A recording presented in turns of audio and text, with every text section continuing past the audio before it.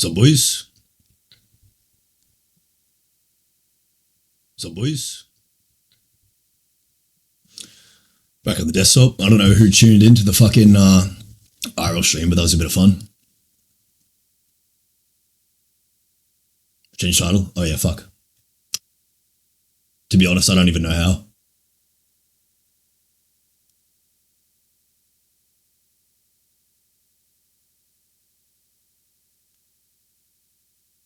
I'm the green polo, I love you. Cheers, bro, I love you too. I'm the green polo, I love you. Cheers, bro, I love you too. Fuck, why is that playing? Yeah, I don't know how to change the title. I don't really give a fuck. Whatever. How old are you? I'm 24. Looking good? Fuck yeah. Not too bad. Bit bones coming through. How long you gymmed for? 6 years. Ugh. Harmony's up. Fuck yeah, dude. I reckon I'm looking not too bad. Absolute Chad. Fuck yeah. Prime Adam. Current stack, I'm on like 500 tests, a bit of AI, and a bit of empty too. Not too much though.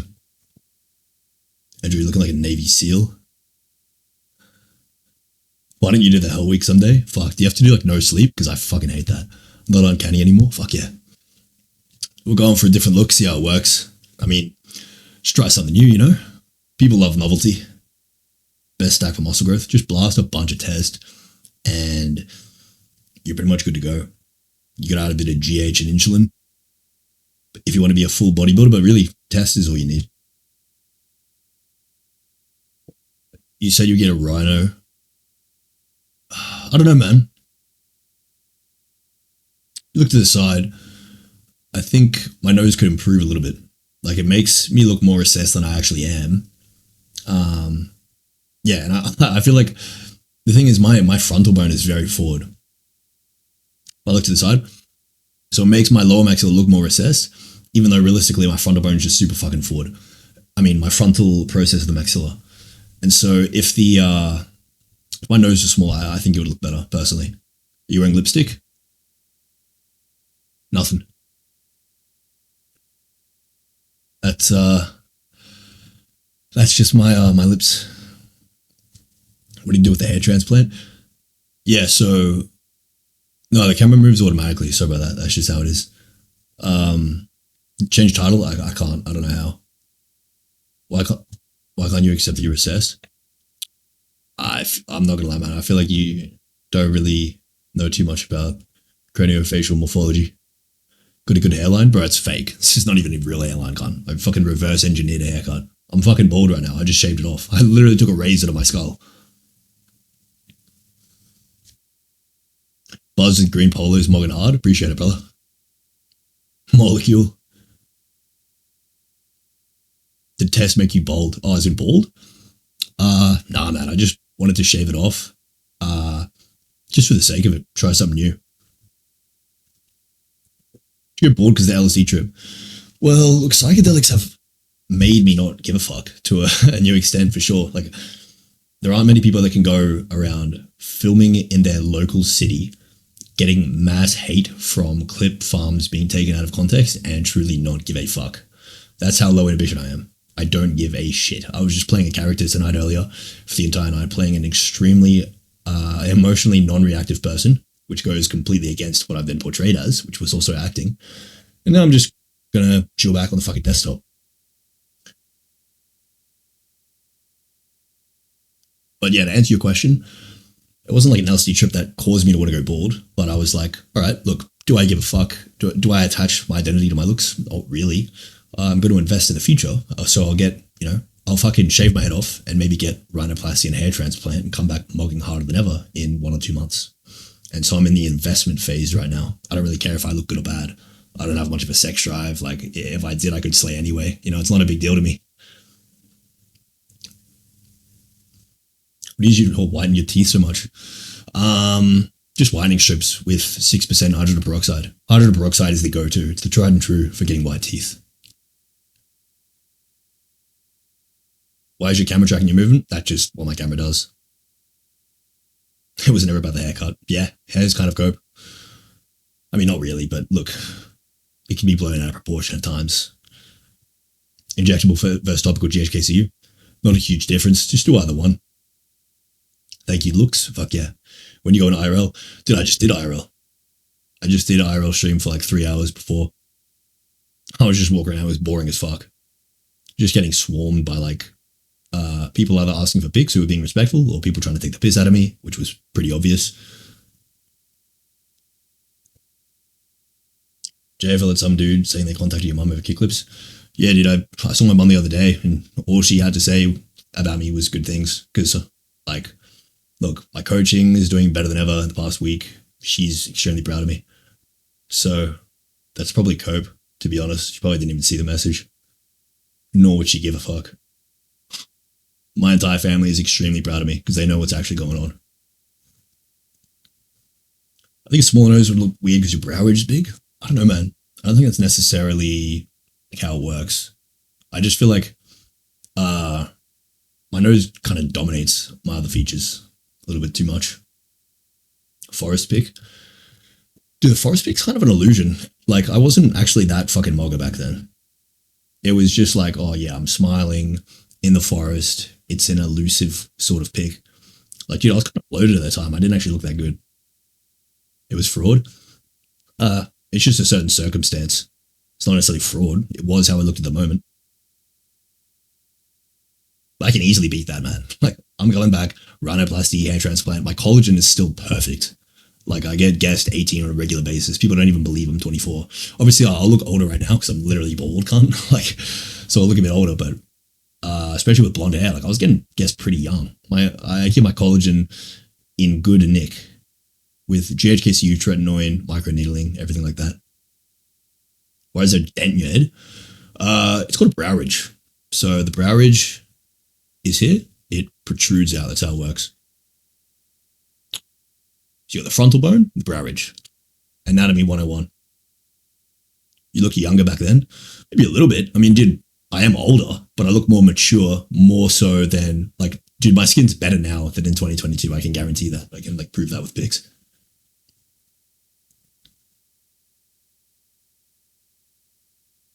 What did you do to make your face lean while being huge? Well, one of the main things is I got an aromatase inhibitor, so keeping my estrogen down keeps me a lot less bloated.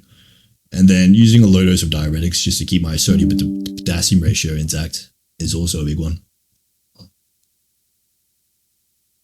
Why don't you wear a hair patch? The fuck's that?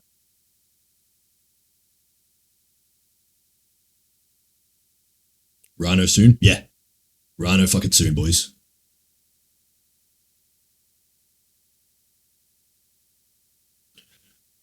Do you think a wide nose bone give it illusion of a maxilla? To some extent. I mean, wide nose bone is pretty brutal, to be honest. Your hairline's fine?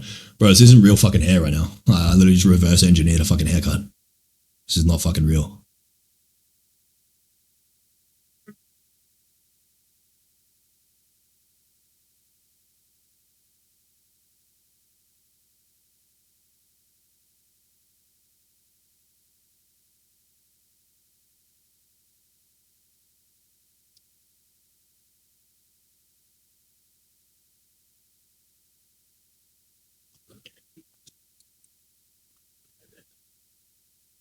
Why did you wear a wig? I could wear a wig, I guess. But the thing is, if I wear a wig, it's like people will know it's a wig because they know who I am. That's the issue. You reckon it would look weird if my nose was smaller? I kind of disagree. I think it would look better. G'day, Andrew. What's up? How'd you do that to your hairline? Magic. Do you use AI? Yeah, I do.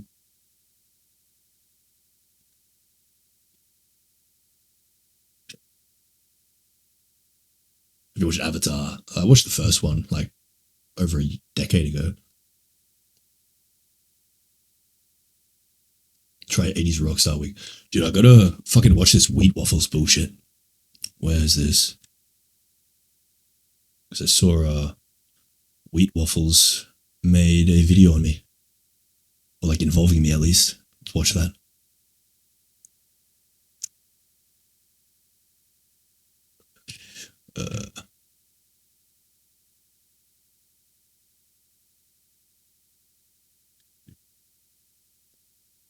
You're more goddess, obviously.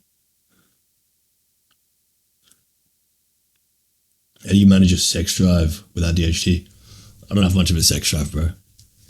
Women are kind of a waste of time, in my opinion. If you feel shit from AIs, you're crashing your estrogen too much.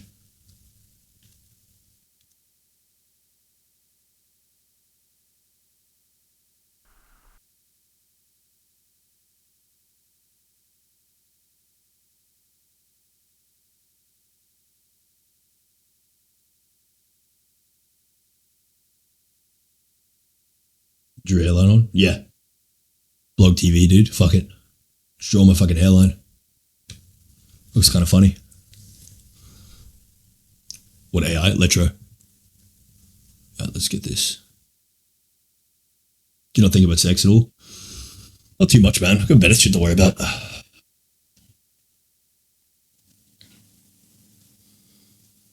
Which looks max giving me the most ROI? Blasting test. Blasting test and getting super fucking lean and jacked. So just dialing in, diet training, blasting the fuck out of test. Probably good to go. Sex drive low because of gear? Nah, man. It's probably really low fat. I'm on extremely low fat right now, which I kind of like because not having a sex drive just makes things easier. You can just lock the fuck in. Like I don't have to worry about right now like slaying some chick in my bed. I can just stream instead. Collab with Clav? Yeah, we'll shortly. But I want to watch this video real quick. Let's get this video going. Let's see. Properties. Which one? Perfect. So. Yo, Hungry Jacks, let's kick it. Iced coffee, Nutella, iced coffee. Alright, stop. Dude, what the fuck is this ad? Nutella, or storm with Nutella. Roll in to Hungry Jacks. Build a website you love with Wix. Fuck off. For your words. And I'll just let the clip do the talking. Wix. Right. But when that's a fake. And just to highlight, it's not a one-off. It's not the only time that he's done this. Because there was also this clip where he makes a similar remark. Think, business model, of which it's free. It's all about watching this channel really 10 negative. And now moving over to somebody who is a bit more new to the scene, but is blowing up as far as I've been looking at his content recently, and he's called Androgenic. And this guy doesn't have much good to say. In fact, I haven't got any positives for him. He's just all cons. So getting straight into it, first and foremost, I think he's very male-gazed. Like, where is the looksmaxing for him? In my book, I don't see any looksmaxing. I just see a bunch of PSL misapplied theories trying to make himself look good for other PSL. Is this a joke? What about this would possibly not be dialed in? Like, this is actually a really good photo of me. So that's the funny thing is this guy made a really fucking good photo of me. He picked a good one. He certainly didn't do me dirty there. How the fuck is this not looksmaxed? Is this a joke? Basement dwellers. And this is why I labelled him at the start a PSL tard. I think this is what he is. And a big part of the reason he's male gaze is because he's got an overdeveloped body. Or you might call him a gym cell. Like, if you just look at the pictures of him, this is his physique. Since when did this physique become the standard and the go-to? You see me here? So you don't see me right here? Like, I'm not that big, brother. Like, yeah, I'm big, but not to the extent where it looks fucking weird. Like, every kilogram of muscle that I've gained, I've gotten more attention from women. Based on women's ideal and women's perspective. I thought we all figured out at least 5 years ago that this isn't... How would you have figured it out? Do you fucking leave your house? How would this guy think he's figured it out? Wouldn't the person figuring it out be the one who actually lives life as a skinny person and then an intermediate physique and then an extremely jacked physique, and then they can judge how they get treated at each stage? I'm pretty sure that's the kind of person who would figure it out, not some fucking skinny fat ginger guy. Like, what? The physique that women are looking for. This is way too much. It's way past a point of... No, it's not. I can guarantee you it's fucking not. Diminishing returns. But it seems him and his basement dweller following thinks this is all about the mog. Okay, fair enough, it might mog in terms of the male gaze, but certainly not the female gaze. Dude, I'm just going to bring up my LOOKSMAXX thread and like go through all the clips. Because I feel like all the clips where I get a bunch of women, no one ever sees these. They only clip the bad parts because people want drama. They don't want to see people succeeding, right? So the clips where And you can see things are going well, people don't even see it. So fuck it, I'll show it. just how far gone he is with regard to his LOOKSMAXXING journey, not just in terms of what he's done to himself, but the videos he's churning out as well. Just 3 months ago, the importance of being unnatural. This goes completely against tradition. Funny he ignored the well-rounded part. Yeah, sucks to be well-rounded, doesn't it? But yeah, obviously you want to be unnatural to some extent. That doesn't mean you want to appear to look like significantly unnatural. But also looking natural means you look fucking normal, which is also not a good thing. You don't want to blend in. Traditional. Like, you can't strawman me and say that me saying be unnatural means you should look like a fucking Bogdanov twin. I mean that you probably should do things to enhance your physiology beyond natural means. LOOKSMAXXING wisdom, which is that it should be the very most important thing to appear natural, be attractive, and look like the naturally born premium Chad. If you look like you've had to fake it until you made it, women are going to pick up on that, and they're not going to find it attractive. It's even more clear in video, and I promise you more girls would like this guy's physique What are you... than this gym cell who's... Dude, the other guy's bigger than me. Is this guy fucking, like, actually retarded? This guy have, like... you made it. Wait. Women are going to pick up on that, and they're not going to find it attractive. It's even more clear in video, and I promise you... This guy is more muscular than me and shorter. Is this guy retarded? more girls would like this guy's physique than this gym This guy's a fucking moron, bro. This is brutal as fuck. cell who's clearly gone way too far. And you can tell where he's gone too far when you look at his LOOKSMAXXING journey. Bro, this guy's never stepped in a gym in his fucking life. I know what he's about to say. I'd say he reached the ideal right around here. This Bro, I was not even 70 fucking kilos here. I benched like 70 kilos here. And this guy has the audacity to say this was ideal? Dude, this is fucking scrawny. Do you go outside? Has this guy ever stepped into a gym in his life? This is literally scrawny. Like, take away the delt pump and everything, put this guy in a shirt. That's fucking scrawny. Is this guy joking? This was the best for him, and I would say he started out with a transformation, because obviously this is subpar, this is too skinny, but then he started having a lot of an improvement. This is actually decent already. How? How is this decent?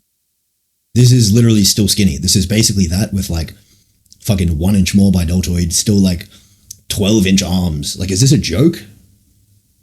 This guy's never been around masculine men in his fucking life. Ready, to be fair. But I'd say a little bit more muscle mass is required, and this is probably the optimal for him. Most girls will find this physique the most attractive out of these 5. But he only had to go too far, and it's why in these 2 photos... Dude, I remember at this point I was getting called skinny by women. Actually, no, I was bigger than this and still getting called skinny by women. Like, pretty often. This is ridiculous. This is where he was no longer transforming, and he started roid selling. And I promise you, he would get worse reactions from girls. What do you mean you fucking promise? Like, who are you promising? I'm the one who fucking lives as myself, and I can tell you, the end result of what I am now gets far more attention than whatever I was back here. So who the fuck are you promising? Because you're a fucking skinny fat ginger little cunt. Worse treatment. That's an act, by the way. I don't give a fuck about it. I don't give a fuck about the shit. Than if he just chilled out a bit and stuck at this normal looking physique. And it's very obvious to highlight this is the case because recently he has been doing a lot of approaches. And all I'm going to say is the reactions from the girls he's approached speak for themselves. I just have to say, you're really pretty. You owe me. Leon Edison. Who the f*** is talking to you? Just gonna do this real quick. Wait, no fucking Google account, fuck off. Be your channel.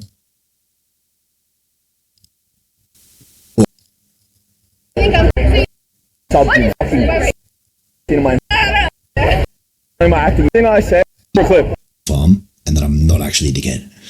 And I suppose we'll see how it goes. So, if we... Clip, it's funny. And everything I say, don't take it seriously, because people get like, they're like literally shocked. Apparently my acting was good. Right? Alright, ready? Hey, I just have to say, you're really pretty. You owe me. That sums it up. It's a fucking clip farm. Retard. Who the f*** is talking to you? You're one of the ugliest women I've ever seen in my entire life. This guy believed a clip farm. This guy's such a joke, bro. You guys look absolutely disgusting. I'm not you look absolutely disgusting. Hungry Jack's fried chicken saucy ribs. That's right, saucy chicken ribs. Big, thick, juicy, bone-in chicken, smothered in 3 delicious sauces. Saucy chicken ribs. Pure happy mess. Only at Hungry Jack's. I don't even know though, bro. Like, I feel like you have to be pretty low IQ to take these clips seriously. Like, the acting is really not good, man. What do you say? Honestly, the way he's crashed out like this, his extreme overreaction to being labelled ugly by his girls, I think it highlights a deep insecurity that he has within himself. Dude, I'm not attached to my looks at all. I don't give a fuck. That's how I just walked around tonight, not giving a shit the entire time. Obviously, it was an act. I mean, we'll get past this because this is all on the premise that this clip was real. Because he knows he's gone too far. No. The attention if you watch the stream on New Year's and the one prior to New Year's, like, it was pretty ridiculous, bro. He knows that he's looksmaxed in the wrong direction. I'm pretty sure. Definitely not. He came out and said that he has been taking roids. And since this. Dude, what? Obviously. The amount of damage has been done, he's followed the male gaze too far. It has now cost him dearly. And I promise you, in this video, the underlying tone, he's not angry with the girls. I'm serious, he's not angry with the girls. Between the lines, he is actually angry with himself. Because he. Look, I would agree. If this clip was real, it would imply that I'm angry with myself. I completely agree with that. So that's true. But obviously, the underlying premise is false because it was a clip farm. But yeah, if I were to react like that and I was being serious, 100% it would be a projection of inner hatred. 100%. He knows the so-called looksmaxing that he's done has only hurt his chances rather than helped them. And this isn't the that's ridiculous. only video where he's reacted this way. I've actually got loads of them. Take a watch. I'm your biggest fan. You promise? Yeah. Can you make sure we're mugging? You are mugging. I love Clav. You love Clav? I'm a good boy. This one. Dude, what the fuck was that cut, by the way? Dude, I fucking hate these kick clippers. Because the whole thing, oh my god. Oh, dude, fuck these kick clippers, honestly. I fucking hate them. One is just brutal, honestly. How is it brutal, though? It's actually not a big deal. I didn't even react to it. What's brutal about it? And I'm not surprised in the slightest, because Androgenic has a very uncanny face. He never was, and isn't still now, a naturally born premium Chad. He's never been this. But Clav is. Clav was born to be up here in this range. Androgenic wasn't. Which is why you can't looksmax your way out of being a marginal looks guy. This is the truth. I thought we established in the BP community years ago that Chads are born, not made. This guy didn't get here because of looksmaxing. Neither Clav. They earn. Dude, is he comparing my face here to, like, this guy? Is this, like, come on, this is a fucking joke. This is a fucking joke, bro.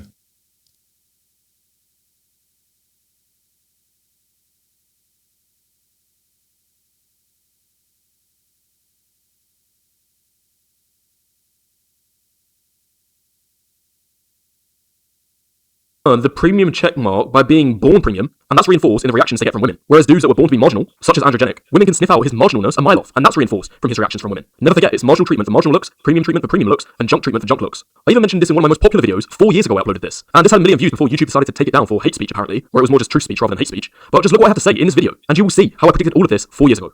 If you do just this one thing, observe women's behaviour around them, their body language, their emotions, then it becomes easy to tell which category you yourself or anybody else falls into. And in fact, I found this works so well that I can tell you which category a man falls into without even looking at his face. I can tell you if he is a normie, sub-5 or Chad, purely based on his interactions with women. I can watch day game approaches on YouTube, and even when their faces are blurred, I'll be able to tell you whether the man is attractive or not, based solely on the woman's reactions to. Hungry Jack's fried chicken saucy ribs. Pure happy mess. Only at Hungry Jack's. Bushido. Low tier back, you look at your mid-face, you ugly as you look absolutely disgusting. I'm serious. These are the kind of reactions he gets, and people are supposed to believe he's a Chad. In fact, no one, not women.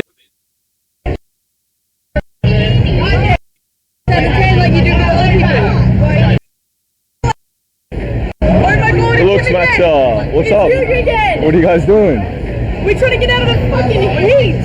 It's so fucking hot. I like use this. It's so humid here. I wasn't allowed to trigger.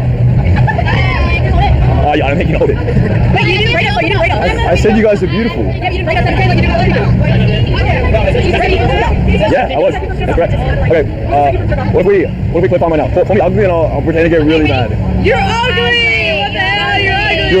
You're fucking low tier back. You look at your fucking mid-face. You're fucking ugly as fuck. Another clip farm. And not even his own audience. This retard believed. Believes he's a Chad. Just look at the comments he gets all the time. Dude, literally looking like this. And this one's hilarious. It's some ugly guy with the dream in his head thinking that he's a Chad. Uncanny, final boss. PSL 8, facial harmony 0. I guess the one good thing to come from all of this is that at least his audience knows that this type of looksmaxing, this PSL tard stuff, is not what you're supposed to do. His audience seems more intelligent than that, and they'd be much more likely to follow standard and These guys aren't my audience. These guys are fucking random retards. conventional looks maxing advice that actually has a chance. Like, dude, the kind of pathology that you need to like go out of your way and be like one of these guys saying this about me. It's like, dude, focus on yourself. I'm probably not even going to see this. Like, I didn't see the comments on this video. Like, what are you doing, brother? Chance of getting Lock the fuck in. positive reactions from women. I've got more cons for Androgenic. The next con I have for him is that his looks maxing has also made him high creep tax. All of this gym selling and male gaze maxing, women aren't attracted to him, they are actually finding him creepy. Hey, you're pretty. Brutal. And once more, the comments that he gets from his own audience affirm this. Low key. Dude, I fucking, like, why do these clippers always take the worst parts? Like, I'm just gonna,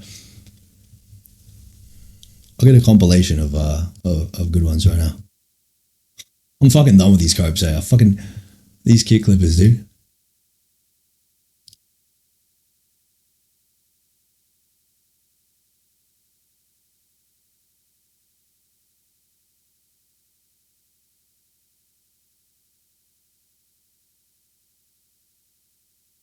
Let's look at my latest fucking LOOKSMAXX thread, dude. I go here.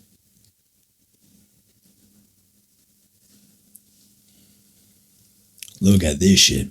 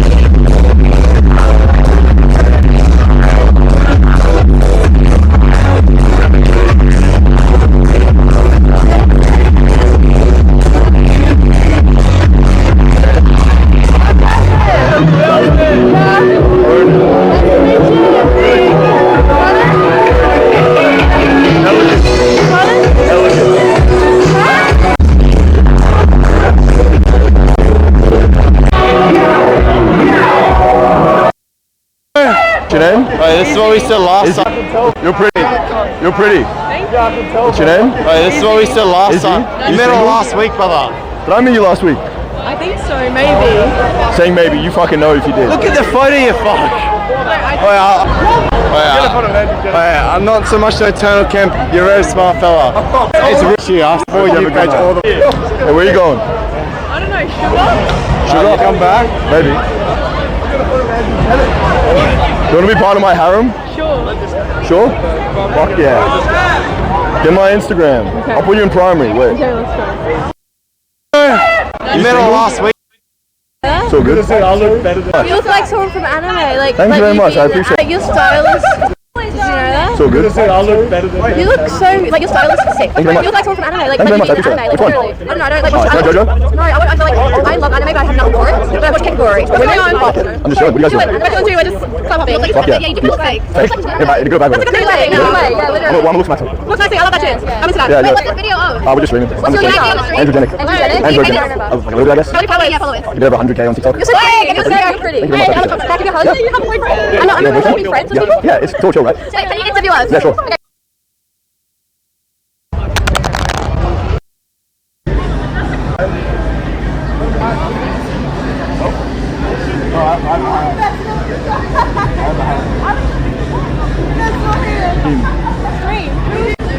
Hi guys, it's my birthday tomorrow.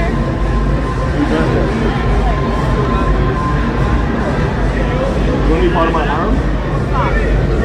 You want to be my wife? Alright. Okay.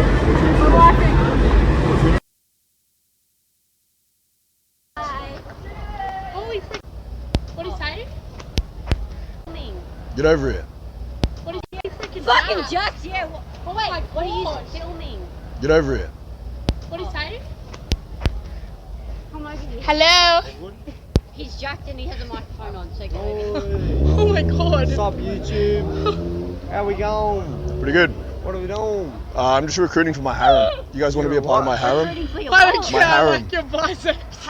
My harem. What the fuck is that? Oh, What's harem? You want to be one of my wives? yes. Yeah, she Yes? will be. I mean, I can get him into sugar. Are you kidding? Biggest fan. You promise? Yeah. You love Clav? Your new haircut though. You or don't? It's freaking Andrew. Roman. Shouldn't really be in there, but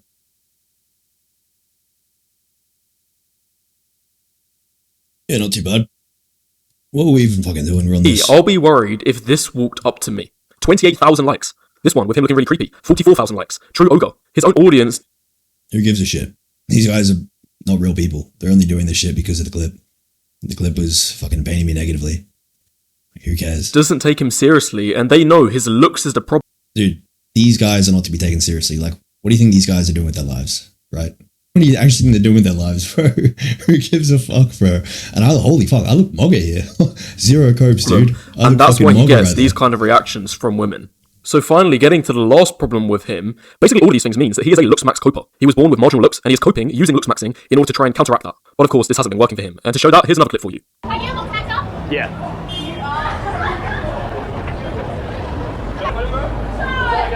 Again, dude, this is just completely taken out of context. Like, this is the same. You look fucking absolutely stuck. Same girls are there. Like, These girls aren't even taking him seriously. And honestly, this is how most mainstream people are starting to think. It's creators like this who are making this community look like the laughingstock of the world. Another clip for you. It's a similar vibe. Yeah, more acting. We have got to the point Like, where dude. literally anybody can build a fully working app without knowing how to code. This is He is not him. He is not calling, not treating him Bunch of copers, yep. like the how much fake audience. That's you wins play God hymns. He's a negative thing to make tiny improvements, trying to become more attractive as a man. So guys, if you resonate with this, you know what's coming. The link will be in the description. Cope. Holy fuck. Well, that retard believed all the clip farms, and he's a fucking moron. Yeah, dude, getting jacked makes you less attractive. Got it, buddy. Alrighty, whatever you say.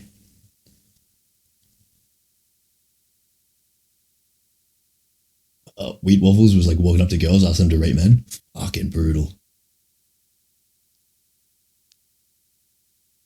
How's this dickhead saying you're an audience? You're an audience is on Kick. Exactly. These are just clippers getting paid by Kick to like fuck with me. Like, I don't care. I mean, it's free publicity. Not all publicity is good publicity, to be honest. But it still can be better than nothing. He used 4 out of 5 clips that were acted. Yeah, it's completely a joke. Self-face ratings. Dude, the idea of getting a rating from a man just never makes sense to me. Like, if you want to get rated, walk around and see how you get treated. Or, like, go on a fucking dating app and see how you get treated on there. That's literally your rating. That's the answer. Are you paying your clippers after stream? Yeah, I'll check the WOP pretty soon.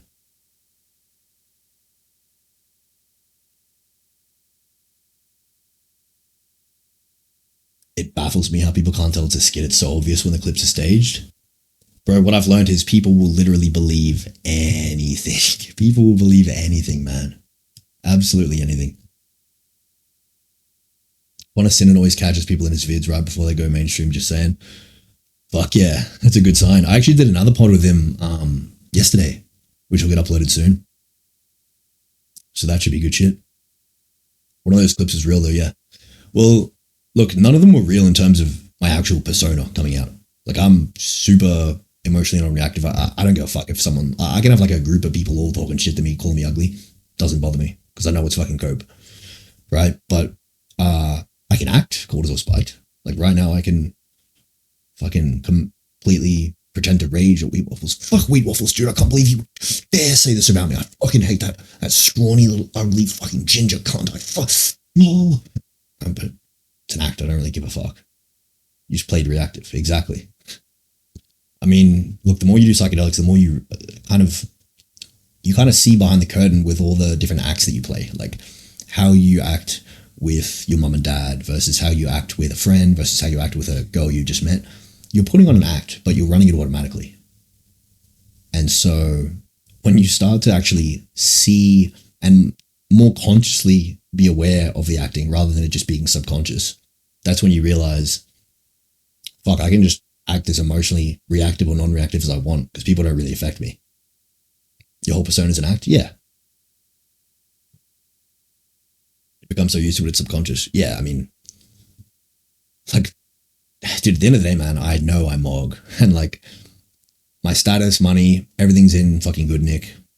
And I know when I'm not getting hate, I get surrounded by bitches. So if I start getting a viral clip for me doing something bad and people start calling me ugly, like, I know it's fucking cope, right? I know that it's because they saw the clip and they just want to insult me.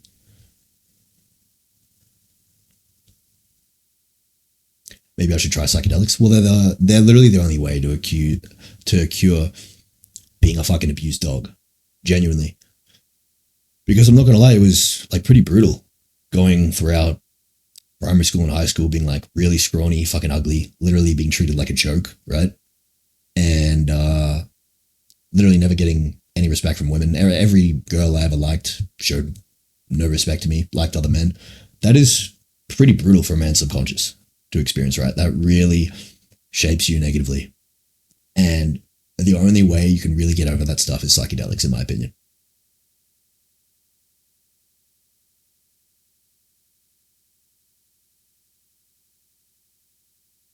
Like you said, bro, the Valley Walk test, prior to blowing up, you would have passed that test. Yeah, man. I mean, look, I've been doing the Valley test for years. Like, I know I fucking Mog. And the first few streams before I started getting hate, dude, it was literally set in stone. And look, for the time being, while things are getting heated, I'm planning on getting a rhinoplasty and hair transplant coming up in Thailand, hopefully within a couple of weeks. And we're starting off 2026, reaching a new prime. We're going to be mogging in Thailand, doing some streams there. Things are going to be looking very fucking Mog. And then we're going to be coming back in March. I think Connor Sinnen might be coming in Australia in March. That'd be a cool collab. And then later in the year, I obviously want to do another USA trip. If Collab's free, I'll meet up with him. Should be good shit. Yeah, I'm getting a rhinoplasty in Thailand. Fuck it. You know, I've always had a fixation of rhinoplasty. Like I used to really need it, right? Like my before pics, my nose looked even bigger than it was now because the rest of my face was less grown. And now I don't really give a shit, but look, it's not even tied to my identity. Like, I like my nose, to be honest. I like how it looks, but I know that objectively it could be better. So I'm not attached to my looks on an identity type basis. It's just a currency to me. Like, looks are a currency.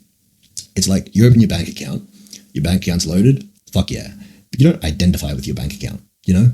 That's how I see it.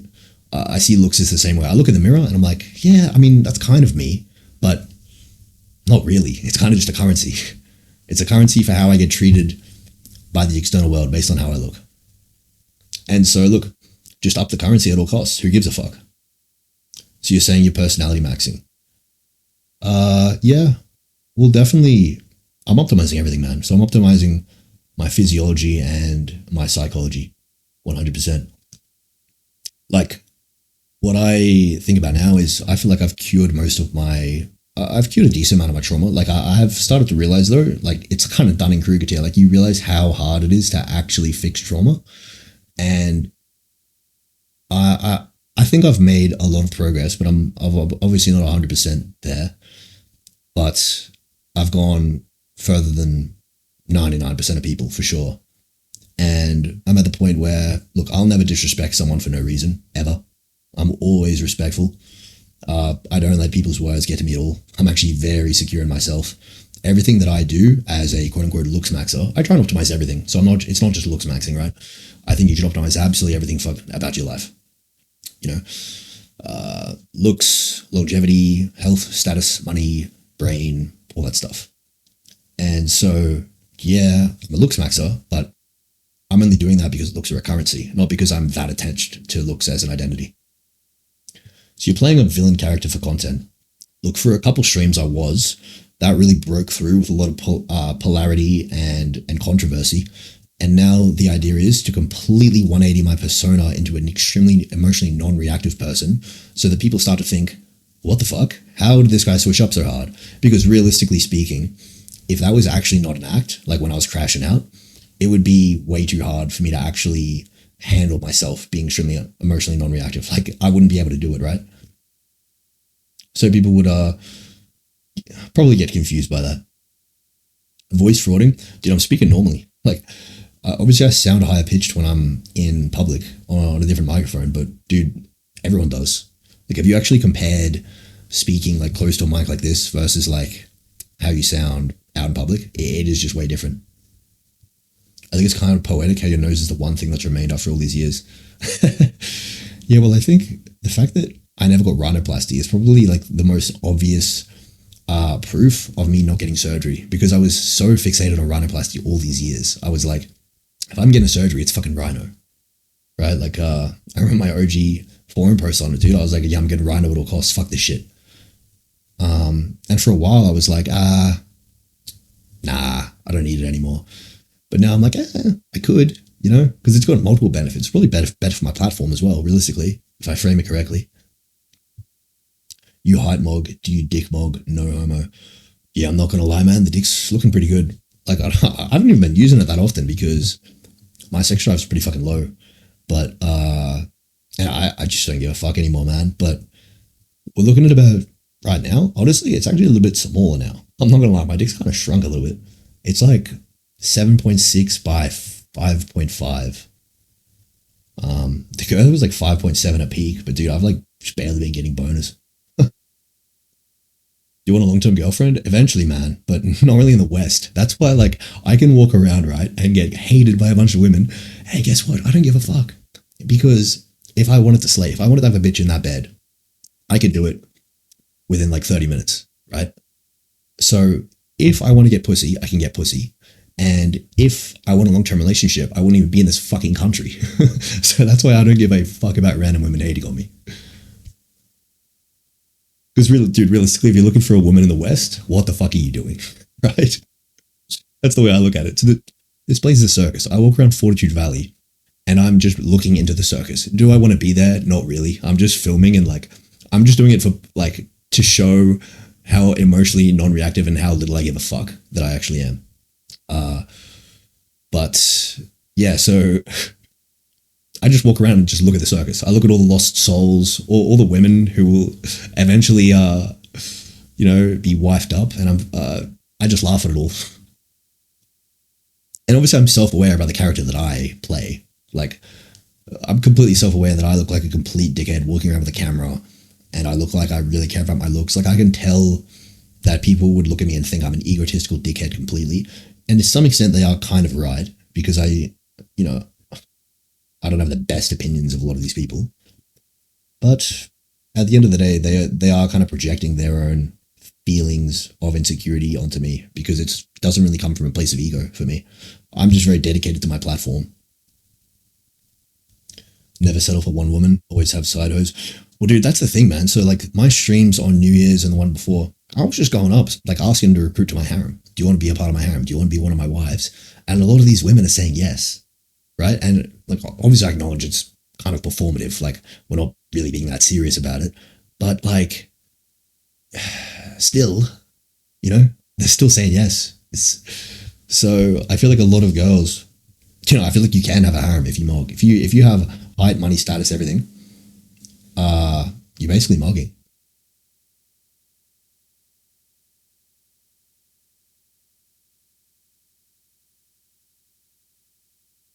You got advice for niggas that mog PSL, but when they whip it out, it's 4 inches. Well, man, look, if you want length, shopping bag hanging is not a bad strategy, right? I remember telling Clav about it. I found that on Thunder's place years ago. I never really did it because length was never a big issue for me. I was more focused on girth because I started off at like 5 girth. And so I mainly just focused on pumping. But yeah, hanging and pumping. So hanging for length, pumping for girth. That's basically the best you can get. If you have it all, you can. If you want, is the question. That's the thing, man. Like, dude, you've really got to understand women just become such a side quest when you're really involved in your platform and everything that I'm doing.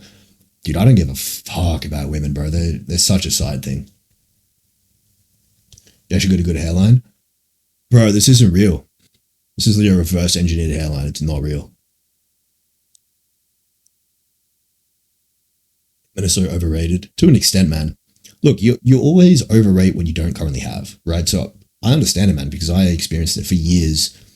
My main focus, I'd wake up and I'd think, I need to be better looking and I need to get more women. That's what I'd wake up and think on a daily basis, essentially. It's like, what are you waking up really striving for? Because most of these guys, they don't have jobs that they're fucking really adoring, right? They're just making it day by day with a job, maybe going to the gym. What are you really trying to improve on a daily basis? It's usually like getting better looking, mogging harder, getting more fucking bitches, right? And so that was how I was for years, man, especially through my upbringing, getting absolutely no women. Like I was obviously, I felt like I had to overcompensate for a little bit. And so I probably did throughout 2023 and 2024. That's when I sort of like tried to rack up some slays. And now I'm at the point where I don't give a fuck. Like most girls that I've brought over recently, I haven't even fucked. I've literally just like, they just stay here and I'm on my computer doing shit. Before then, bro, well, man, what's anything for? You know, fuck a woman, you fucking ejaculate and then you're not interested anymore. Everything is fleeting, ultimately. And I'm not saying that women aren't going to have a place in my life in the future, but I'm saying they're certainly not a big focus right now. It's impossible for everyone to make it out of wage slaving just systematically. 100%, man. And that's why the thing is, though, most people are born to be losers and to be crushed on. And that's why I don't care about getting hate, because if you think about everything in terms of like a big spectrum, if you're viewing things really zoomed out, you're going to have like the bottom 20-30% of men. They're going to get stomped on, trotted on. They're always in bad jobs. They don't look good. And they're going to project that self-hatred onto the world by like putting a bad candid of me in a TikTok comment section. That's how they can sort of feel like they have a contribution to their life. It makes them feel better. And so when you really start to emotionally internalize that, right, on an emotional level, you can't really take haters seriously, because these are the guys that are getting downtrodden on. So, you know, as Hamza said, the guy making hate comments got raped by his uncle, which is kind of a funny, extreme way of putting it.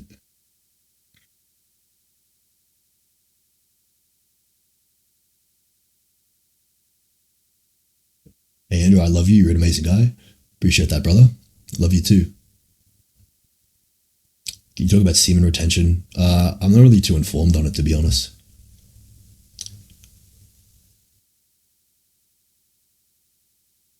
Reason I've never bought fully into the LOOKSMAXX thing is I've seen too many put together men who are probably objectively sixes have short and long-term relationships with 7, 8s and not just for money. I mean, dude, this doesn't mean that looks don't matter. I mean, the thing is, looks aren't everything and they're not nothing. Looks are a part of the pie chart in attractiveness and overall life quality.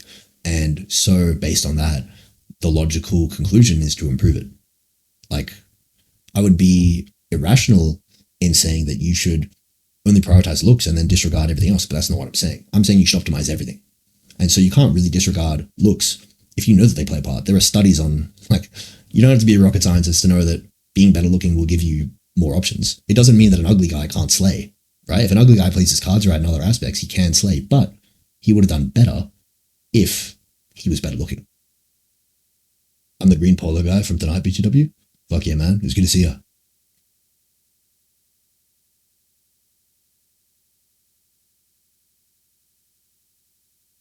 Andrew, you're an amazing human being who spread love and positivity to the world. Fuck yeah, man. That's basically what I'm trying to do. Like, if everyone lived like me, it would be an interesting world. I mean, to be honest, it wouldn't really be that functional. But I'm saying if everyone just did their own thing, was individualistic, didn't give a fuck about hating on other people, and just look the fuck in, focus on yourself, ignore the haters.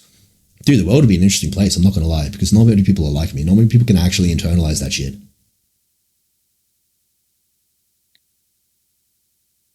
See you next week, Andrew at the Valley. Fuck yeah.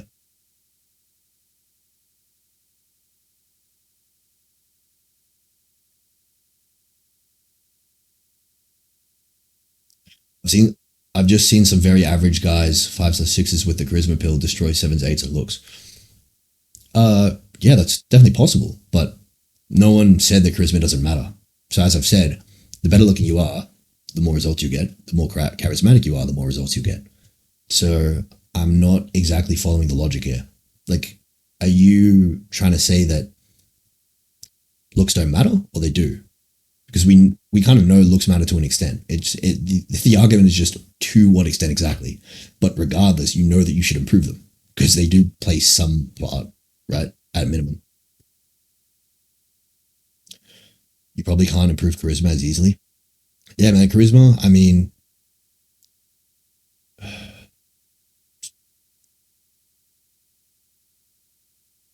charisma's probably difficult a little bit.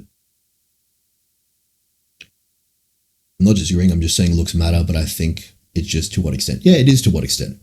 I mean, look, recently I plugged this into every good AI model, and they all came out with saying face is number 1, height is number 2, and then like status, money, physique, personality after that. So even AIs are fucking locked in. AI models know that face is number 1, right?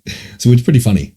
The whole black pill thing is like everyone's hiding this elusive truth. Like, no, dude, AI models know this. You ask fucking ChatGPT, it'll tell you that face is number 1, then height, then all the fucking, it'll tell you. Looks is 80 to 90%. Nah, that's extreme. Definitely not 80 to 90. True SS commander. AI just bases opinions off of all the human opinions on the internet, though. Well, I mean, it bases it on a lot of things. It bases it on studies as well. Like, look, the thing is, it bases things on way more than what we base things on. We're a lot more biased than AI. Drop the Discord link. I don't know, does the Discord link in chat work? Androgenic, I'm a big fan. Do you think bone smashing is good? Yeah, bone smashing's fucking good, dude. I did bone smashing before I went out around here.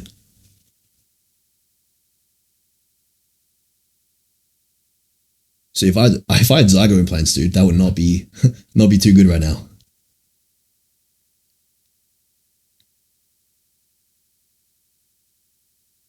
ChatGPT can reason well.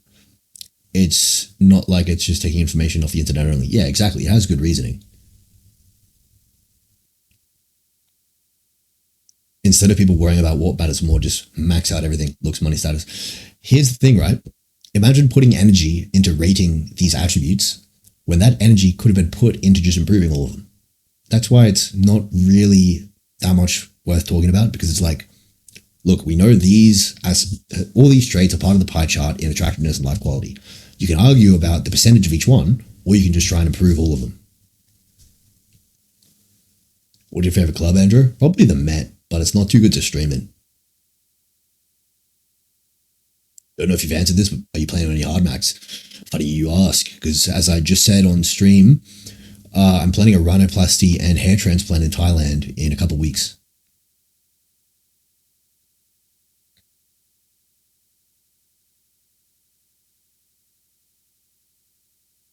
Why does the LOOKSMAXXING community dislike facial hair? Look at someone like George Clooney or John Hamm, a little scruff from the enhanced jawline. It depends a lot on, you know, who you're trying to appeal to and stuff, and just how it looks on you. Because some people suit a nice stubble, some people suit a beard. I think I definitely suit clean shaven personally. Your hairline is solid. It's not real, bro. This is a reverse engineered hairline right now.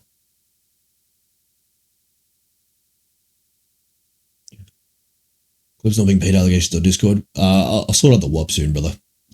Probably gotta, I mean, it's a 1K campaign. Everyone will get paid out. How long do you plan on streaming today? I'm not too sure. Probably not a huge stream. Neck circumference, 17 inches.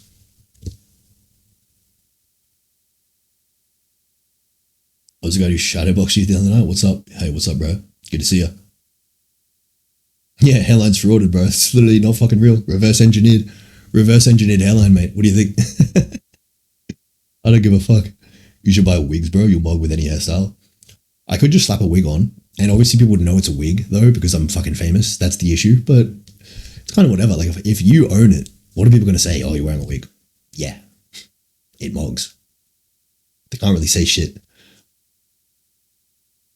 You're going to stream every Saturday at the Valley. I mean, we'll see, because I plan on going overseas pretty soon. Can you say I'm not fucking AI? I'm not fucking AI. Who cares? Wear a wig. Chuck on a fucking wig, dude. Chuck on like an ideal fucking super dense, nice ass fucking wig. I could try it out, dude. I don't really give a fuck. I'll try out a fucking sick ass wig. That'd be funny. When are you going overseas? Hopefully in a couple of weeks. I'm planning all my surgeries right now. Should be good. Sleep apnea? Nah, no problems there, luckily. Any fight stories from school? Dude, I've always avoided fights, man. Even as a bouncer, I didn't really get into too many altercations. Like, I broke up fights and everything, and I had some verbal confrontations, but I've never really been in a serious fight. I've never really deemed it worth it.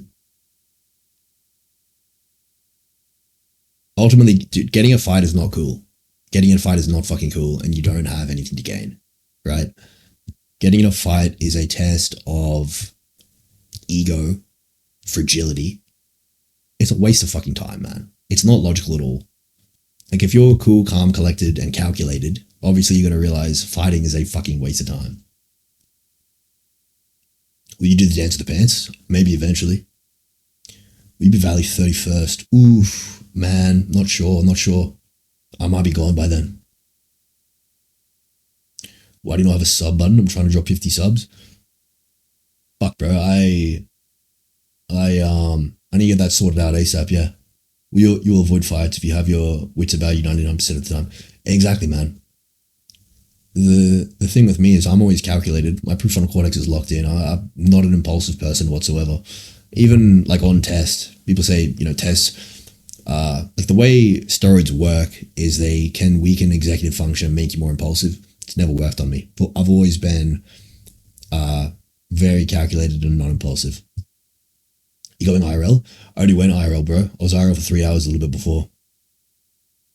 I was trying to gift. Fuck, man. I'll try set that shit up, man. Fights are badass if you win. They are, bro. But I mean, the risk to reward is so bad because, I mean, if you start a fight, then you're fucked. Like, you get an assault charge instantly, which is obviously not worth it. And if they start the fight, then that puts you at risk. So, what did you do before streaming? Well, before my platform as a whole, before like starting TikTok and everything, I was a bouncer. So I was just doing security in nightclubs. Did that for about 1.5 years. If you lose a fight, it's complete negative aura. Oh, for sure. But even if you win a fight, man, it's tough. In a lot of situations, you're going to get fucked over, especially in Australia.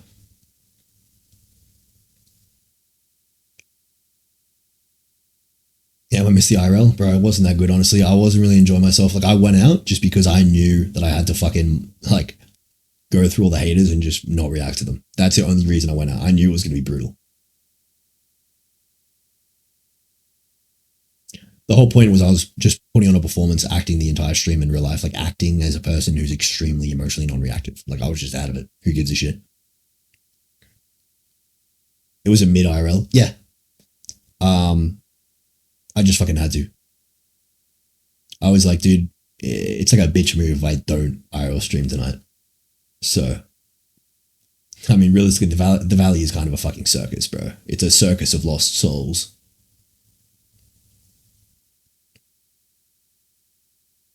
Rather collab with Clav, Kent, or Sick Cunt.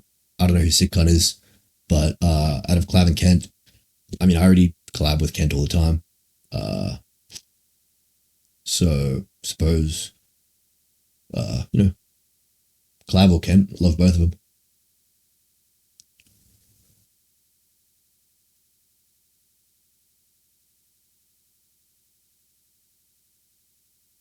Orbital implants.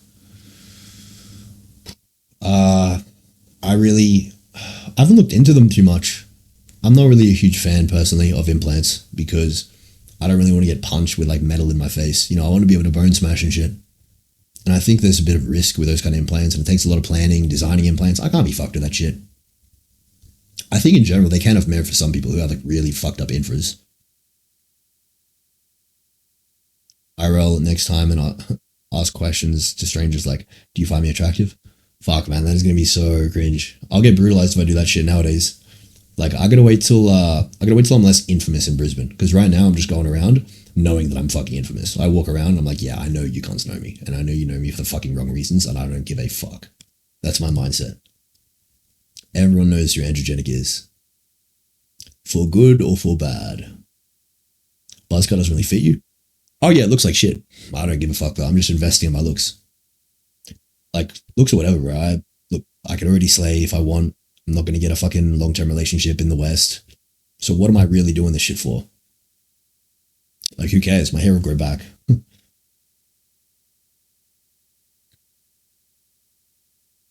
Cringe content, survival content. I've learnt that, man. Buzzcut looks tough. Appreciate it, brother. Really about Clav's Bimax. Man, when is he getting that shit? He keeps delaying it. But, I mean, I'm curious to see how it'll look for sure. Bimax is a very ambitious surgery to get, especially in his case. Go Gold Coast for streams? Yeah, I'm down to do that. I could do that. I would consider training and doing a boxing match. Box HS? Bro, I don't think I'm popular enough to box HS, and he would also beat the fuck out of me. Like, dude, I don't have any ego regarding fighting. Like, I think I could probably beat maybe 90% of people at a fight, because I'm big and I have like the basics down. But I know, dude, if you've done a fighting sport for at least a year, dude, you'll kick my ass. I don't have an ego about that. I can admit that freely. And it doesn't really matter to me because I'm just not really that into fighting. I avoid them because they're like pretty low IQ. They're just low ROI. It's a low ROI activity. Like, could I get good at a fighting sport if I wanted to? Yeah, of course. I've got the time, I've got the patience, I've got the neuroplasticity to become a very good fighter, but it's just not really on my agenda. Maybe in the future, but not for 2026. He's not laughing. Clav isn't laughing about the surgery. He actually isn't laughing about it. He paid ages ago. But he's probably, I mean, realistically in Clav's position, it's probably like, imagine being Clav, right? He's blown up. His fucking appeal and everything now, including his status and money, it's fucking like almost infinite. So he's thinking, fuck, like I've already paid for the surgery. Now I'm going to have to go and like fuck up my streaming. And I already mog. It's like, he probably just wants a refund at this point, right? Like he probably doesn't even care about the surgery anymore. This is kind of understandable. But I think he will still get it, but he's kind of postponing it. When you go to Miami, I'm not exactly sure yet because I want to go to Thailand first and get surgery. Then I probably want to come back to Brisbane for a little bit, and then maybe Miami more like mid-year, or at least in a few months. It's not worth changing how he looks now, or it's like him for who he is. Yeah, I kind of agree. I mean, look, I think I see the ambition, and I think it could work out, but I can definitely see why he's at a stage now where he's like, fuck, man. Like, if I do the surgery, I might lose momentum, which is fair enough. What surgery do you want to get? I want to get rhinoplasty and hair transplant. And honestly, I was thinking, I was running this through AI to see the best strategy to go about this, but I was also maybe thinking about getting voice deepening surgery, just because like, right now this is my actual voice, but it sounds more kind of average pitch in real life when I'm projecting it further. And I'm just thinking, imagine I literally got like a fucking ultra deep voice. Like this now, imagine I got like 10 hertz lower. That would be fucking, like, obviously that would be overkill, but it would be pretty fucking moggo, right? Like, imagine meeting someone, they're like, ultra deep voice. What's up? My name's Androgenic. Like, fucking Darth Vader tier. That'd be kind of mog, right? By doing voice maxing. One thing you can do is like look up and like say like bing bong ding dong king kong. That's like fucking how you do it. You do that sound while like stretching your fucking larynx. Maybe it gets a little bit lower. Fucking clip that. Holy Andy. Clip that shit, dude. Bing bong king kong fucking pill.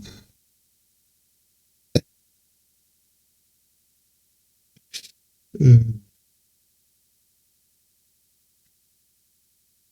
you see the comments? Fuck yeah. Do you think blocking out all the external noise is the key to ascension? Yeah, 100%. Like my entire ascension, man. I mean, to be fair, it was a very gradual process for me. Like at the start, I was like, oh, dude, I don't know if I dye my eyebrows, people will like notice and like it's like, dude, who gives a fuck, bro? Who gives a shit? I just did everything in my power to change. And now I don't give a fuck about external noise whatsoever. Like, I can walk around an entire fucking city of people who despise me because of some out of context clips, and I can genuinely not give a fuck and do a 3-hour stream in that fucking scenario. How many people can do that? Are you happy, bro, or has Blackpill made you sad? Oh, I'm pretty fucking happy, man. Everything's going really well for me. Like, I'm super locked in. 2026. All my looks, my platform, that's all I care about. Don't give a fuck about slaying right now. Don't really give a fuck about, like, the fucking coping haters. They're the bottom part of the funnel, you know what I mean? They're to be ignored. How are you finding this desktop stream compared to the IRL tonight? I'm preferring the desktop stream, dude. I didn't really want to be out there. I was out there just to put on a performance, like I said. Would you rather have a 9 out of 10 face, it'd be 5'7", or 4 out of 10 face, it'd be 6'2"? Dude, I can't answer because, like, thinking about that literally spikes my cortisol and glutamate, dude. That's fucked. People don't despise you, lol. So most people don't, but there will be some people who will, like, see a clip out of context with a fucked up title from a kick clipper and then hate the version of me that they're seeing, which is an act. So they're hating a version of me that doesn't exist. Right? Ladyboy stream in Thailand. Maybe if I buy some trend for the pharmacy, maybe. You can upload the wheat waffles segment to YT. I will, or I might just redo it, to be honest. I could redo it afterwards.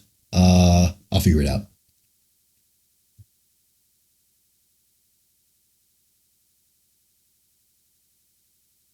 You made your eyebrows more dense, they're just tinted. They're tinted and denser, so it's both. Too many normies don't understand what's going on with your clips. They need IQ max. Yeah, man, I've definitely learnt over the past couple of weeks, people will genuinely believe anything. So I can use that in my favor, obviously, because I realize how easy it is to portray a narrative to the average normie. These guys are so fucking retarded. Like, obviously it was an act, right? We were all such bad actors and they still believed it. So it's like, to what extent will these guys really believe shit? I can just put on any fucking act I want. Do you work out your neck? Yeah, a little bit, occasionally.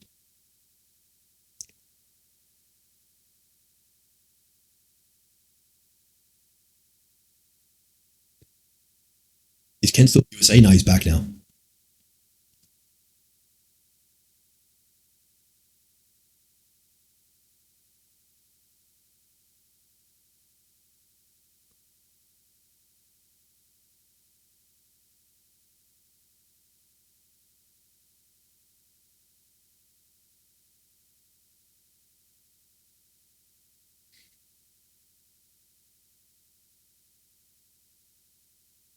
So I was just messaging someone real quick. 0.5 method for nudes, good. Dude, for nudes, you've got to get your abs in it. That's the question. You got to get if you have a good set of abs, you're good to go.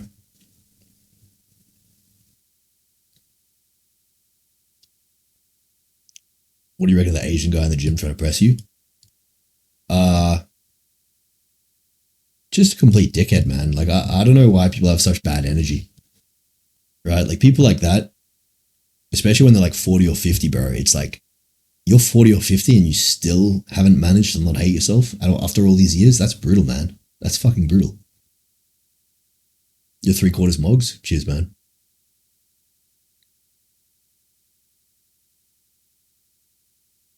Wild captions. The latest high-ranked Chad picks up girls in front of her boyfriend. It's ridiculous, man. You know Austin Wayne? Yeah, I saw his video. I briefly responded. I don't think he's a bad guy, but he saw out of context shit. But he's smart enough to at least change his opinion. Like, a lot of people have such cognitive dissonance. If they make up their mind about someone, if they create an emotion about a clip that they've seen of me, and they're like, this guy's a dickhead, then they have too much cognitive dissonance to ever really repair that emotion. So they'll see another clip like proving that it was all an act, and they'll still be like, you know what?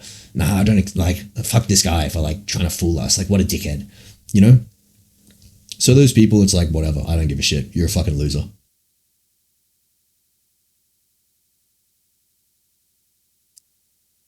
What's the beef with that one short black dude? There is none. I have nothing against him.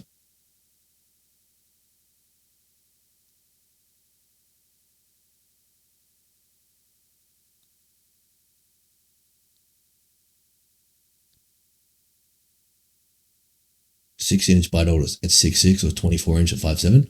I'd go 16-inch Bidol at 6'6" because, you know, height is still more important than frame, even though it would be brutal. You do a gym stream with Kent? Yeah, I could. I don't think a gym stream would be that entertaining, to be honest. I think it'd be kind of cringe. So, I guess we'll see. When did you decide to get Rhino? Well, I decided to get Rhino when my belief system just kind of changed. I stopped being content or complacent.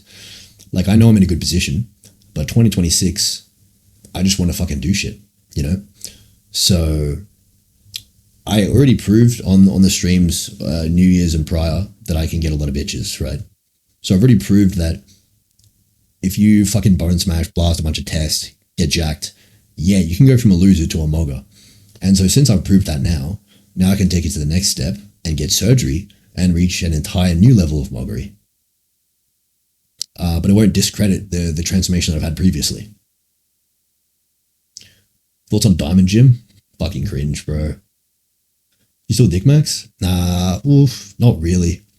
I can't be fucked because I don't have a sex drive, so I can't really be bothered anymore that much. Very infrequently.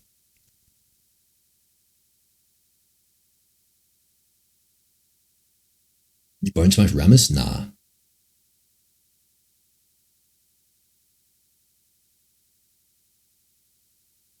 Bone smash. Recommend bone smashing in for as an agent? Yeah, I do. 100%. If you lack in those areas, for sure. 24-hour stream with Cyrus. Why do I have a sex drive? Mainly really low fat. I eat like zero fucking fat at all. And I've noticed there was one time I ate a big fucking meal of Nando's with a fuck ton of omega-6 and saturated fat. Within 5 hours, boom, sex drive back, full action. Which was fucking bizarre. So, yeah, really low fat will kill your sex drive no matter what you're on. I'm dead serious. And so will high estrogen. But I'm not high estrogen anymore. High estrogen plus low fat? Holy shit, dude. I wouldn't even get it up to Madison Beer. No erections can shrink your dick. Yeah, I agree. My dick is literally shrunk. My dick peak girth was like 5.7 mid shaft. Now it's like 5.5, bro. It's literally shrunk. Fucking brutal, I guess. Use opioids? Nah, fuck opioids. What do you think your biggest flaw is facially? Nose. Yeah. Nose is just too big, kind of throws off my harmony.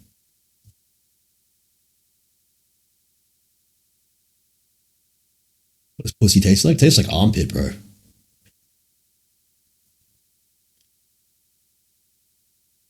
You mod, bro? Appreciate it, man.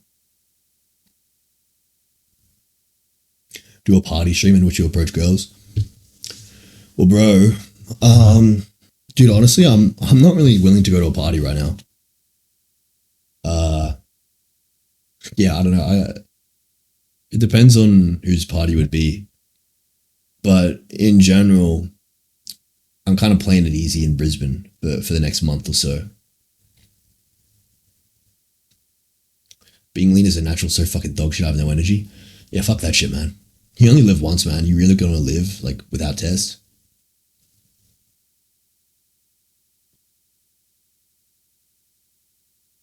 Best drugs are synergize with pre-gap. Well, mate, you gotta be careful what you're asking here, because I personally think psychedelics are the key to mental ascension. And, like, you can laugh all you want at me saying something like that, but at the end of the day, what have I achieved?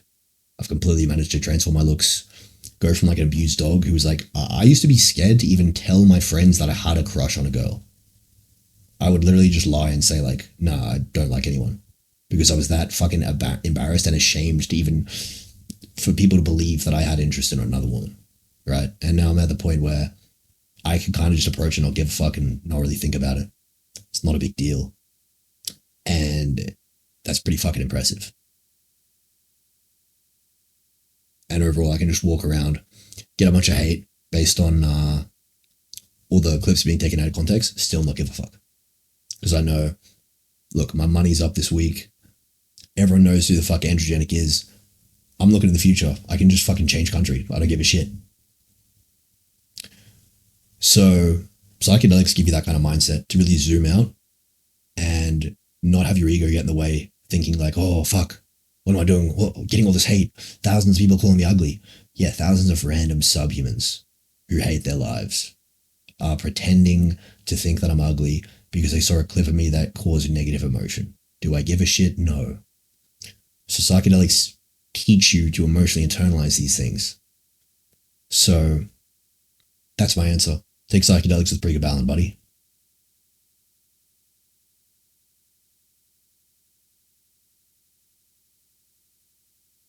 What would you move to? Well, look, I want to go to Thailand for a bit for surgery and just fuck around there. Never been. I want to see the Eastern culture. That'd be cool. Then I want to go to USA, check out LA and Miami. Check out the USA once again. And then, yeah, I checked out Budapest and Romania. I don't think I'm going to go back there until I'm like older. That was like just to briefly check it out. But I'm kind of thinking when I want a long-term relationship, that's when I go there in like my 30s or something. Fuck some ladyboys. Like I said, man, if I get trend from the pharmacy, we'll see. At party streams with Mog. Yeah, they could do.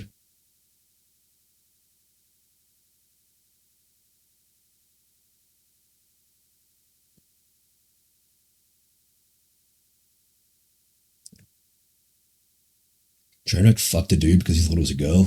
Oh, brutal shit, man. I mean, to be honest, I'm probably not going to slay in Thailand. Like I said, I'm not really into Asian girls, especially like Thai girls. Just not really attracted to them. I just go there to fuck around, just have a chill time, relax. Like I said, dude, I don't really care about slaying. Like I said, I could have a girl in my bed in 30 minutes, but do I want to do that? No, I'd rather stream.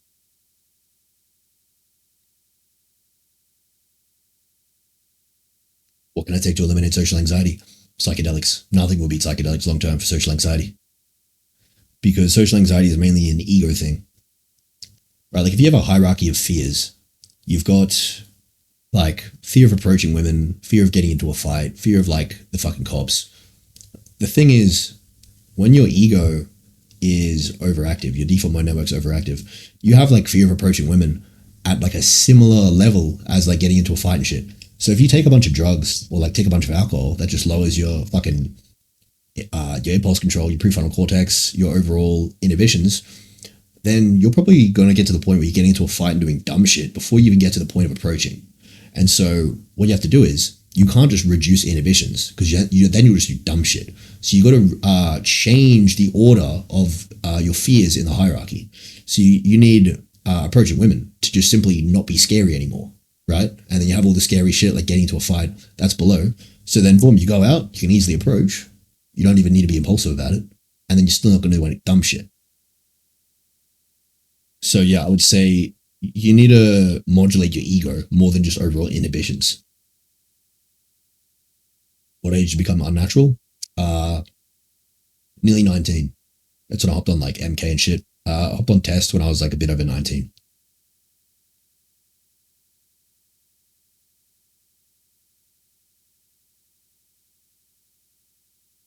Approaching women isn't scary anyways. That's good if you think that, because most men are terrified of it. And I was for a long time. You gotta check out South America, go back? Interesting. Well, tell me more. What do you think about South America? The issue is I would be worried about just like the overall safety, crime and everything. Who convinced you to take LSD? Was it Terrence Howard? Not sure who Terrence Howard is, but I've been fascinated by psychedelics for years, and I always thought that they were going to be the key to my mental ascension. Even like, back in 2019, dude, I could just never get my hands on LSD. I'm like, dude, I need to try this drug. Like, it'll change my life. I know it will. And so for years, I was in purgatory, living like an insecure fucking incel hermit, just going to the gym, doing nothing else. Like all throughout 2021, I got a girlfriend late 2021, blah, blah, blah. But ultimately, I was like an insecure fucking hermit, living in a complete bubble for most of my years ascending. And if I would have gotten on psychedelics earlier, my life would have changed for the better so much fucking quicker. But yeah, once I got my hands on psychedelics, that's when things really ramped up. And I really stopped giving a fuck. I'm like the least insecure person you could find. And obviously people would think that's absurd for me to say because they're projecting onto me. They don't understand my psychology at all.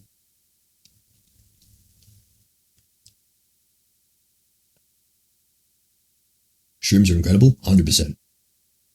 Shrooms are very fucking mog. I honestly don't notice that huge of a difference between LSD and mushrooms. Like some people say they're vastly different. They sort of blend for me. Do you regret anything about changing your appearance? Absolutely nothing. I can't really think of anything. How to use LSD long term? Dude, I mean, you can sustainably use it once per week. It's very good for the brain. It increases neuroplasticity. It's not toxic at all for the brain or body. And yeah, it causes like hippocampal neurogenesis and then dendritic spine growth, synaptogenesis. It's extremely fucking mob for the brain. So just take that weekly, probably with a little bit of pre-gabs. You don't have a bad trip and you're good to go.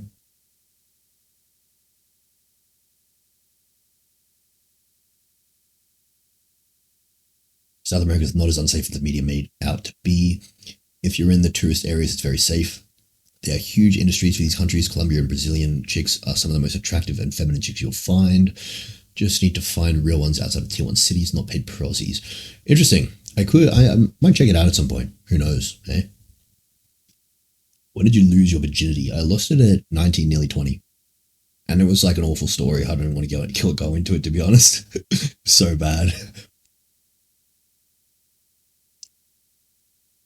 How much is the hair transplant rhino? Look, it's going to be around like 10k AUD. So like literally fuck all, man. The main investment, I don't give a shit about the money. It's the fact that I can't train for like 4 weeks. That's fucking brutal, man. Did your dick change after steroids? I'm not sure because I've also pumped over the years. So it's like, I can't really tell what made my dick bigger, the pumping or the test. But I would say overall, not really. I would say, you know, based on what I think probably made the difference, I would say test didn't really make a big difference. Rhino's kind of scary in Thailand. Well, it all depends on the surgeon. So I'm consulting with like one of the best surgeons and running him through the exact process that I want him to take in order to change my nose. Because obviously a lot of the rhino surgeons in Thailand, they're used to operating on like Asian noses, which are very different from mine. Not familiar with the LSJL stuff. Dick 7 inches, good on ya. Penis extender? Nah, I'm happy with my length. I don't really give a shit. My like 7.6, my breast. Hairline looks good. Nah, it's not real. It's a reverse engineered hairline right now, brother. Zeus was gonna get rhino in Thailand. Yeah, dude, that's fucking interesting, hey. Well, look, maybe I'll never leave Thailand, hey? Maybe I'll end up like Ziz. Why not go to Turkey? Dude, I can't be fucked with the flight, man, honestly. Like, long flights kill me. I literally don't know if I have it in me. I don't want to go to the fucking Europe again, dude. I'd rather just go to Thailand. Make an X account? Yeah, I should get around to that.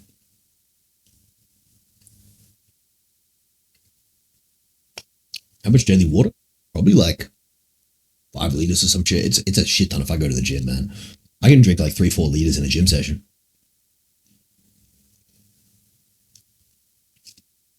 Take a sleeping tablet and knock out. Dude, I've tried and it just doesn't fucking work, man. If you're in economy, fucking sitting up straight, you're fucked. Like, it took a lot for me to get to sleep, and the sleep is very low quality. You on the spectrum? Well, I got tested as a kid when I was like 5 or 6, and I tested negative for autism. So, look, they apparently said I'm not. I'm obviously neurodivergent in certain ways, but I don't think I'm socially inept at all. I mean, acting in a way that's like charismatic is fairly easy in my opinion. It comes pretty naturally. But obviously a lot of my beliefs and ambitions are neurodivergent. They do diverge from the average, but that's not a bad thing, of course.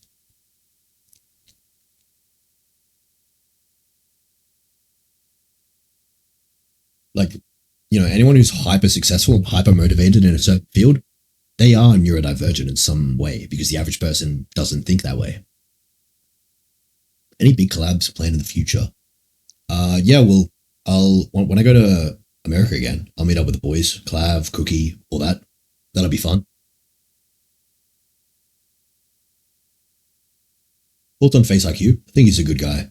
I do want to have a chat with him at some point when I can get around to it.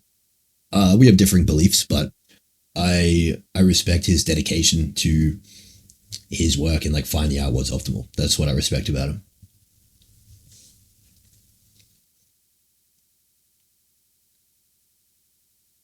Do you believe in the indoctrination system?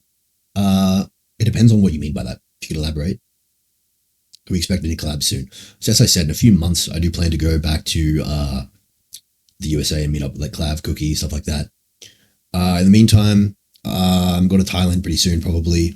I could ask a few people to meet up then. Maybe fucking Connor Murphy. That'd be a cool meetup, right? Me and Connor Murphy. Fucking love the guy. And then I think Connor Sinnen said he might come to Australia in late February to like Marchish. So could meet up with him then go to USA after.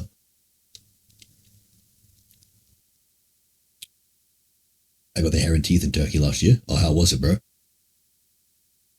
Connor Sinnen's a good dude. Yeah, I did another podcast with him last night. I fucking really like the guy. When did your dick stop growing? Dude, it's still not. It hasn't stopped. If I keep fucking doing the PE, but for the most part, it probably stopped at like 18, 19 in terms of natural growth.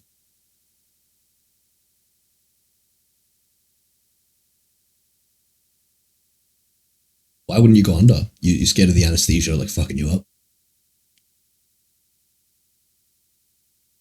Does taking artificial tests make you infertile? Nah, not really. The whole infertility myth is, it's just fear-mongering. Like, permanent infertility is almost non-existent. It's probably less likely than you just fucking having a heart attack on the spot.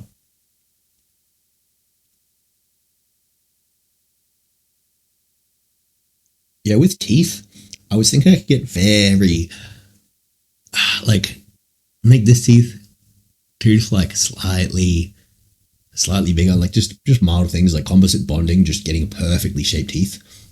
That'd be cool. But, nothing huge. I'm not going to get veneers because I've actually been asked, like, oh, do you have veneers before? My smile's all right. This tooth is like, some kind of composite bullshit when I chipped my tooth when I was like 9. Pretty damn good for natty teeth. Cheers, man.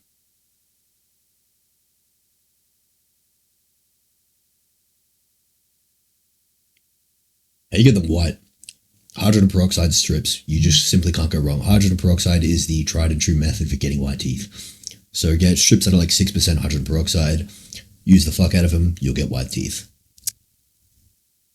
I don't even do it often either. I could get fucking whiter than this. I'm surprised they look that fucking white right now.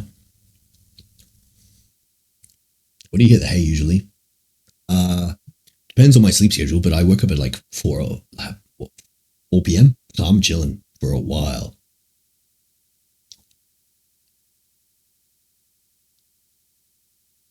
Steve Rogers fat grafting in Thailand. Yeah, I've actually been speaking to him about his the clinics he was at.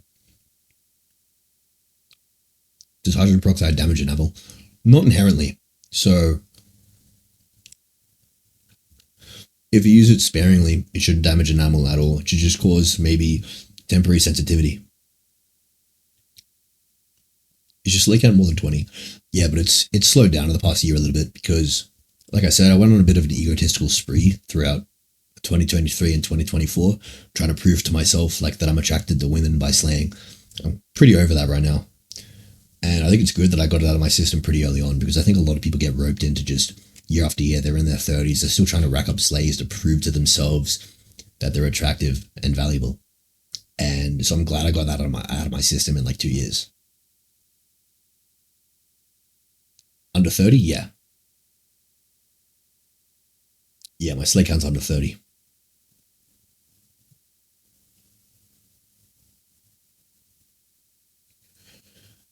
think college is good? Personally, no. Especially with AI is going super exponential right now.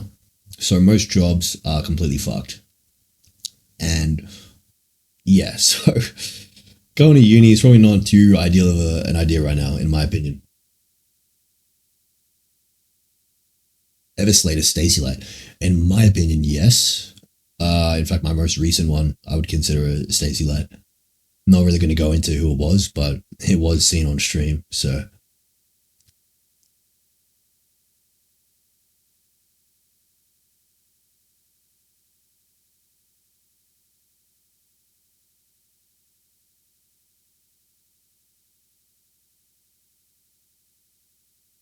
Ever slayed a sub 5? Yeah, to be honest, I think I have slayed a sub 5 before. Or like, nah, maybe not a sub 5.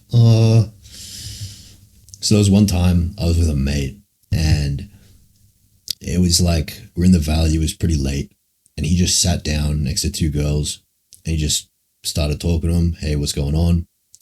And quickly they were like, oh, you know, going back to our place, and he's like, oh, can we have a tour? And they're like, yeah, sure.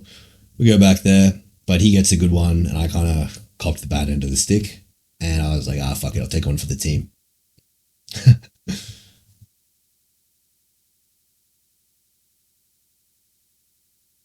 But it was fun though. It was a pretty fun tag team, at least. You know, fun experience to walk away from. We've all been there. Yeah, it is what it is. Like, obviously nowadays I got better shit to do. It's like, man, I'm just gonna go home and stream. I'm not gonna worry about that shit. Game's the game. Yep. Which you? Oh right, you're talking. That doesn't really matter because the story's fucking funny. Exactly, man. You do it for the plot, right? You do it for the fucking plot. Having charisma is extremely easy, IMO. Yeah, I mean, there's not really a whole lot to it. You just, you know, don't appear like noticeably awkward. Like when I'm going around, man, I'm extremely emotionally content and non-reactive. You know, I'm not like jittering around, fucking wondering what a person's going to say. I'm just fucking chilling. And that's probably the most important thing. Just look good and be relatively chill. Would you slay a hot fanboy? Look, this is weird because it's like theoretical. It's like if it was literally indistinguishably like prime Madison Beer or Megan Fox with a dick, it'd be a hard toss up. If I had a high sex drive, like right now, no chance. I can't be fucked really fucking any chick right now. But really high sex drive, indistinguishable from Madison Beer with a dick. Look, maybe, right? I'm just gonna be honest. I mean, look, are you picking Hulk Hogan with a pussy or prime Megan Fox with a dick? Who would you rather fuck?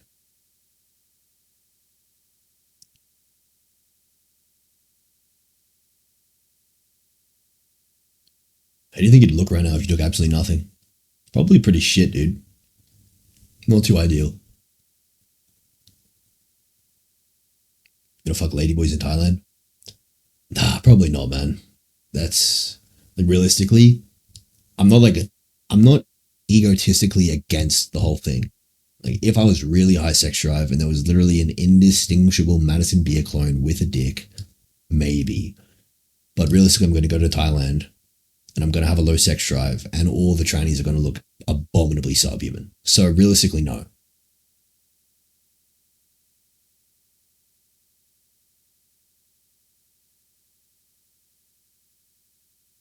Did you ever or do you ever do it now?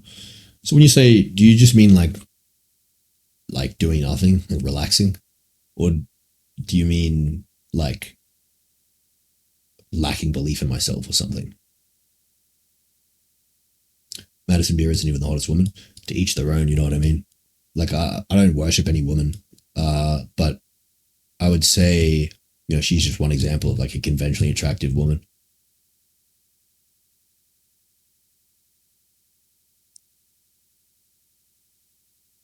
Rhino planning what type of nose you want. So I want the bridge like just a little bit straightened out and thinned. I don't think it's too much of a problem.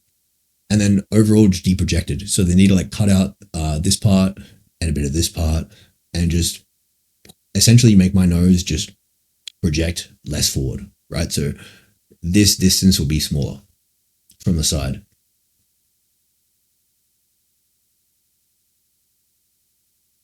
Favorite anime? Death Note. Gotta be Death Note. I haven't seen like the other good ones though, like Attack on Titan. You know, I haven't seen that.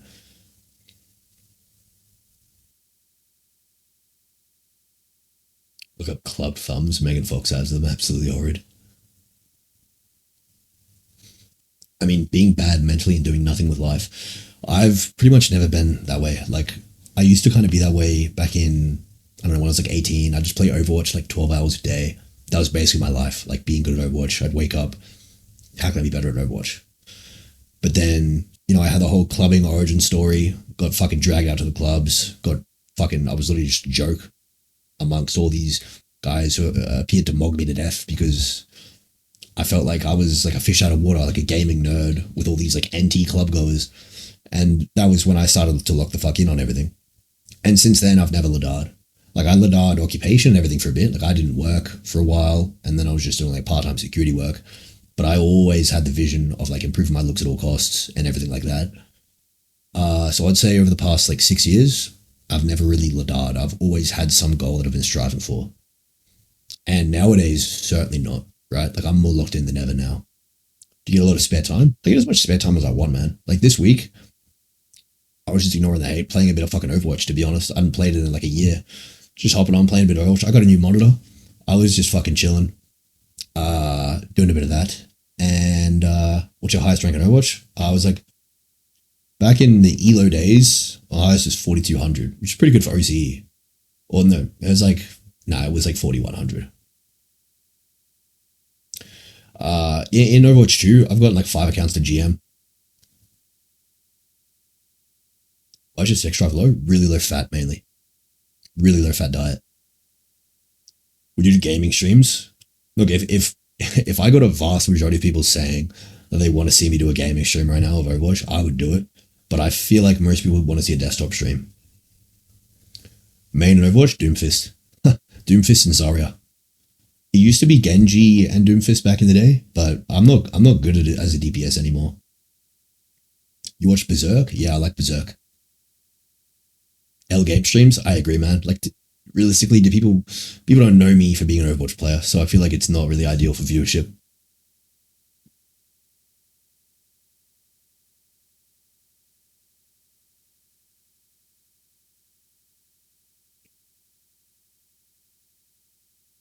What model you got? It's like 27-inch curved, 280 hertz AOC brand.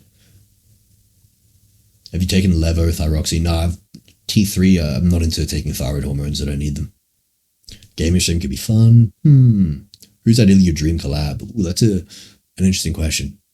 Obviously, I could pick like a huge fucking, like, I don't know, the president or like fucking Elon Musk or some shit. That'd be cool. Mr. Beast. Like the hyper famous people. But if we're just talking in the context of like who I am genuinely inspired by, I would like to meet up with Derek, Connor Murphy, Clav again, he's a good friend. Those three are certainly three of the salient ones that I can think of now. I would have loved to meet up with Leo in Longevity, but obviously he's gone.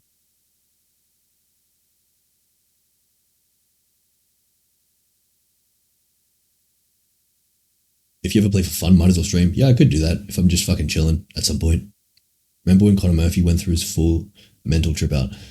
Man, I'm very interested in what happened with Connor Murphy. Very interested. And I've messaged him a little bit about it. It's a very interesting case. I've looked into him way more than the average person has.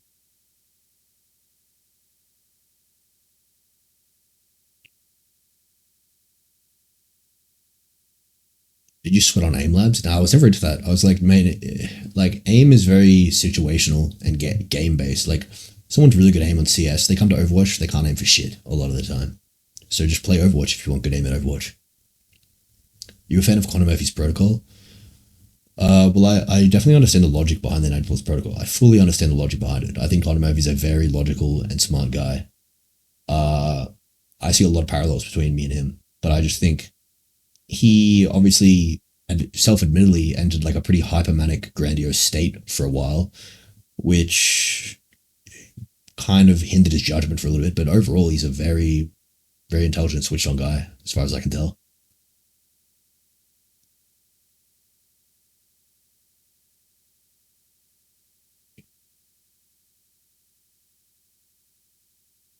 What's on Carl Young?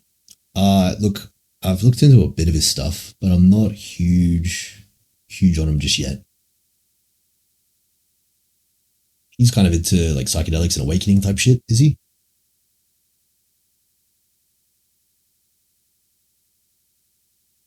Weekly poll into social, street, desktop gaming. Yeah, true. I should do that.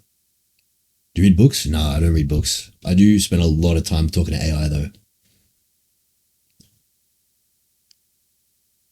You expect raw meat appeal to natural creepers to die out soon? Probably. I mean, it's hard to say, man. It's surprising that it has the following it does. Please react to the Mackenzie. Dude, so I saw he was messaging me like a week or two ago saying like, hey dude, you want to do a collab? And I fucking ignored him because I was like, who's this guy? And then a week later I see he's made like a hate video on me. I haven't watched it. I don't know if I should even be fucked watching it. Like, I don't know if he's just a random guy. It's probably going to be the same cope as like the Wheat Waffles video that I just watched. Like, these guys are actually fucking stupid. Androgenic, you ever watch Zerka? Would be a hilarious collab, even though he throws some strays on X. So I saw he threw like a few mild strays, but he was under the presumption, obviously, that like I was being serious. So he was like, you know, amateur move, letting them spike your cortisol, which is true. And tonight, I obviously proved I went out for 3 hours. Anyone who hated me, 0 spike in cortisol.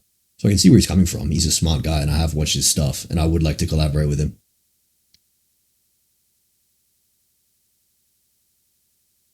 I did too much ayahuasca or something. Yeah, look, he obviously had a predisposition to bipolar and he entered sort of a bipolar state.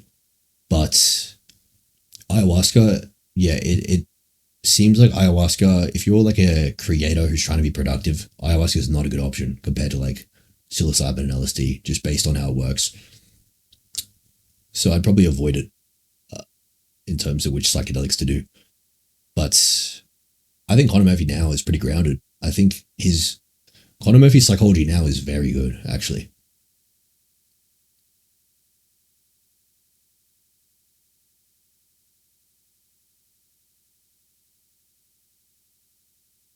Watch it, the Mackenzie video. He has no idea. AI told me bone smashing is bro science. Well, it doesn't grow bones. I mean, actually, it probably does grow bones a little bit, but it's some bones, some permanent scar tissue. That's what I preach. I don't claim that it's Wolf's Law, obviously. How long did it take for you to get a permanent brow ridge bone smashing gains? Look, I've never been that consistent with brow ridge. It wasn't like the same with chin and zygotes that I was doing like fucking daily, but I guess I've done it very sparingly over the past like 3 years, and it's sort of grown a little bit. I really like your content, man, but I'm on the fence about bone smashing. I like it, but don't want to get nerve damage. Man, I've beaten the fuck out of my face, and I've been bruised and completely fucked. I'm sure some of the people have seen the pics. The one time I bogged the fuck out of myself. I was on a bunch of pre-gab in my bed over there, just bashing my face, fucking blasting music, or literally like 4 sets of like 5 minutes just blasting my fucking head. Like fucking pain tolerance through the roof from the pre-gab, amped up, ready to go out, and I looked like a fucking like balloon. And then like for days afterwards, dude, I was bruised. All my blood vessels were like obviously fucking completely destroyed, like bruised all here. My eyelids were fucked. That's how hard I've got on bone smashing, right? And still 0 nerve damage. I've never had any. So, dude, yeah, nerve damage is not a fucking worry, especially if you're just doing like chin, zygos, easy, you're good.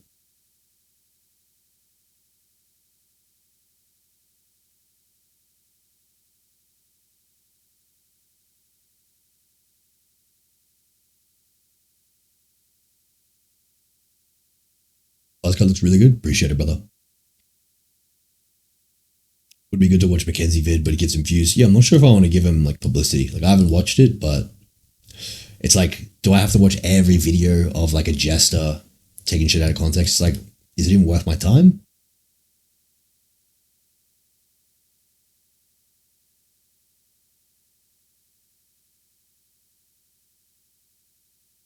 Do you expect Face Like You to quietly pivot away from chilling raw meat diet? I'm not sure. He might stick with it.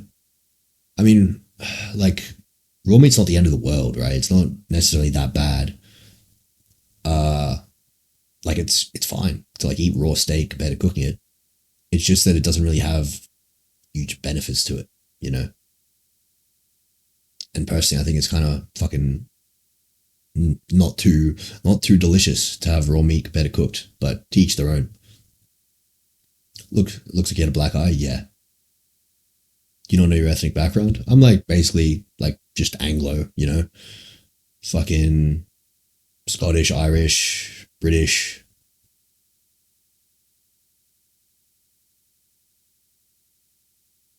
Does GH with bone smashing under correlation? It's hard to say whether they have a synergistic effect. They would have an additive effect. Like it's better to do both than to do one or zero. But whether it's actually synergistic or just additive, not sure.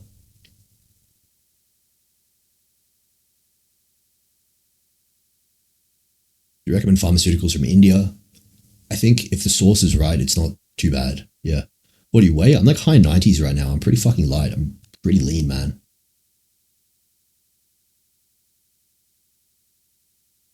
Anglo-Celt? Yeah, pretty much. Do you take Accutane? No. Why do you poultry max over fish maxing? Or chicken breast is just, you know, cheap, easy, fucking lean. It's just, I never get bored of it either. I can just change up like chicken and rice, chicken sandwiches. I just never get bored of it.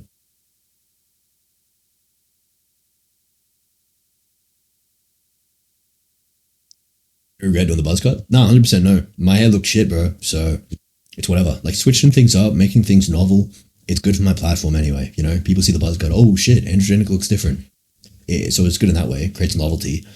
And, you know, I'm just doing it to invest in my looks because I'm going to get surgery, get a rhinoplasty, hair transplant, come back early 2026, smoking even harder. What do you think of Facetta's crazy physique transformation? Really impressed by it, actually. He looked really fucking good. How much did your weight change the first couple of years of ascending? Not as drastically as you'd think, honestly. Like, first year, I went from, you know, like 60 kilos up to about, I want to say, 68 to 70 range. So like 8 to 10 kilos first year.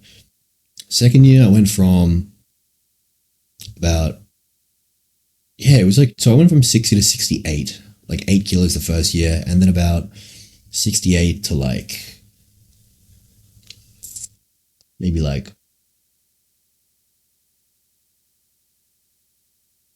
82. Fuck, did I just make more gains the second year?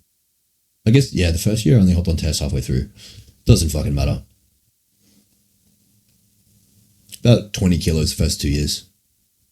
Sprayed on hairline? Yeah, it's reverse engineered, dude. It's not real hair. I took a razor to my skull, dude. I don't have hair right now.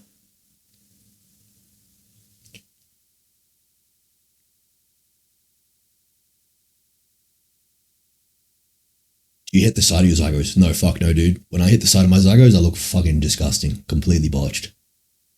Enable TTS? Yeah, fuck. I don't know if I can set... I haven't looked into how to set that shit up, honestly. I'm such a streaming noob, bro.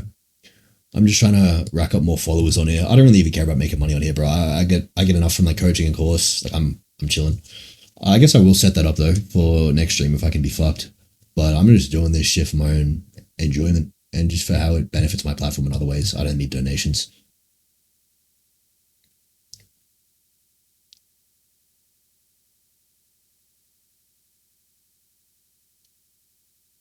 It's all good, boys. There's always future streams, man. If I miss out on a bit of money here, it's fine. Got the next stream to worry about. Next stream, I'll have like TTS enabled, hopefully. Why do you think you look botched hitting side zygo? Well, my zygo is already wide enough. So when they get wider by hitting them, they look fucked, man. I look completely off. White monster in the back? Yeah, fuck yeah. You take 450 pre-gab daily? Dude, what are you doing, bro? You're fucked. You're actually fucked, bro. Dude, I take like 300 pre-gab like once a week. Any surgeries or filler? Nah, fuck no, man. If I had surgeries or filler, dude, imagine the bone smash I did earlier. Completely would have destroyed it. Look, I've always said if I'm going to get surgery, the first surgery I get is a rhinoplasty, and that's why I'm getting a rhinoplasty this month, along with a hair transplant. Are you going to explain all the scar tissue to your nose surgeon when he does CT? Dude, I'm kind of interested how that would go, to be honest. I'm kind of interested how my CT would look. Whether he'd be like, why is there a fuck ton of fibrosis in your zygomatic and chin area? And I'd be like, I don't know, bro. I guess we'll see what what happens there, but who knows? Maybe some of it is, maybe a decent amount of it is bone, because I have been blasting fucking tests at the end of the day.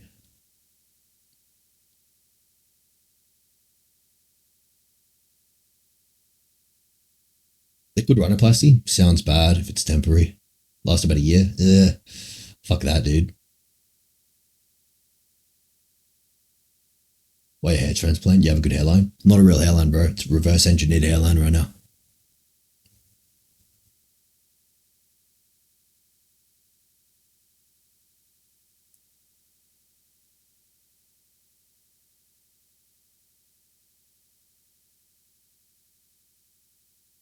Show us your real hairline? I mean, dude, I got no hair right now, so you know, like the hairline's nowhere.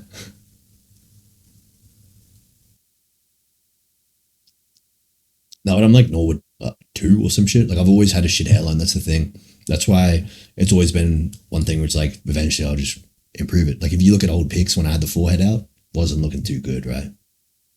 I've never had any temples or anything. Scar tissue hard or soft?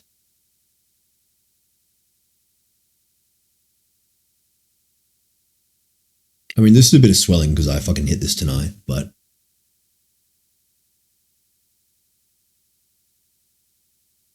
in general, I don't know. Like, I don't know, like how other people's faces feel, so I'm not really too sure. But it's like pretty hard, I think. We'll vlog on YouTube or something when you do your hair transplant. I could do, or I could just post short form. I was always Norwood too since being a child. Exactly, man. People call that balding. It's like, dude, I was balding in the womb. What do you want me to do about it? Like you think the test caused it? It was the prenatal testosterone that caused it, buddy.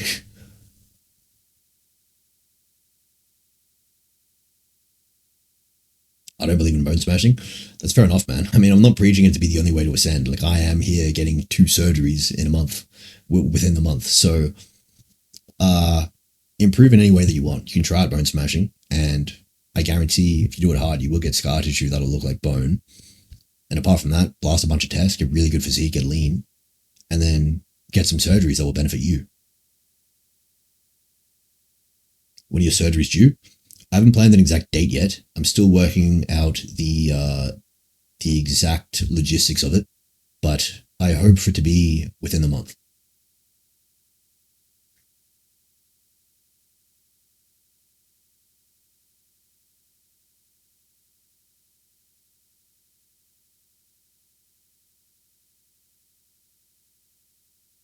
Why was your old description probably an Asian man then? That's when I was like going undercover, because I was scared of people finding my account.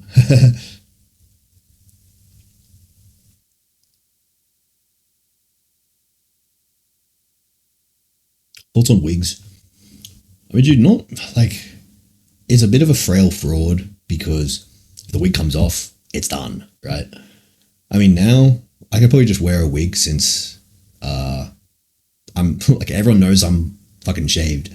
So I could wear a wig and everyone would know. But if I just act like I don't care, it's whatever, right? If I'm just like, yeah, wearing a wig, what about it? And then they're like, well, that's weird because it's not your real hair. It's not your real eyelashes.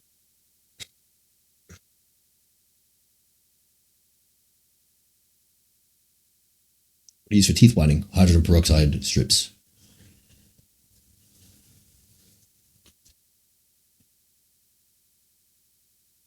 What do you think about pretty boy versus masculine? Both can get pussy, but masculine also commands more respect from women. And that commanding of respect from women gives you more status, which gives you more attractiveness to women.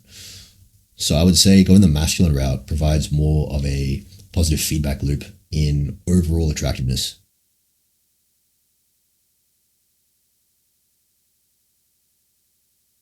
Real or no real eyelashes. Yeah, dude. Like, your eyelashes are fake. My hair's fake. What about it? We're both fucking putting on a performance. It'll make your nose more upturned also. Look, the thing is, my nose, I'm not sure if it needs to be more upturned.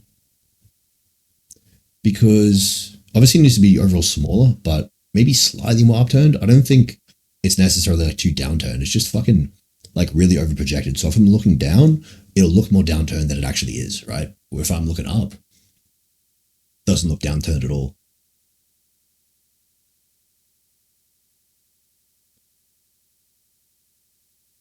Did you chew for masseters? I don't really chew, to be honest, that much.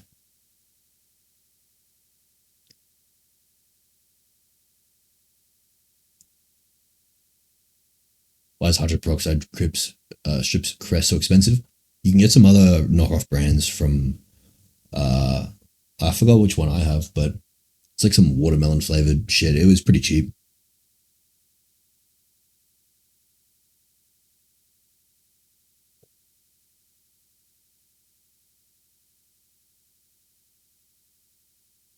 Regal wig's crazy.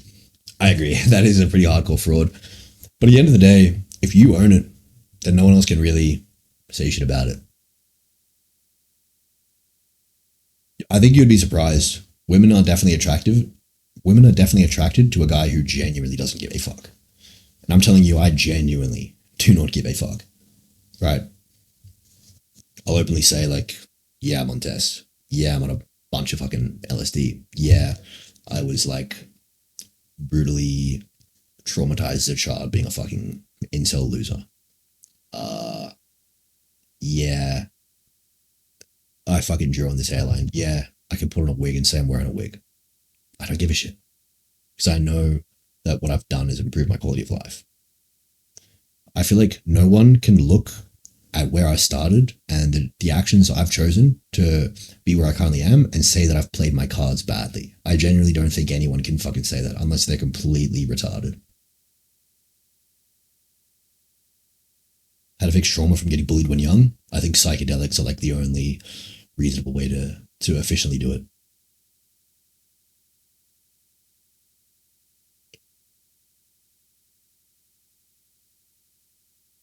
I think you haven't had surgeries, but why not just get a lat ceph and seal the deal?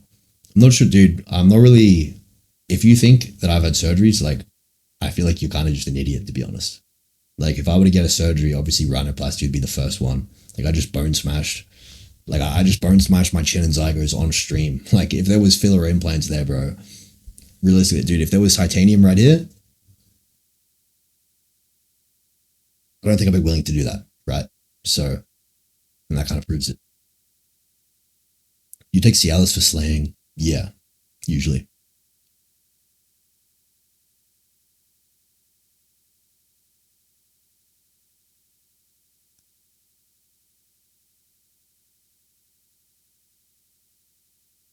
Jack Gordon meetup was random as fuck. Yeah, Clav just invited him over. I was so low test and high estrogen, the bloat was unreal.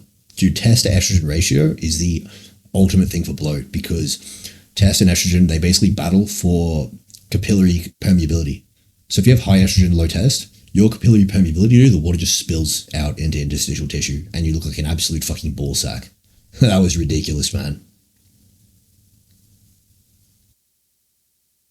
Do you practice self-awareness in your life? 100%. Like, I understand I'm a caricature. I understand I'm a caricature of what happens when you have a skinny, ugly guy who is intelligent and has a lot of agency and wants to change at all costs and then goes out of his way to overcompensate and get as big, muscular, good-looking, and powerful as he can. And then he turns to attempt to conquer his own mind and trauma through psychedelic usage and gets to the point where he doesn't really give a fuck about what anyone thinks. And now solves all his insecurities, but probably hasn't to an extent. It's probably lacking self-awareness in that, which I'm self-aware of, that I still have a ways to go to improve my psychology. So I understand I'm kind of a caricature in that sense. So I'm self-aware about that. Like, I understand when I'm walking around having someone film me, like, a lot of people can look at me and think, like, this guy looks like an egotistical fucking dickhead. Like, who does he think he is? The answer is, I think I'm androgenic, and I think I just want to do whatever the fuck I want and not really have worries about what people think of it. Right? Because at the end of the day, I have a platform that's succeeding. My finances are pretty good. That's all that fucking matters to me. I'm not worried about what these fucking copers on the street are thinking about me. Even though, some of their thoughts may have some merit, because I am kind of a fucking caricature. I understand that. You ever date a non-virgin? Tough to say, man. The whole virginity thing is an interesting construct to me that I've thought about on and off, and it's weird because I haven't really gotten to the bottom of how much the quest of purity is to do with societal indoctrination and just egotism. It's hard to say, because overall, I really do ideally want a virgin, right? Like my ideal woman, if I could fucking list out all the stats of my ideal woman, yes, she'd be virgin. But I really don't know, man. We'll see where my psychology takes me in the future. You going to gym today? Yes, I am.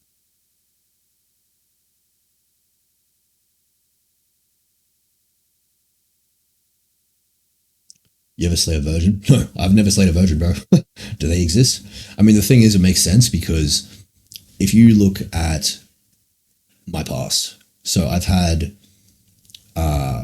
every single slay I've ever gotten was like from nightlife, except for one, which was my an ex-girlfriend who I met at the gym who approached me.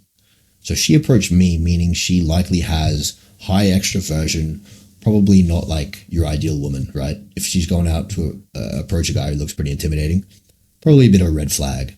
So I look at my past and I'm like, it's pretty obvious as to why I haven't dated a virgin, because I only interact with women in places where women are promiscuous, right? So it makes sense. There's obviously a bias there. I'm not going around cold approaching at libraries, which I mean, I suppose I could do, and I would probably a reasonable success, but can't really be fucked doing that shit. I've played virgins. It's tough, especially if you don't want an LTR. Yeah. Are you scared of getting STDs? Honestly, kind of, yeah. I kind of am. And that's why I haven't really been slaying recently. Like, just all the, it kind of icks me out, man. Like, I really don't even like thinking about what girls have done in the past and like what they could be carrying. So, yeah.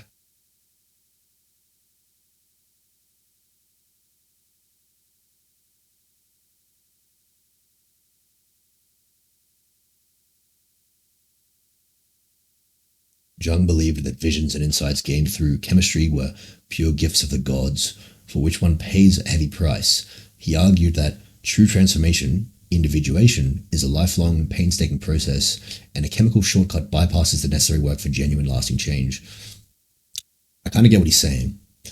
I'm guessing he's sort of talking about how like you need more like deep meditation and shit to like properly integrate the experiences from psychedelics, whatever. All in all, though, look, I'm not trying to become some spiritually awakened fucking monk. I'm just trying to get rid of old trauma, get rid of emotional reactivity to my surroundings, and stop making my ego affect logical decisions, right? And have my emotional internalizations perfectly in line with my logic and ability to rationalize things. Because when those things are perfectly aligned, that's when you really succeed. Like, for example, everyone knows, especially, let's say you drive an hour away to a random shopping center and you cold approach a bunch of women. That sounds horrifying, right? Even though the risk is like basically nothing. Your reputation isn't even at stake. There's really nothing at stake, but it's still terrifying. If you were to, so logically, it's fine, but emotionally, it's terrifying. So if you were to align your emotions with your logic, you can easily do that, for example.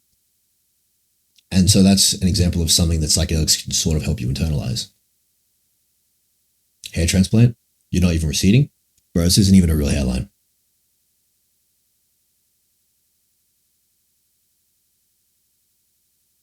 Voice masking tips? Blast test. My first 6 months of test, that's when I noticed the biggest differences by far. Only for rhino if it's not a big rhino. Ah, dude, mine's big. Mine's an open rhinoplasty, so I think I'll definitely need to have full anesthesia.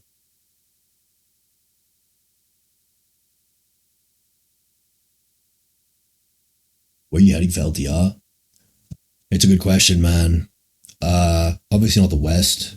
You really have the options of Eastern Europe or maybe South America, but most likely Eastern Europe, yeah.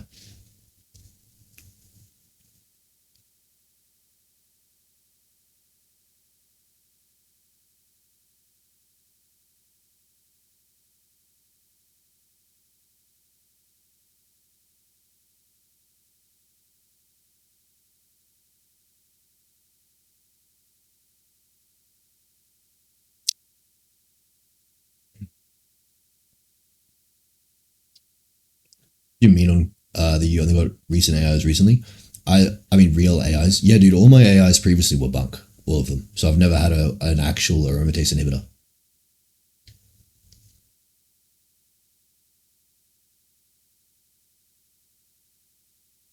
Have you seen Zerka's cycle? Yeah, dude, I remember seeing that ages ago, like fucking grams upon grams of stuff. That is fucking crazy. How often do girls approach you? It's interesting because obviously I'm getting a lot of hate in person right now from the recent clip farms.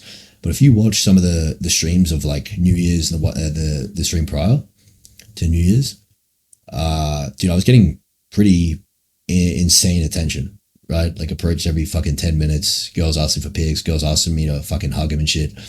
You know, we saw that with the stream with Kent as well. You know, things have changed a little bit now just because of the amount of hate I'm getting, but just ignore it, it'll pass, you know, just a little blip. People have goldfish attention spans. I'll turn it around. Don't take the TikTok hate comments seriously. I don't even really look at the comments, man, but I can see obviously the effect it's having in real life as well. Like I went out tonight knowing that that I was going to probably get like disrespected by people who like saw the clips and take them out of context and don't understand the context, which is fair enough. And I was just set out to put on a performance by ignoring them.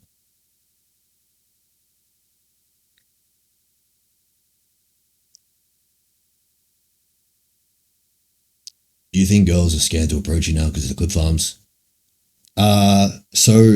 Look, the stream from a couple hours ago when I was out, I actually did meet some women who like watched my content enough to know that it's all clip farms and shit, and they were actually respectful, and they were like locked in on LOOKSMAXXING. Like some girl said she does like aqualicks and everything, like fully locked in, which was it was cool. That's very respectable. So I still get quite a few women coming up to me asking for pictures and everything on stream, but some of them, I don't know if it's genuine or they're like taking a pic to show their friends, look at this dickhead that I saw on TikTok. You know what I mean? I don't really care either way though. Literally don't care. These guys can pretend to make fun of me. It's like, dude, coaching's up. I'm about to leave Brisbane for a bit anyway. Like, I can go anywhere in the world, right? Doesn't really fucking matter what Brisbane thinks of me.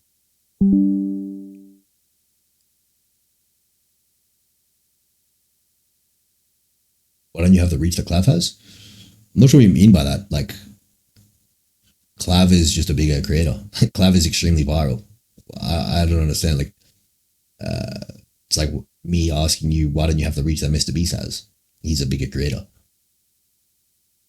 Like, not everyone can be as popular as Clav, man, obviously.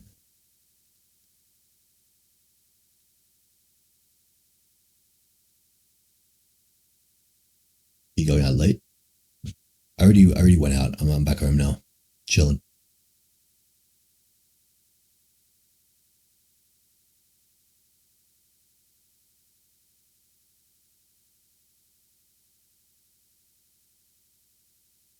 To be honest, most of the interactions with girls are still positive. Yeah, 100%. I mean, obviously, there's bias there because most of the interactions with girls that would happen would be from girls that don't dislike me. There'd probably be like, I acknowledge when I'm walking around, there'd be hundreds of girls looking at me thinking, fuck that guy. Like, it's that fucking idiot. I saw him on TikTok. Do I care? No. They're not part of my fucking reality, man. They're just fucking NPCs to me. I do not care, man. They do not affect my mission. If you let people like that interfere with your mission, you're bound for failure. you see people like Jake Paul, Logan Paul, they are very fucking respectable because they persevere at all fucking costs. And people just hate them for no reason, realistically. Like, what? Someone tell me, why the fuck was like Jake Paul so hated in 2017? He was just doing his own thing. He's what? He's in Team 10. He's got a bunch of money, got a bunch of fucking status and pussy, and he's just flaunting it in his vlogs. And people kind of just project. They're thinking, like, because I remember doing this when I was 16. I was a fucking incel. I remember thinking, fuck, dude, this guy's got like money, status, women. Like, I don't mug this guy in anything. And he's just flaunting, like acting all cocky. Like, I fucking hate this guy. Fuck this guy, man. But it was due to my own insecurities. And so you kind of realize people like Jake Paul and Logan Paul, they are, most of the hate they get is really just a projection of other people who hate themselves. Like Logan Paul filmed a dead body. Okay, who gives a fuck? Like, who actually cares? Did that actually affect anyone's day? Oh, my day was ruined because Logan Paul showed a dead body. Okay, life goes on, buddy. Who gives a fuck? So, and then, Jake Paul has infinite money, status, and women, and he's still dedicated himself to the pure, beautiful sport of violence, getting into the ring and becoming a truly powerful, violent man. And that's very respectable, I think. And so anyone who would go out of their way to like criticize Jake Paul and make fun of him for losing, it's incomprehensible to me because he is like a true mogger in my eyes. I'm admiring this stream. LSD changed you a lot. Appreciate that, man, genuinely. You crashed out on any LTBs tonight? No, because tonight was simply me playing the opposite character, where I go out and I act extremely emotionally non-reactive at all costs, to the point where my chat is saying I'm boring and that I should stand up for myself. But that was the admitted act going into the stream. Yes, I'm going into the stream performing as a person who's emotionally non-reactive. He scammed his fans. Yeah, I think Logan Paul might have done something fucked up, but like, that's like years later as well. Like, these guys have gotten a lot of hate for no reason, to be fair. You're doing psychological experiments? Yeah, I am. I'm actually very interested in seeing things from a very zoomed out perspective and seeing what actually happens if you blow up in a polarizing controversy, acting like an emotionally reactive, insecure fucking retard, and then you completely switch up and become extremely emotionally non-reactive. How are people going to even comprehend that? What are they going to think of it? I'm interested to find out, personally.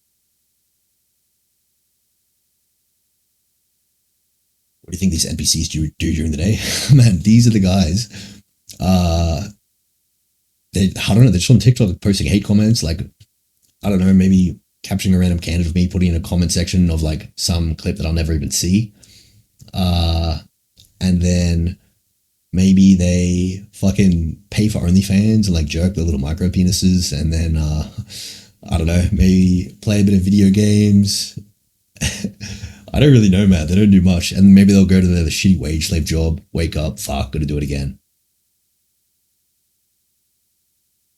I think social intelligence is the most important thing, skill to master. Not necessarily, but it's certainly a good skill to master. Your clippers hate you. Yeah, well, dude, it's the kick clippers who do it, right? Like, obviously, the whole premise of like who the people that I pay to clip, you've got to make me look good. So if you post a clip slandering me, you're not getting paid. But these kick guys, they're getting paid by kick, so they can do whatever the fuck they want, unfortunately.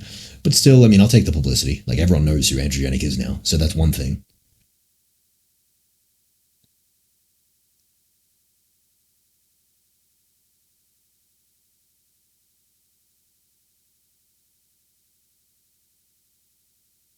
What did you do your security license? I did that like a year and a half ago. It's expired now, so security's done. It only lasts like a year.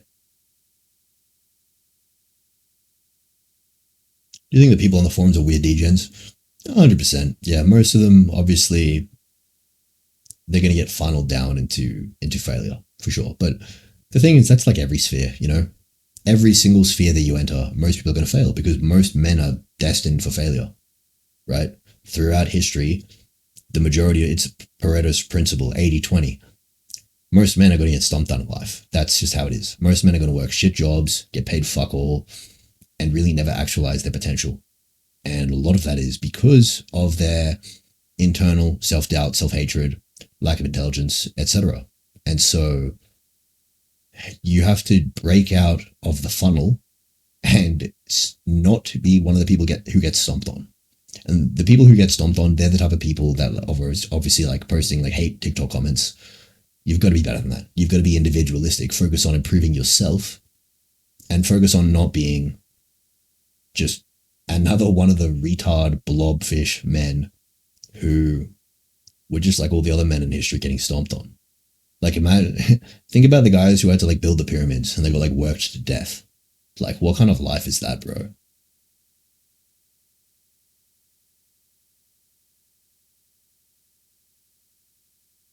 Why did you stage the negative clips if you don't want people clipping you in bad fight?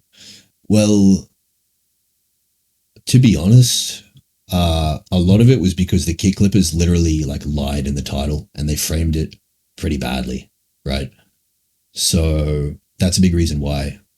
And on top of that, I'm not really too against like a big spike in controversy, because it is able to be turned around, obviously. So, you know, you break through with polarity and controversy, and then you switch up and show that like it was all a performance, and then people understand that, and then that extreme controversy turns into overall popularity. It, you know, it happens for the vast majority of people who blow up.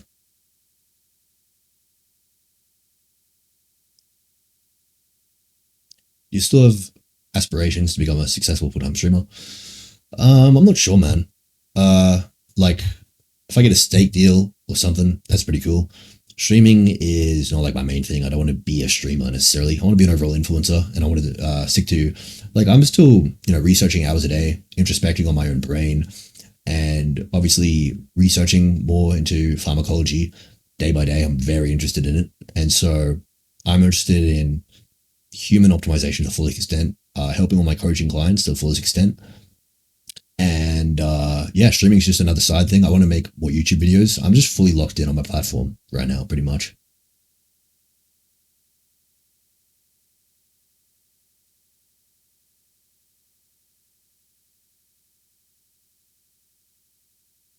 Advice for starting content? I know people judge. You just need to overcome dumb high inhibition.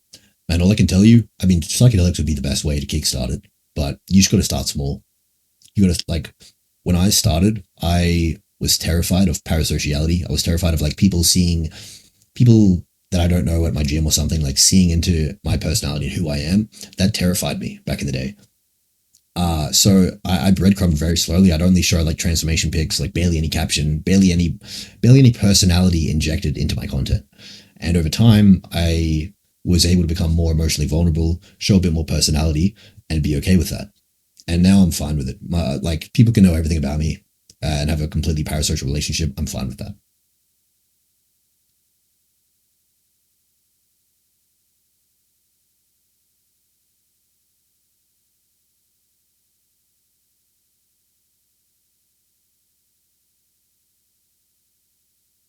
Psychedelics did you take?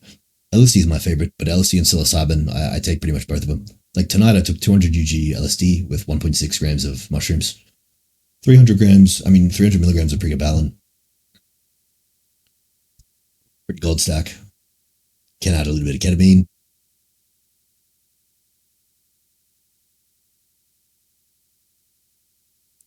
But yeah, I mean, psychedelics are unbeatable for changing the brain for sure. I can't answer that. Microdoses? No, dude, they're full doses. 200 UG of LSD and 1.6 grams of mushrooms. That's a solid trip, dude.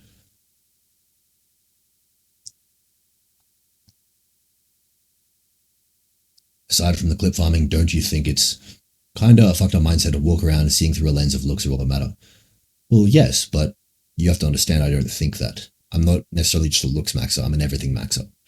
Like most of my mental energy is dedicated to optimizing my money, status, and brain far more than my looks. Like my looks are pretty dialed in. Like My diet takes no effort. I have a perfect diet pretty much for my goals at least.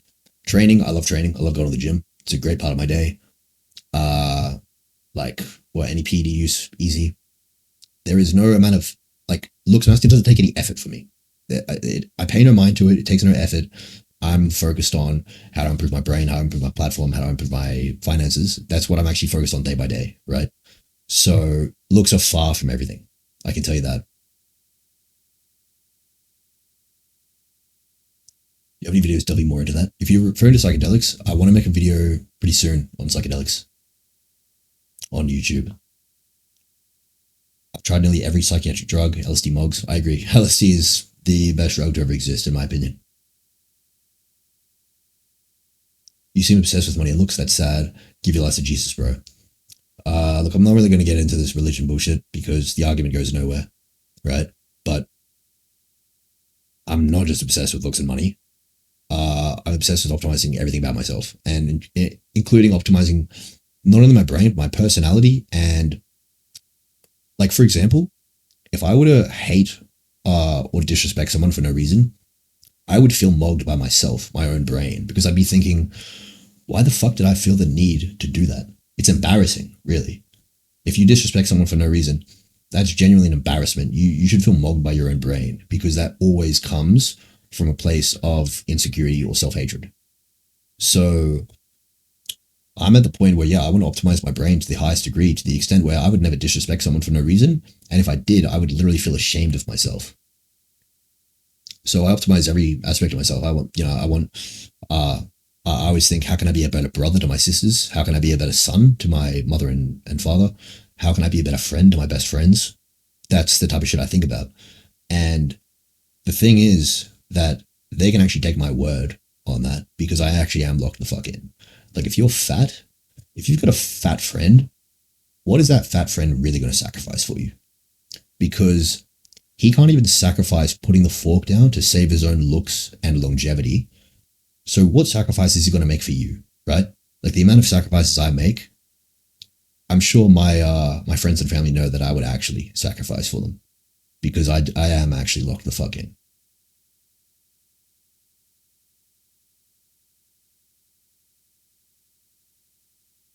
Fucking life, yo, man. Thank you. Fuck yeah. No worries. Is it a flex to say I have no fat friends? I would say to some extent it is. Obviously no overall hate to fat people. I understand. I empathize with them, because some of it can be hunger hormones, genetics and everything. But overall, if we're talking on an average basis, fat people are going to be less trustworthy than non-fat people to some extent. On top of that, just the fact that they're less good looking, they'll have less opportunities with women, they're more likely to snake you. Imagine you have a girlfriend, you break up, and she wants to fucking snake you. She can just start talking to your fat friend, and your fat friend will probably give into it, right? He has no impulse control. So, and he doesn't have other options. So that's just an example. Having high value friends who have everything ticked off, they can't be tempted. My close friends, if I would ever be someone would try to tempt me, one of their exes or anything, not a chance in the world, right? Do you have a small circle of close friends? I mean, I'm friends with a ton of people, but in terms of actual close friends, yeah, it's fairly small circle.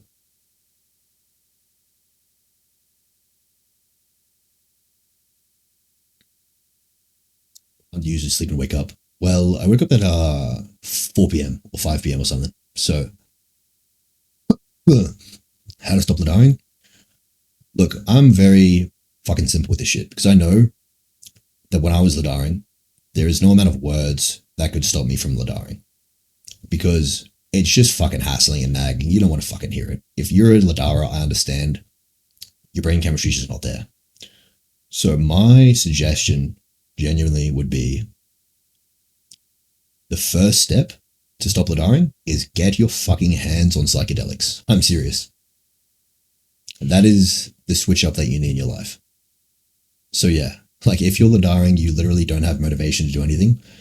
At that point, man, psychedelics. That's the only jump start that really I could say it's just a very mechanical fix, you know? No other answer is going to fucking do anything for you. Also, you could leverage amphetamines to be productive, but they're not going to give you the full mindset switch up that psychedelics could.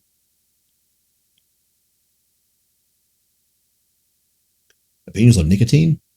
I don't have a strong opinion on nicotine. Like, it is a nootropic, it's also vasoconstrictive. There are potentially better options in most ways.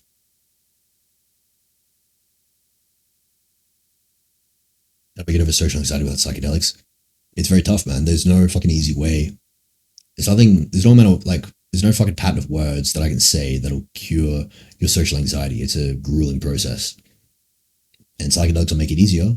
But if you want to go the route of like pure, like brutal, grueling exposure therapy, dude, 1 in thousands will actually be able to accomplish that. Like, most people will never actually have the will to go through with that. So, you know, I can't make you. It's tough.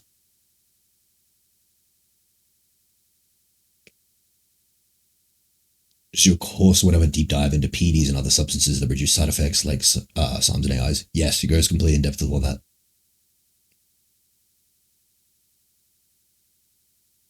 Amphetamines, do you have used? I mean, I've used basically all of them, but I'm not really a fan of amphetamines, to be honest. The type of productivity that they give me, and like the focus, like the prefrontal cortex being switched on, to be honest, it's not really night and day for me. I get a lot more motivation from psychedelics. So honestly, LSD over amphetamines for me. Have you changed your split to a less scientific one? A little bit, just because of the fact that the science-based lifting is based on studies that are not enhanced lifters, and a lot of the science-based guys talk about gear when they really shouldn't be, because they don't know really what they're talking about. So you have to factor in gear usage with the science of training.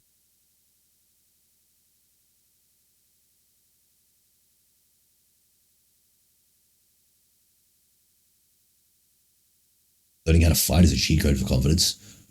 Yeah, I agree. That would probably be true to a decent extent. Where should you go to cold approach? I don't know, man. I'm not really into cold approaching usually, but ideally, obviously, if you do it in a nightlife setting, you're going to get low quality women. If you wanted to get high quality women, which I have never really done this, you'd probably go into like a library and cold approach there, or like just a shopping center or a supermarket, anything like that. But honestly, fuck that, right?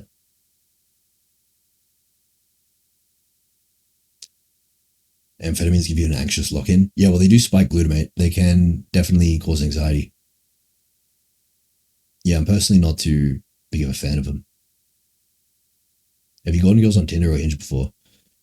Yeah, but I've never really been a huge fan of dating apps. Like, but I have seen some funny like looks fishes, so people doing experiments with me doing really fucking well. But I've never been too into them personally, which is funny.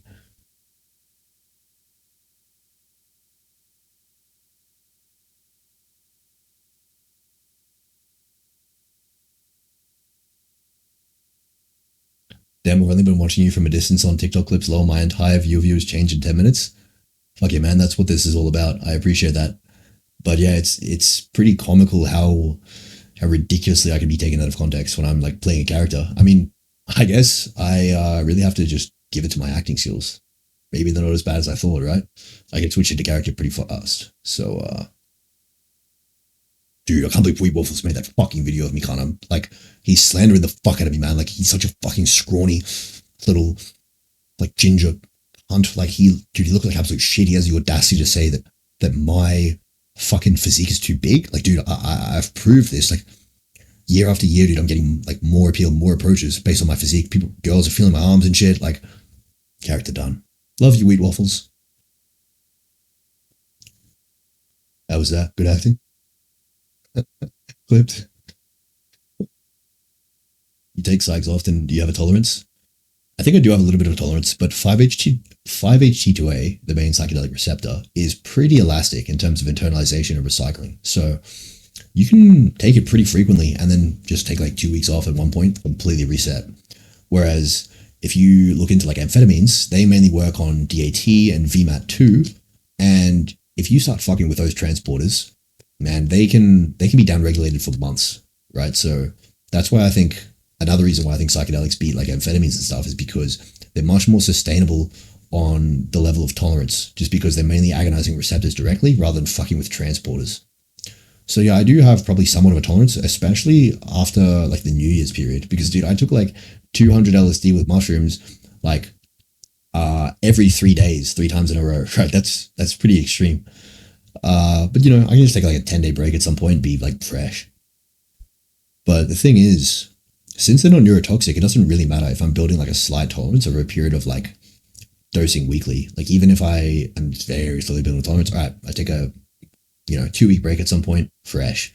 And then all that neuroplasticity that I got from each week of dosing benefited me. What should you do on psychedelic for changing mindset?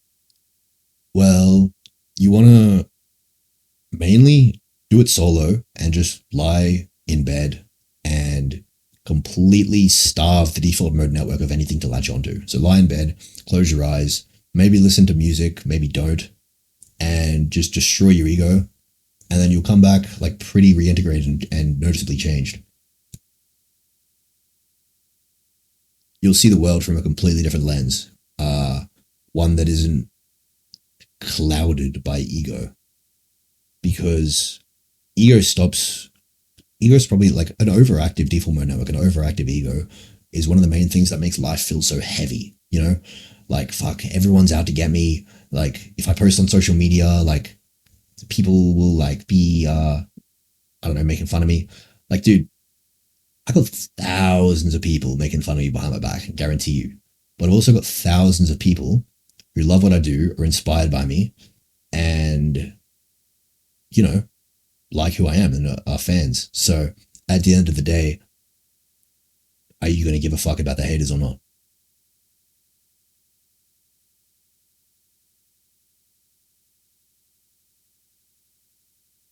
I can't talk about LSD sources. I mean, coaching,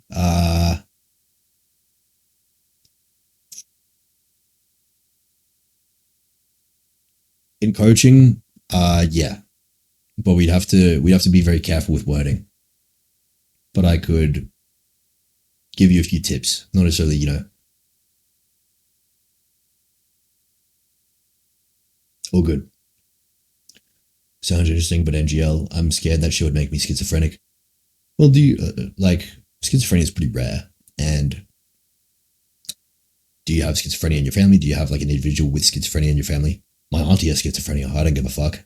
Doesn't raise the risk by much. Like, I feel like I know my own brain. And schizophrenia isn't like a flick that, switch that just, you know, flicks and you start hearing voices. Usually, psychosis starts with what they call aberrant salience, where you give salience to things that don't deserve salience. So everything becomes important. You see a person, oh, he must be out to get me. That kind of paranoia. You see a few dates line up. Holy shit, I must be the main character. This is all like some sign that they're trying to tell me. All that kind of shit. Just don't be a retard, and that shouldn't really happen.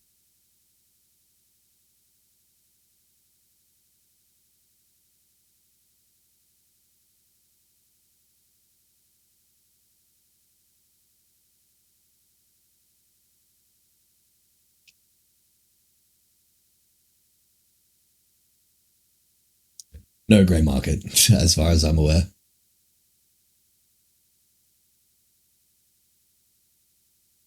Do you have to have a full trip each time? Well, look, microdosing, here's the thing, dude. Microdosing is like hopping on TRT. Like, you might mog a little bit, but the blast is where the real good shit happens. So it's the exact same analogy. Big doses is where the magic happens for sure. But I would suggest doing it with an anxiolytic, like pregabalin. Like, genuinely, doing psychedelics without an anxiolytic, that it really can end badly, man. Bad trips are no joke. You want to avoid them at all costs because they're just trauma. You don't want trauma. You'll feel destabilized by it more than anything. So avoid bad trips. Take a sufficient amount of pregabalin before a trip. That's what I would suggest.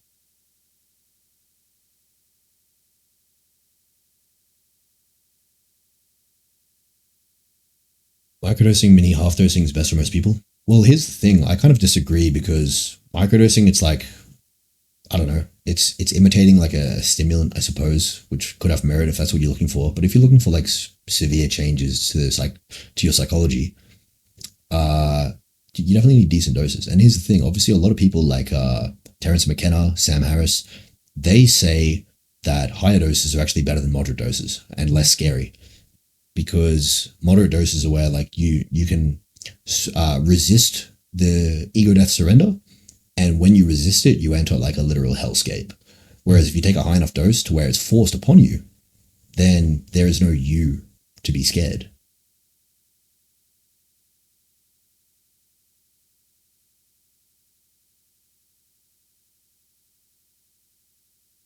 How do I stop my heart beating crazy while speaking with girls? Probably just use propranolol. Propranolol would be good in that environment. You're saying take it with pregabalin, which is an anxiolytic medication.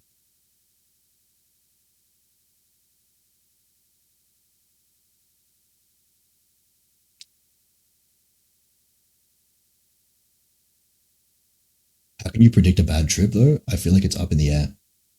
It's hard to predict. You can't always predict it. If you don't have the anxiolytic buffer of something like pregabalin, a trip can turn pretty nasty pretty quickly.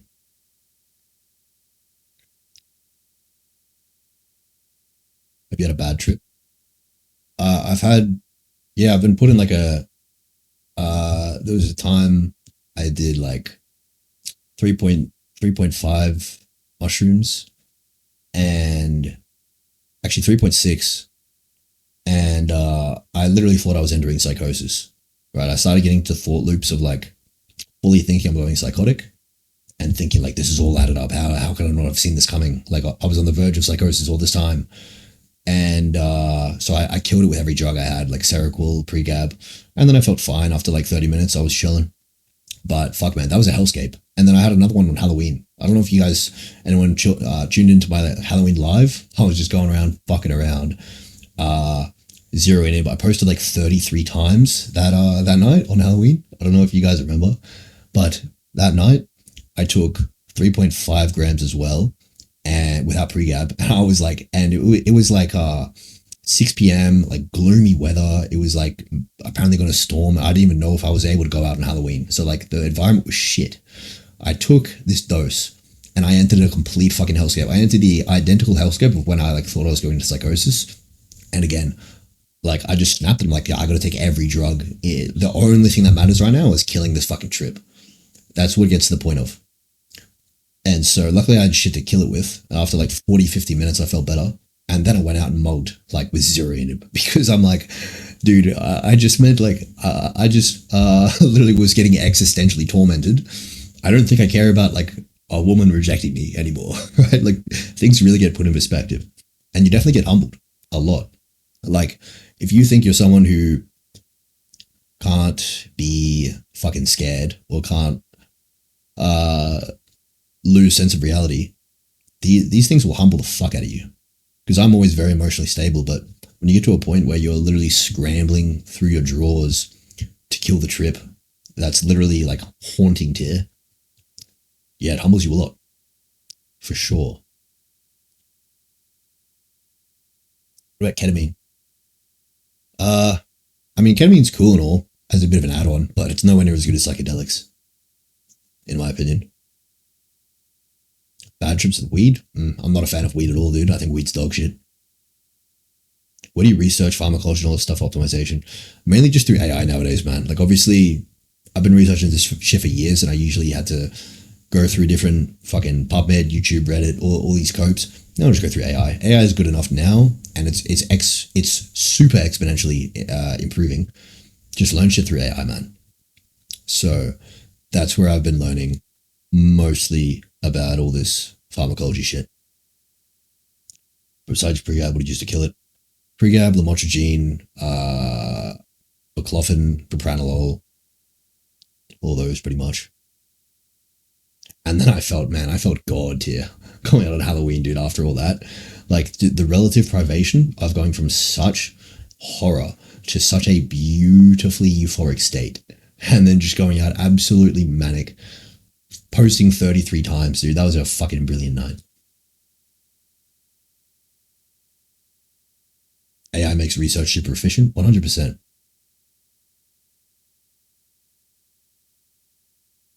So after you do it once, the ego death, etc., what's the benefit of continuing with LSD? Well, dude, you don't kill your ego. Like, yeah, your ego temporarily dissolves and then it comes back reintegrated. And, you know, the benefits just simply stack up.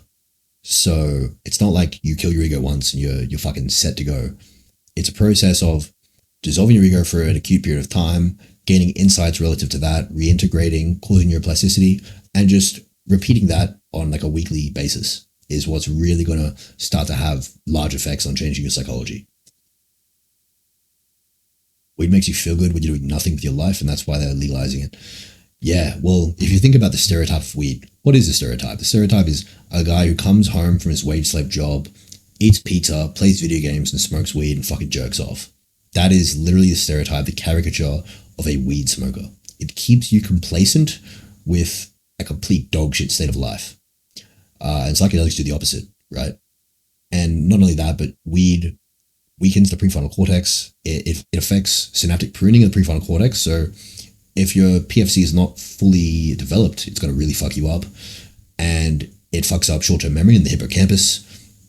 It fucks up overall executive function. So you have less focus, less willpower, less impulse control. And man, psychedelics do the opposite. You know, they improve hippocampal neurogenesis. They improve prefrontal cortex activity. They improve neuroplasticity. So they mold cannabis to absolute death. Be nostalgic about childhood. A little bit, but I also feel a little bit more disconnected from my past now. It's interesting because you realize that kind of realize the illusion or the process of the self, because the self is just a continual process based on certain brain network activity. And what I mean by that is you can start to see the code behind what constitutes the self and who you are. And when you get to that point, you kind of realize the past doesn't really exist. It just exists in your memory, which is pretty substantially distorted realistically. Like apparently most of our childhood memories are like almost hallucination tier in terms of how distorted they are. So it gets to the point where you have to question, did the past even happen? Because all you have are fragmented memories that are encoded improperly.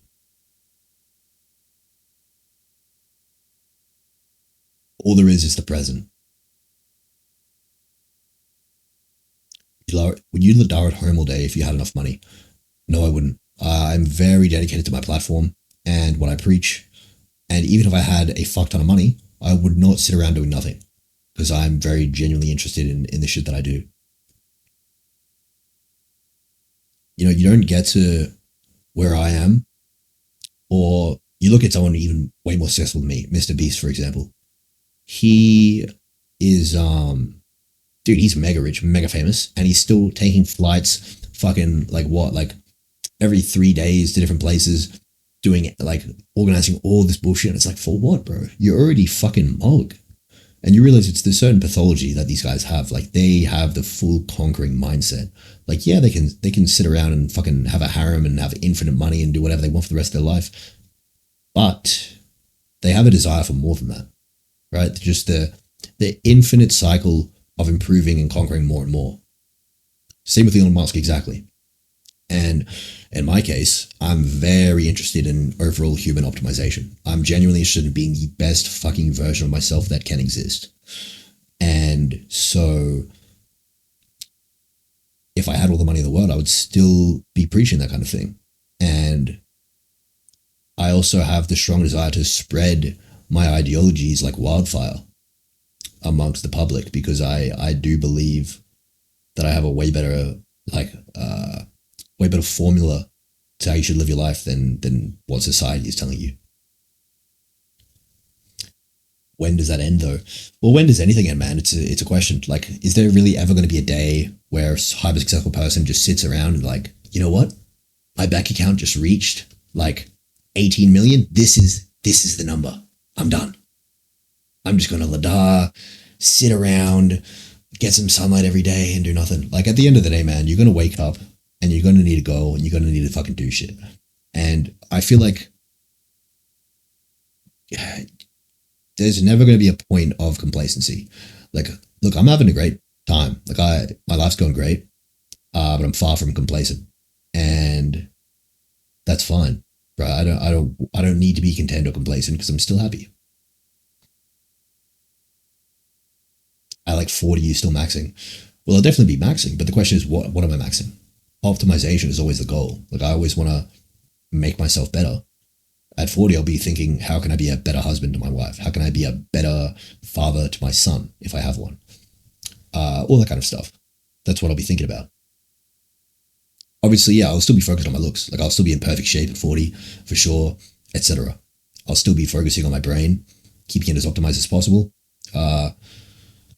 Getting rid of any, weeding out all the trauma-ridden dendrites out of my brain slowly. Getting to a point where I'm at a clean slate, no trauma, no projection onto the exterior world, just minding my own fucking business, doing what I love. Right? That's what I want to be. Do you listen to music while working? A lot of the time, yeah.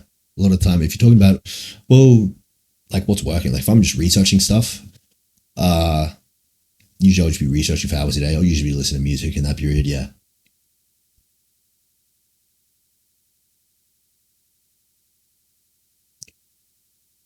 Do you ever think about being like kind of selfish and care about yourself and your partner instead of raising your cortisol with doing extra stuff? Can you elaborate on that? What are you researching right now? One of the things I've been researching lately, well, I'll just fucking check. I'm going to put this on stream, but I've been researching a lot into just surgery specifics because I'm organizing good old rhinoplasty and hair transplant. So we got rhinoplasty, hair transplant, psychedelic truth perception, ketamine tolerance and long-term drift, height and penis size fucking percentiles, talking about my rage baiting strategy analysis,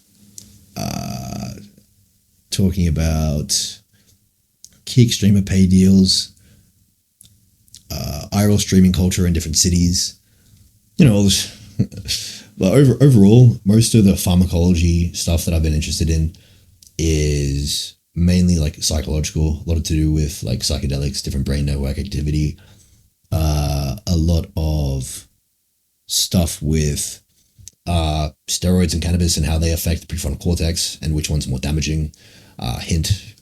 Cannabis and alcohol are a lot worse for your brain than androgens, by the way. So all these people talking about like the roids fuck your brain. Dude, alcohol fucks it way harder, right? And cannabis fucks it noticeably harder. So that's the ironic part.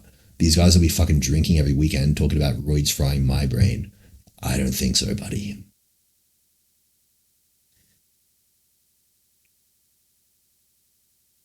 People in VC get impressed by your voice. Yeah, they do. I mean, last time even back in like late 2020, my voice was probably a little bit higher back then. I was playing some Among Us and people were like, holy fuck, dude, it's Corpse Husband. And I'm like, chill, bro. Not that fucking deep, especially in real life. But you've got to understand, like people like Corpse Husband, if he's talking fucking loud, walking around in a nightlife setting, he's going to sound a lot higher pitched as well. That's what people don't realize, obviously. Alcohol's a neurotoxin. Alcohol's a poison, brother. It's awful for every organ in your body and disgustingly neurotoxic, even in small doses. If you look into the research on it, it's pretty fucked. Like alcohol's gotten away with this shit for so long because science just wasn't up to par. Now that we have science and we realize, holy shit, ketamine is actually good for the brain in some contexts. Psychedelics are really good for the brain. And alcohol is fucking dreadful for it. This has only come out recently. Using salvia? Fuck, I'm never touching salvia in my life, dude. I don't want to live as a fucking goalpost for 100 billion years. No thanks.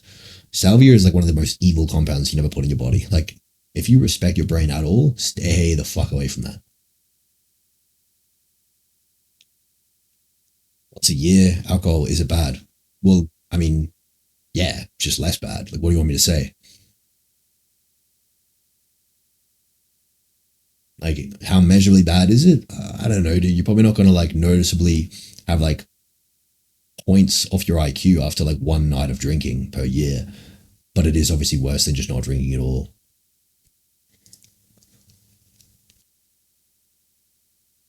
Research games like alpha PvP. I'm not into stimulants too much. Cannabis fry your brain? No way. Not as badly as alcohol, but cannabis is remarkably bad for affecting synaptic pruning in the prefrontal cortex, and then affecting the hippocampus with short-term memory, and affecting overall executive function, so causing lower impulse control, lower overall agency of your life, more laziness, which obviously is pretty stereotypical of cannabis. Also, obviously, since its effects on dopamine in the striatum causes heightened salience, and that's what can cause like paranoia and psychotic symptoms, because it dysregulates the dopamine system.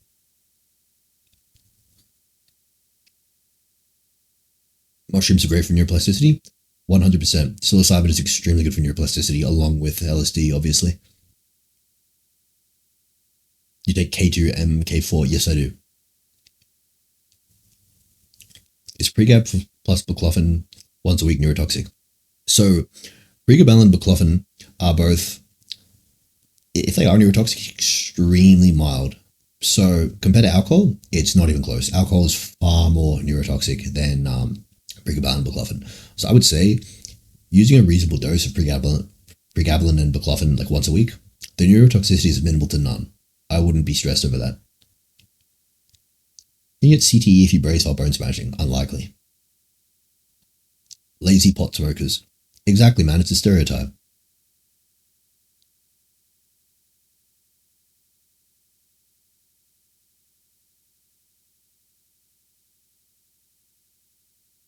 Why is gear overhated? Well, gear is overhated because it makes sense why society would want to suppress gear. Like, it's not a very universalizable principle. Like, if everyone hops on gear, society is going to be harder to control, because the men are going to actually stand up for themselves, and they're going to probably see through a lot of the bullshit that we're fed. And it's going to be harder to just overall control people like sheep, which is obviously the goal. And so they'll spew bullshit like your heart will fucking explode and your dick will fall off, and I don't know, like you'll age to like 40 years old in a couple of years. All these fucking copes. And they talk about how neurotoxic it is. Like, dude, you look at the literature, alcohol is so much worse for the brain than like even blasting roids with an AI. Like, it's ridiculous, man. It's fucking ridiculous.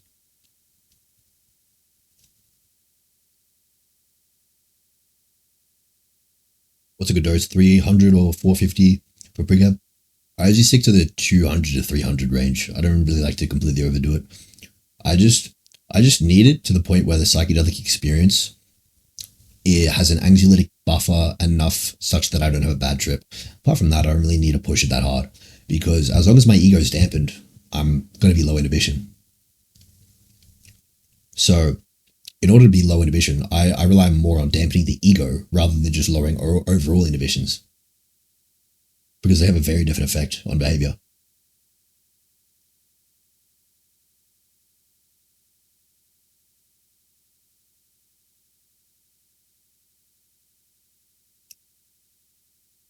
Too much pregab? Yeah, dude, too much pregab. I have a lot of experience with that, dude. Too much pregab will fuck you up. Because in high doses, instead of just inhibiting glutamate, it actually starts to inhibit GABA. And that's when you get fucked up, dude. That's pretty brutal shit. You ever smoked DMT? No, I haven't, but I'm very interested in doing so.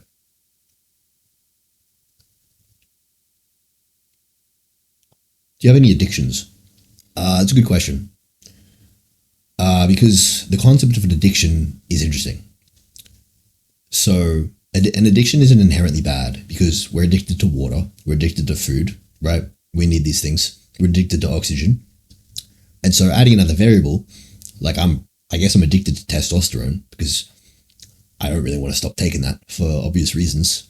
But why would I, right? That's a thing that's sustainable, and so that addiction is completely justifiable. Whereas you compare it to like an opioid addiction, here's the thing. If opioids didn't build any tolerance, then an opioid addiction wouldn't even be a bad thing. If you could live every day high as fuck, feeling great, every single day with no tolerance, would opioid addiction be a bad thing? No, it wouldn't. It actually wouldn't be a bad thing anymore. It's only the dependency that makes it inherently bad. And so I would say you could maybe say I'm addicted to psychedelics because I do look forward to taking them every weekend in order to plasticize my brain, tweak every little dendrite and synapse to exactly how I want it. But the thing is, look, the 5-HT2A receptor is very elastic, it internalizes quickly, it recycles quickly. So it's not like this is going to be some unsustainable process that will lead to my demise. So overall, do I have an addiction? Maybe, maybe not. Certainly not an unsustainable one, I would say that. Addicted to the MOG, that's one thing. I'm pretty addicted to overall optimization. I'm pretty obsessed with improving everything about myself, and that's one thing that obviously most people aren't.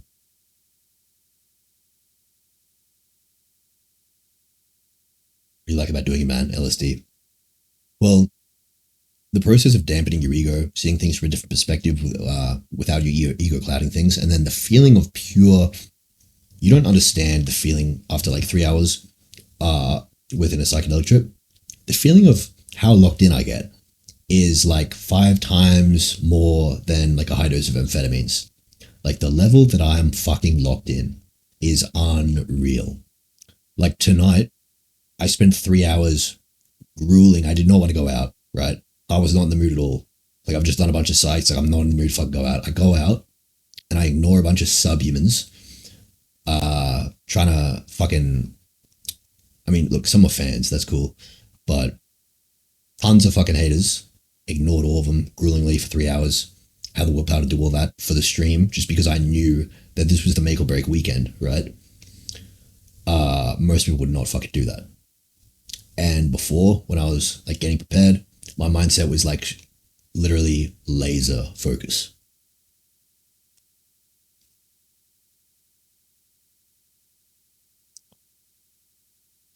Like everything that I'm getting, when I'm getting like prepared, I'm on LSD, it's like I'm doing a fucking tool assisted speed run in a video game. It's crazy.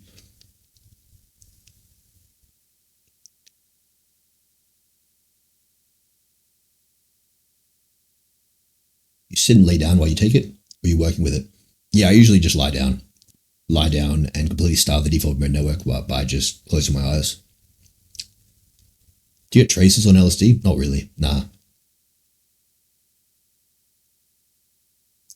For 3 hours or so? Yeah, usually about 3 hours after dosing, that's when I'm like good to go. That's when I'm just like fucking locked in, ready. Used to play games sometimes, I know. Recently, in the past week, I played a little bit of Overwatch, but it's been so long since I played games, like almost a year. What's your stack for productivity? I don't really use anything for productivity like during the week, but overall, like psychedelics are the best for productivity for me, by far.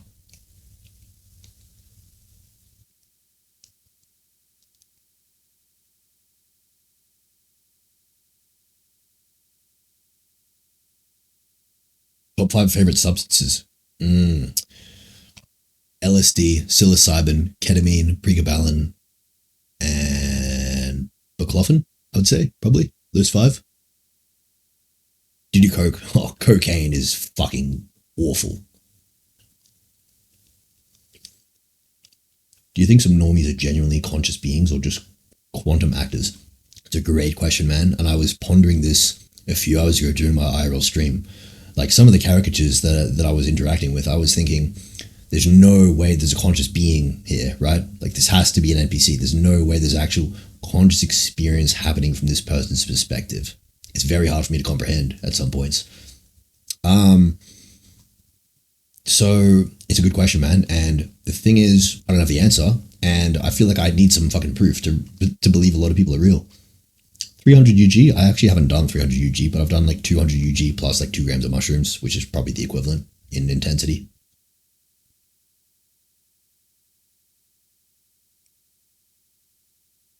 Are you a woman on roids?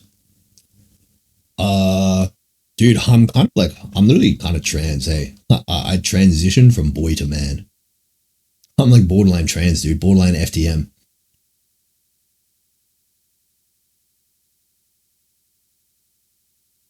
A quantum actor, it's a pretty peaceful experience. Is Coke awful or is your Coke awful? So Coke is awful in the way that works. So it affects the transporters, right? Which causes a lot more damaging long-term tolerance. And it also affects the voltage-gated sodium channels in the heart, which is extremely cardiotoxic. And it's profoundly neurotoxic as well. And honestly, the effect is really not that fucking good. Like the level of inhibition that I get lowered from Coke, it's not even that good. It doesn't feel that fucking mog. Psychedelics mog it to death, and instead of being neurotoxic and body toxic, they're actually benign for the body and extremely good for the brain. So Coke's dog shit, honestly.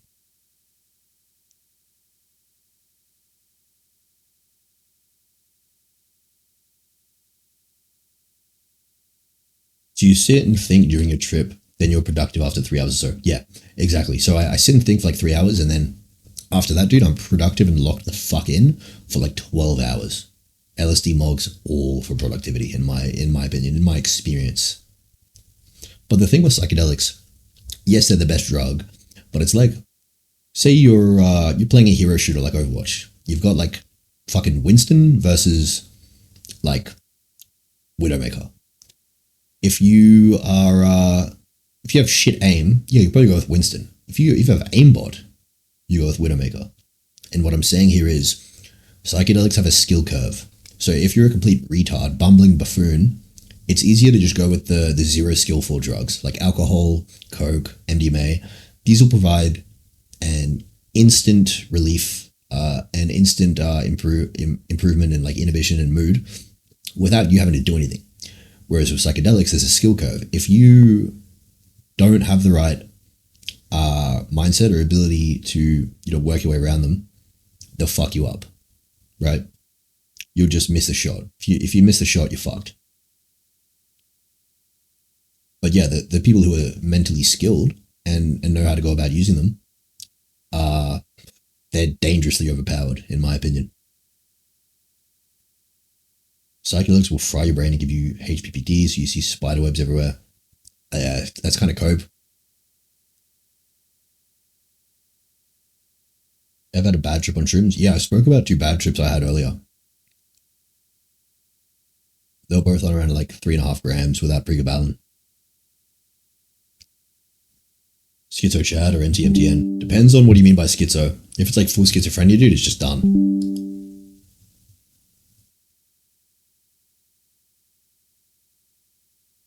Thoughts on roping?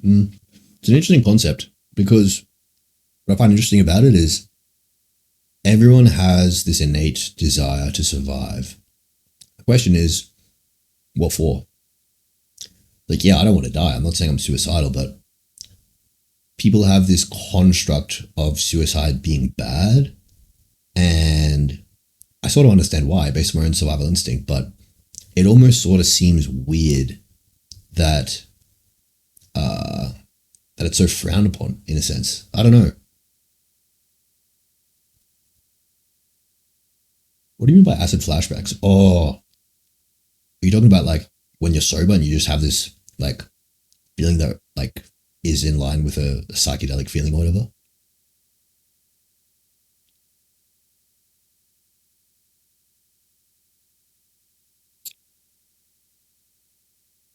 After LSD, you think there's something after death or just GG?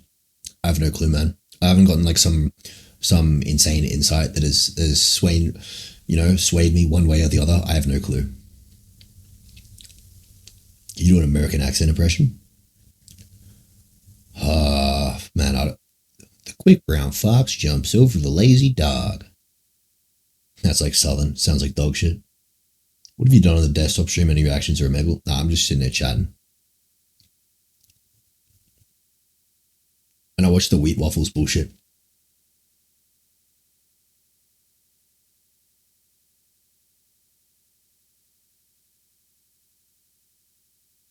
The thing I'd consider frowned upon with suicide is what it does to your family.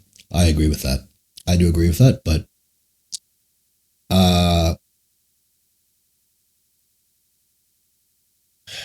it is a tricky one. It is a fucking tricky one with family. But I feel like a lot of people will have like literally nothing. They'll have like no ties to really any family members or anything, and people still are like, you know, just hold on. And it's like, maybe he shouldn't kill himself, but like, also why shouldn't he? You know, if he wants to, what's the big deal? Because just imagine, right? Imagine this was all a cosmic joke, and when you die, you get out of the simulation and you're just in a pure utopia. And then people like Brian Johnson, you're seeing like this person in the simulation, you're like, this guy is trying to stay here forever. What the fuck's he doing? Like, this guy is literally the cosmic joke. He doesn't realize once you die, that's when the good shit happens. That's a possibility, right? That makes it kind of interesting to think about. Because yeah, we have a survival instinct, but you also don't know if there's something better afterwards. Again, I don't purport to know. I have no fucking clue what happens after we die, but it's just an interesting thing to think about, to ponder, to take into consideration. Have you considered fat grafting for round eyes? Nah, don't really give a shit. Are you religious? No, I'm not. I'm agnostic. I'm not like strictly, you know, look, I think there are a lot of contradictions with some of the mainstream religions, but there certainly could be a God or some sort of, I don't know, some sort of deistic object. Some sort of deistic entity. Religious people believe in heaven, but they still don't kill themselves. It's interesting, man. Like, I can't really wrap my head around people who are like fully gnostically religious, like believe it to their core. I can't really comprehend it. I got trauma from psilocybin years ago when I was an incel. I ascended hard since then, so I tried again. This is why I say, man, you got to take it with an anxiolytic. So I suggest taking it with pregabalin at around 200 to 300 milligrams. Because yeah, a bad trip is no joke, and you just don't want to rack up trauma, man. Like, anytime that I had a bad experience, even though it ended up turning out well, right? Like towards the end of the trip, I did feel a little bit destabilized the following week. Just because, yeah, experiencing something that haunting can linger a little bit. So definitely don't farm bad trips, dude. It's not like, oh, you know, you need a bad trip to fucking, like, it can shake you up in a positive way, but overall, man, you definitely shouldn't be seeking a bad experience like that. What are you eating? I'm just having some mints right now. You believe AI is God, or at least when it's super powerful? It's an interesting question, man. Me and a good friend of mine are like really interested in AI, especially since it's going super exponential right now. And there have been multiple times where I'm literally like full like ego dissolved, and I'm literally spamming, I need an artificial super intelligence to tell me who I am. And I'm just spamming that because it's interesting. Because like an artificial super intelligence would know who you are better than you do. Thoughts on GYG? I don't have any fast food. I'm not a fan. I just have chicken breast, white bread, white rice, cereal, and skim milk.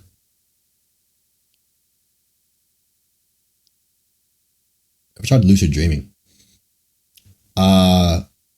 Yeah, sometimes I lucid dream just like by accident, like I realize I'm in a dream, and then I spin around to gain access to the dream. Like, this was crazy. It felt like a psychedelic trip. This was like maybe a week ago. So I was like in a dream. I was like in bed with a girl, and she was literally like recording my like naked body, and I called her and I'm like, what the fuck are you doing? Like, you got to delete that. And then she was like refusing, and I'm like, what the fuck's going on? And then I was like, why is she doing this to me? And then I woke up and I was like, what the fuck? And then I dozed back into the same dream, and she's like, you know, I have that recording. And I'm like, what the fuck? And then I'm like, wait a second. What the fuck's going on here? And then I spin around in circles, and that's when you gain access to the dream. I don't know if you know that, but if you spin around in a circle, you literally, boom, I can do what I want now. And then I went up and punched a fucking hole in the wall. And then I turned around and I did some, like, I was violent. I had to get my revenge. And then I exited the lucid dream, woke up. Spin in a circle. So in the dream, you literally just spin in a circle, like on your feet. I'm trying this. Yeah, it's good, dude. If you realize you're in a dream, spin a circle, you gain access over it. It's fucking crazy. Psycho confession. Dude, it was like I had to do it. Like, the chick in the dream was like haunting me. I was like, dude, I gotta get like my revenge. I mean, it's not real, so it's whatever.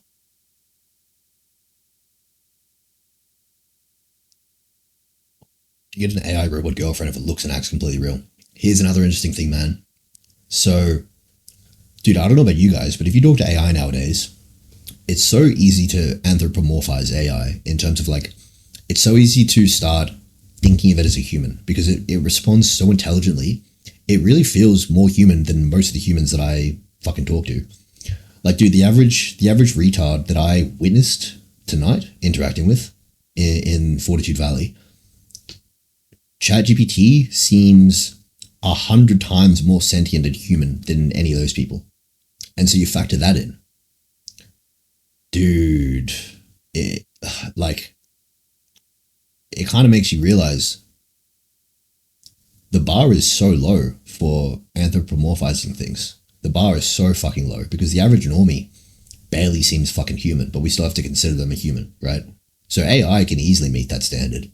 And that's where it gets kind of interesting because if they created like something that literally looked exactly like a woman and then had like AI programming to seem like more human than a human does, at that point, things get very interesting.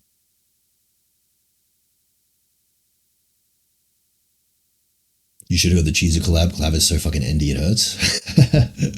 I think honestly Clav's pretty neurotypical. Like, he's charismatic. Like, you can't be in a position like Clav without having like a decent amount of charisma, in my opinion.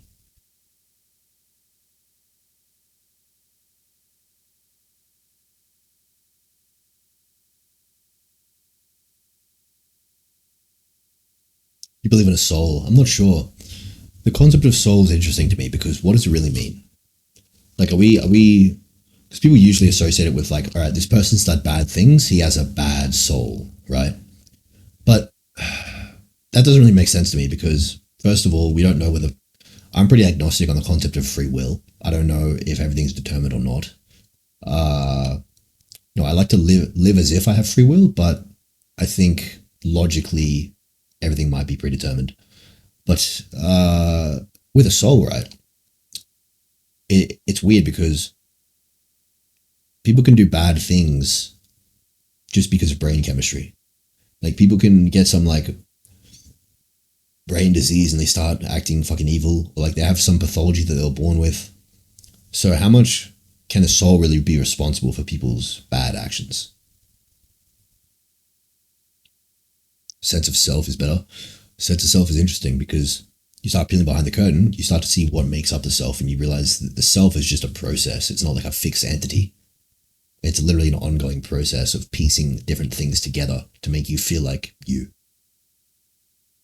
Imagine having a super realistic female robot that complied to do as told. Yeah, it's interesting, man, because years ago I would have thought that's ridiculous, but now that I'm actually seeing how intelligent AI already is and how it's literally super exponentially improving, it's fucking scary, man. It's just the robotics aspect. If they could handle the robotics aspect in terms of like completely replicating a human body, I think everyone would turn to that, honestly.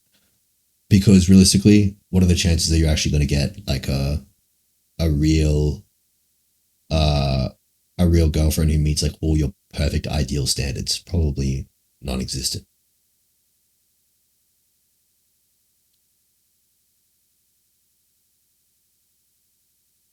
I remember from night out on pre-gab and caffeine. What should I eat now? I would suggest eat some fucking chicken with a bit of rice, or maybe some cereal with some fucking skim milk powder and whey protein.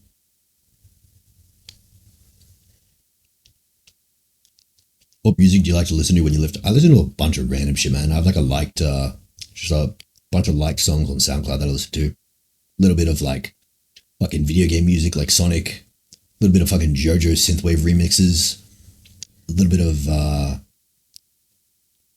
just random songs you'd hear on fucking TikTok or like some YouTube video that I've picked up over the years. Do you listen to funk? I was pretty into funk in 2023. I don't listen to it that frequently anymore, but occasionally. Almond milk worse? Yeah. Probably not too ideal. Like, you don't want high fat. BP songs? A little bit. Like, Better Luck Next Time. I like that one. What pharmacology do you recommend for OCD? Interesting question. So, OCD, if you just lower glutamate through like lamotrigine, that's not a bad option. And then if you combine that with psychedelics can also improve OCD.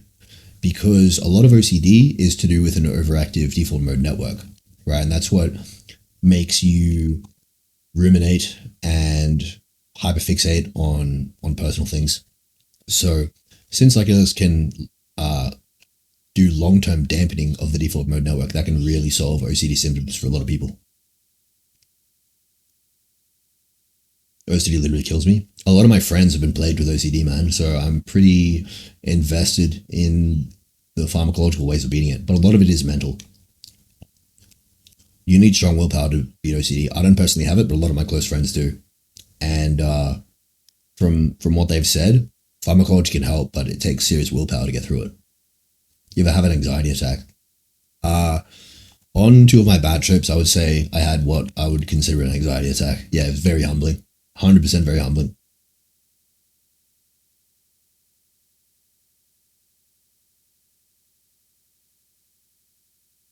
It was pretty short-lived because I killed it with some pharmaceuticals, and I was all good then. But yeah, for about an hour in both cases, pretty fucking bad. I've suffered bad my whole life from OCD. It's the devil. Yeah, man. OCD can be fucking brutal, for sure. From what I've heard from my friends, dude, I've had friends that have seriously been fucked up by it.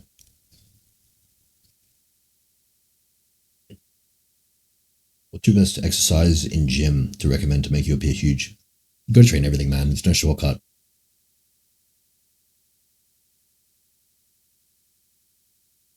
What pharmacology do you recommend for ADHD and autism?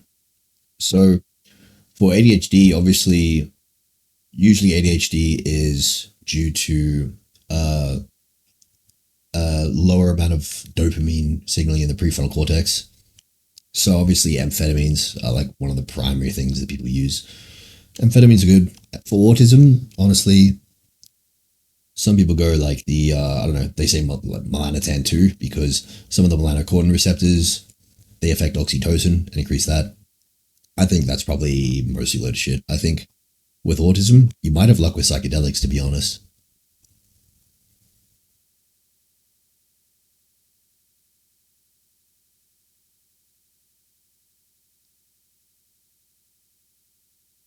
Thoughts on injectable topical DHT or Proviron? Not a huge fan, personally.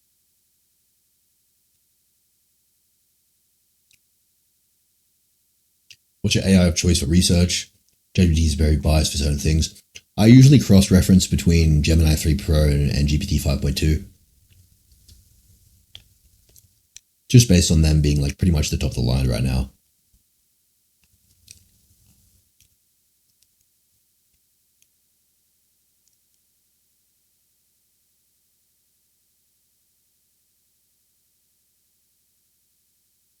What's stopping you from recreating the Forest Pick look undeniably your prime? I can guarantee, man, it wasn't my prime. I'll actually pull up a pic that's from like the same era. I'll get a good comparison going, so you can like put this in perspective.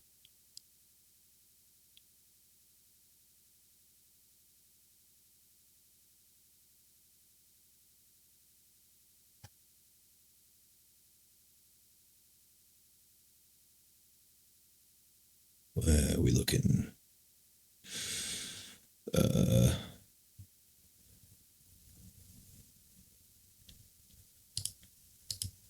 yeah.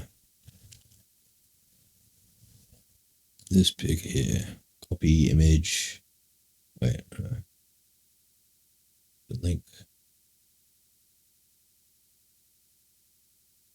Yeah. Okay. Wait. Look at this. This was the same era as Forest Pick.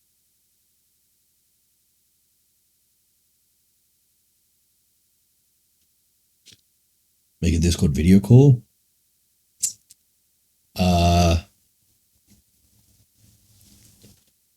Fuck, dude, I'm not really in the mood right now, to be honest. Next IRL stream picking up uglies when? Yeah, we'll see what happens. Does FT2 really make people more social? Nah, I think it's mostly cope. A slight boost in oxytocin is not going to make you fucking low inhibition or anything. It's ridiculous. What if you have really red/pink undertones? Wouldn't tan ruin warmth and harmony? We don't want pink undertones. You don't want to be fucking pig-skinned. When's your next IRL stream? Perhaps in a week. We'll see if the hate's dwindled a little bit by then. If not, don't really care. Just Brisbane, bruh. This is the rest of the world, you know? I'm thinking a little bit bigger than the pond I'm in. Is the hair painted on? Yeah, dude, this is not a fucking real hairline, dude. It's a reverse engineered hairline. It's good to bring more attention. Yeah, I agree. To some extent. Like, I don't think all publicity is necessarily good, but it might be better than nothing.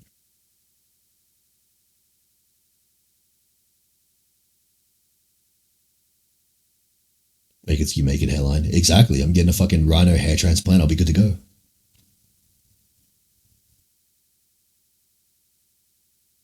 You have any specific LOOKSMAXX goals for 2026 or just maintain? So very shortly, hopefully within a month, I'll get hair transplanted rhinoplasty, and then I'll recover from that, and I'll come back, get as lean, tan, and jacked as possible. As always, keep everything completely dialed in, training every day, perfect diet, and continue on the path of getting slightly bigger year by year while maintaining my youth. That is the goal. You scared your rhino will get botched? Well, I'm going with a very experienced surgeon who seems to have like a broad portfolio in terms of the types of noses that they perform on. Because obviously if they just perform on Asian noses, might be bad. But this seems to be an experienced surgeon, so I should be fine. It's like a 95% success rate he has. Rhinoplasty's law, all Hollywood actors do it. Yeah, exactly. Your nose is good?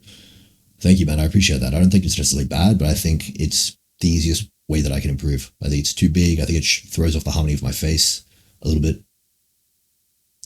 What type of nose are you looking to get? I'm just looking to have it less projected and like a little bit straightened out, a little bit thinned here, but overall just less projected from like the side. Because it just simply projects too far outwards.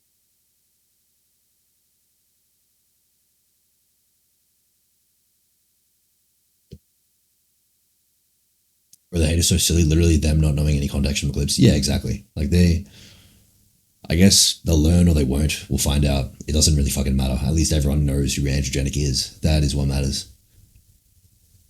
Philippines. No, I'm going to Thailand for surgery. Get an upturned nose. Look, I haven't really decided whether I need it more upturned because my nose is actually sort of decently upturned, but it can look downturned from like a high angle because of how far the tip projects outwards, right? So if I look to the side,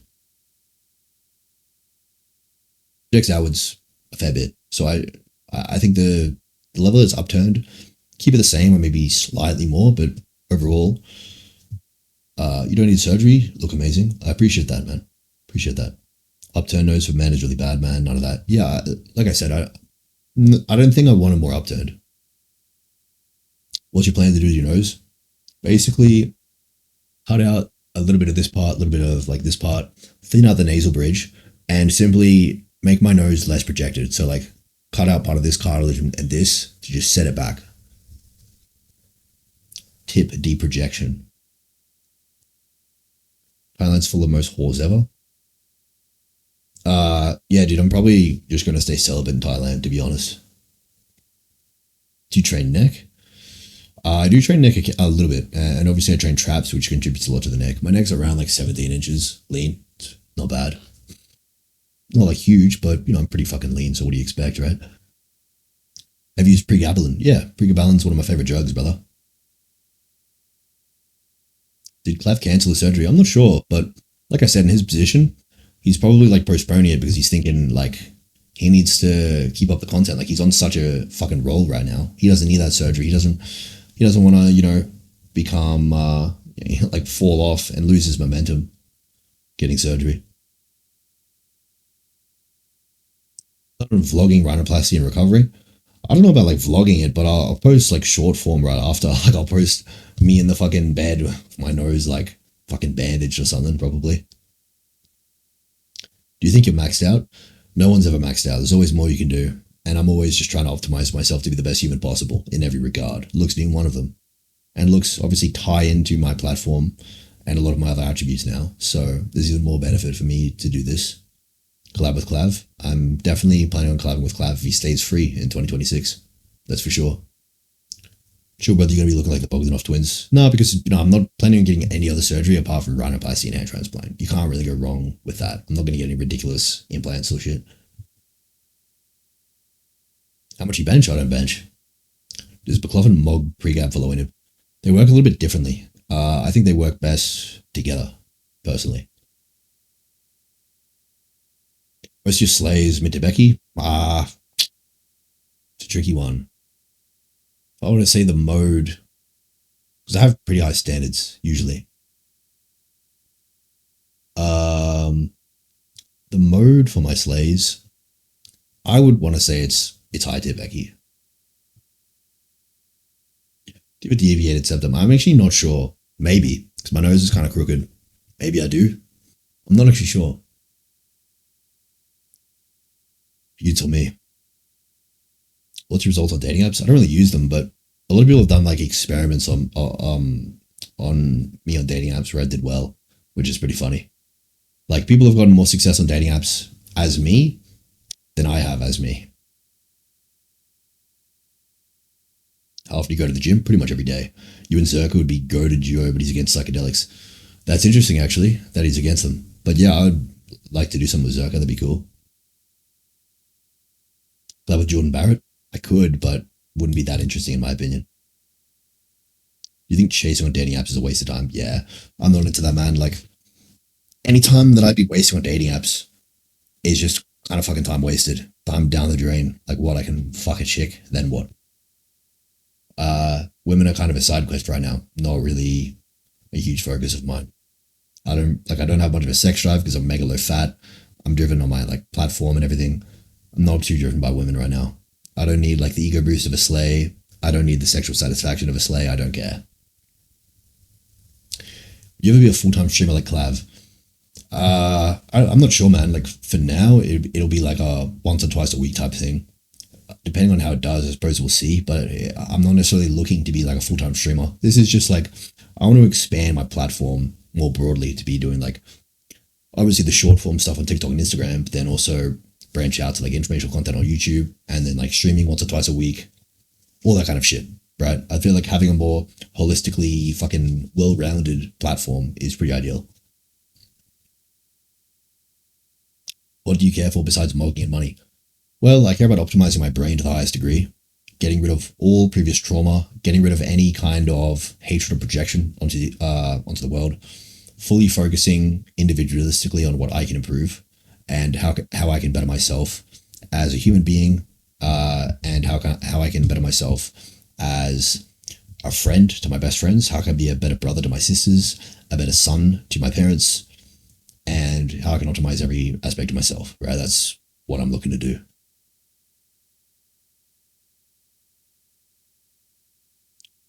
Clofen and pre-gab lower in more than alcohol. Well, they're a bit different because alcohol inhibits the prefrontal cortex a lot stronger. So alcohol will lower your impulse control more than pre-gab and baclofen. So pre-gab and baclofen, they will lower your inhibitions, but keep you pretty switched on and still have decent motor function and decent executive function. Whereas alcohol turns you into a bumbling retard, essentially. So alcohol can make you lower inhib in the sense that it'll just stop you from being able to control your impulses.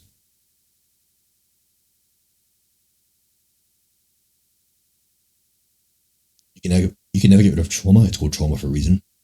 Well, I mean, trauma is difficult to get rid of, which I've experienced, like because I've gotten rid of more trauma than 99.9% of people, and I do believe that. But you do get to a point where you're like over the Dunning-Kruger hill and you're like, holy fuck, there is a lot to unpack here. There really is. But I think you can go a long ways to get rid of trauma. It's not like I've had severe trauma anyway, right? Do you like being alone? It depends. Like I like being with family. I like being with my close friends. Sometimes I like the company of a girl, but it depends on the scenario.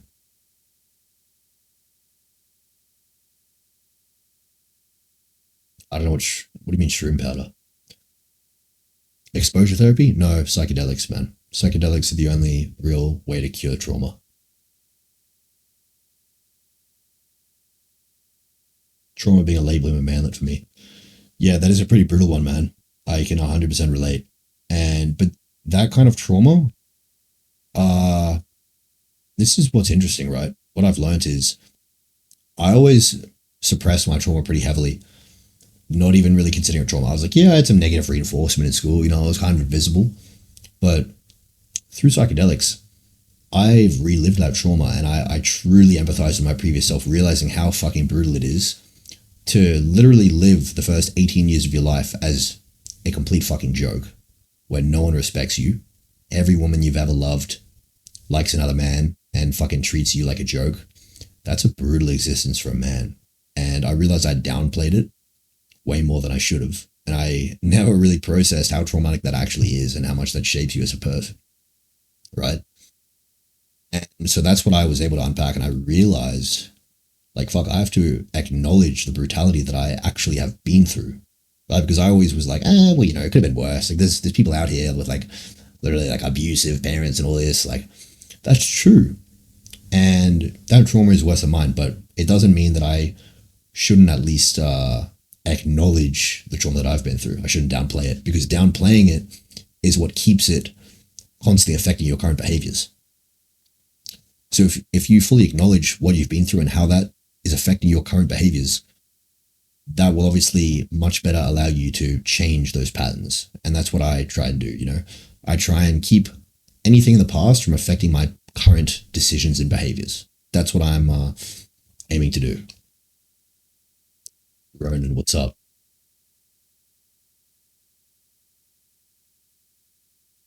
You ever had a near-death experience, so awakening? Honestly, not really. Not particularly. But I can understand why it would be awakening. And I've heard stories of people like really switching their lives up after it.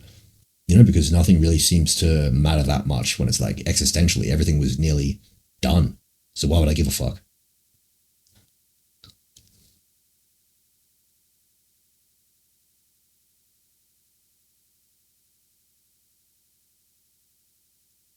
Psychedelics are pure cope. They don't do anything. You'll go back to normal after the trip or end up with psychosis.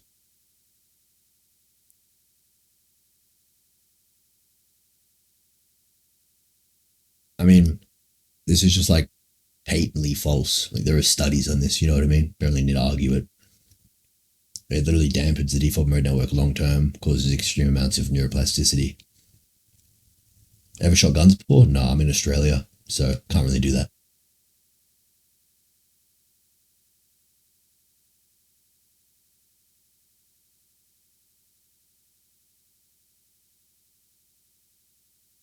Did you pay clippers? Yeah.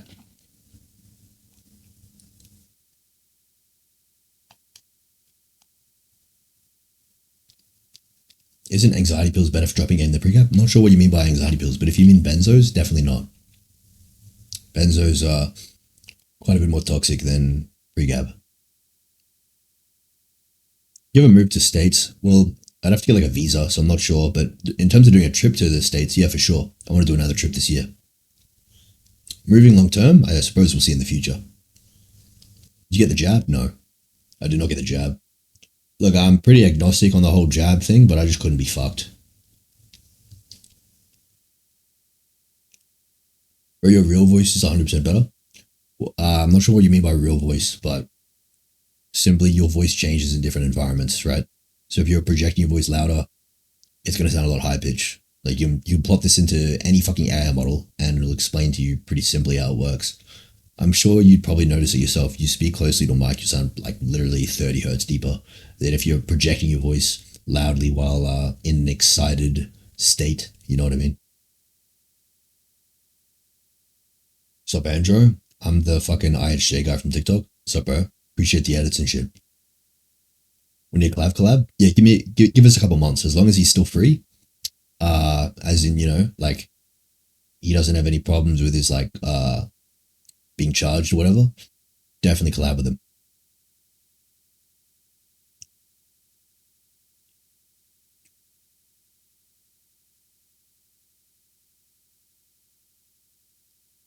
Double Jaw one? Siebes, man.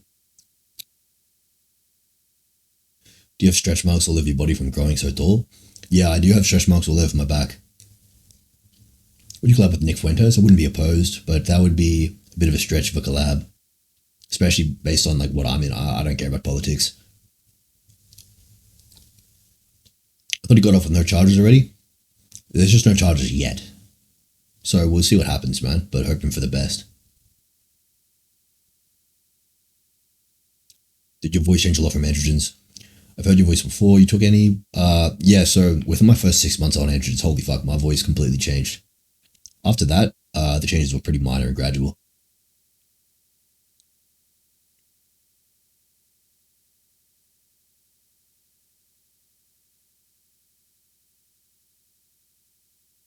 Were your parents mad you didn't go to college? I got nagged a little bit here and there, but I mean, look now, things are mogging. My dad never gave a fuck. My mum wasn't like hugely nagging, but obviously, yeah, me just doing nothing for most years and then just doing security probably wasn't ideal from my perspective, but I obviously had the vision. Would you go on fresh and fit? Yeah, 100% I would.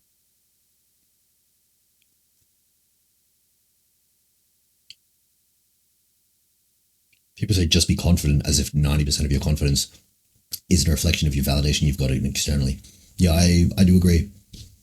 Like, it was always hard for me to comprehend when people would say, like, just be confident.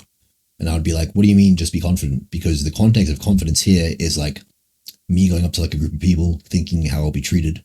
I've always been treated like shit. It's simply pattern recognition that I should probably avoid these scenarios, right? So like confidence in that context is not like something to do deeply with your identity and whether you love yourself or not.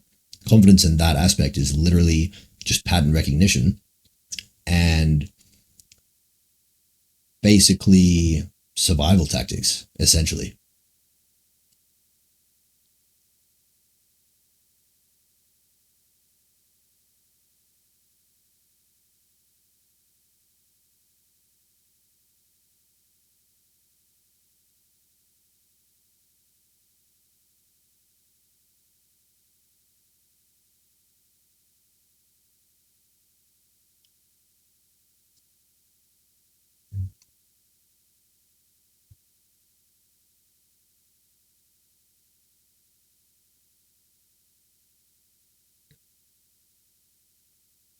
Please don't hook you up with a stream. Yeah, I mean, look, if I have a USA trip in the next few months, definitely we'll do a collab.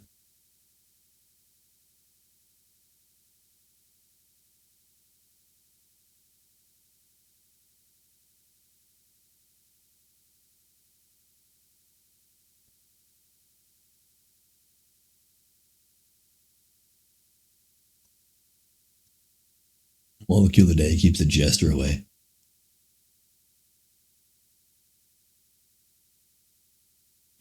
Never been to the USA? No, I went last year in August. I was staying with Clav. You get inspired by Clav, or was your journey independent? Well, obviously my ascension was completely independent. I pioneered most of it, and I've been friends with Clav for about 2 years. We met on Discord, and like I gave a lot of my ideas to him, which he has he's taken on board. But in terms of like starting up, really honing in on my platform, he definitely inspired me because I've been around posting on TikTok like here and there since like 2022. but I was posting very infrequently every few months. And it was only after seeing Clav's success early last year that I was like, holy fuck, this makes it a lot more perceivably achievable to me. So that's when I locked in on posting frequently, and my platform's done well since.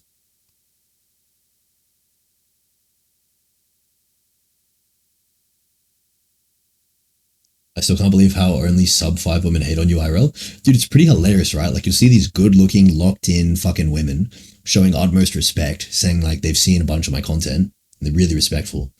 And then, on the flip side, you see these absolute, like, fat goblins, like, talking shit. And it's like, this is the funnel, bro. This is the funnel. The bottom 20% hate on the rest. That's how it is, right? And, yeah, it's always literally the good-looking girls who show the most respect, which is the fucking funniest part. It's not that content that made Clav viral, though. Well, dude, Clav was popping off regardless, man. Like, yeah, sure, he popped off harder with the streaming and the Cheezer collab, but, dude, he was still a big fucking influencer.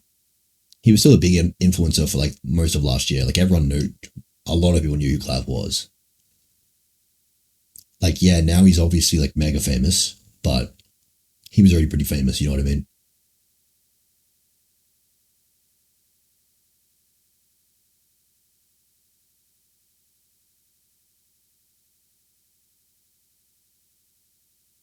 You should definitely move to the US and clip farm there. Australia seems boring.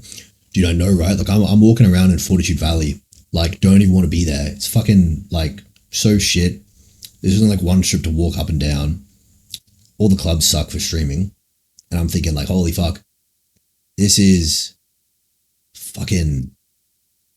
like so shit. It's like a big fish in a small pond. So I'm just walking around, seeing a bunch of NPCs. Like, there's a lot of friendly people that actually know my content. And there's just a bunch of NPCs fucking, like, trying to take the piss. And I'm just ignoring all of them because I'm like, these guys are obviously just, like, the bottom 20% of humans. And then I'm thinking, like, fuck, dude, yeah, this is a pretty small pond. This is getting boring pretty quick, right? Like, we need to fucking go somewhere better. Go to Caxton Street? You take hydrocortisol for your nose, like I've said. Oh, hydrocortisone? Nah. America's dangerous because of the 13%. I mean, it's to be fair, that statistic's mostly on other black people, I suppose, at least.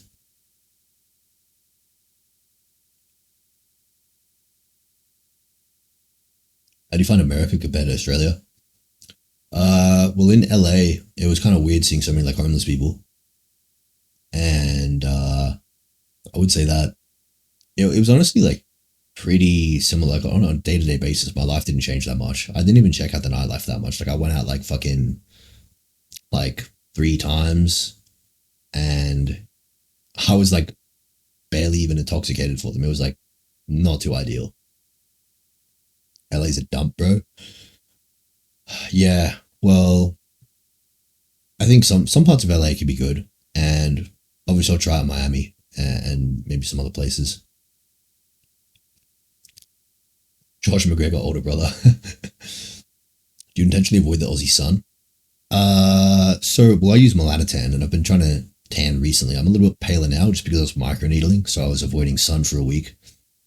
But normally I will take melanotan too. I'll tan at about midday for like 30-40 minutes. But I'll have a hat on and sunscreen on my face and a bit of my neck. But the rest just gets full sun exposure. Why would an Aussie need MT2? That's completely backwards, dude. Aussies need MT2 the most out of anyone in the world. Because we're literally convicts from a fucking cloudy ass UK, and we're put in a fucking boiling hot desert. Of course we need MT2, dude. MT2 should be in the water supply here. That's why we have the highest skin cancer rates of any country by far. We're literally fucking pasty ass convicts put in a fucking furnace.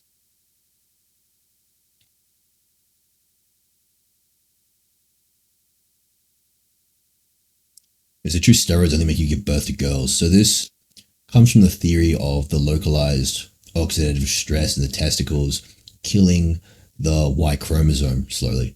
So in theory, oxidative stress overall would cause this. So taking a lot of antioxidants could prevent it from happening. And maybe even like localized fucking rubbing like melatonin and astaxanthin on your fucking ball sack. That sounds fucking ridiculous, but maybe it could work, right? You have a Discord server? Yeah, I don't know if the link fucking is working or whatever, but...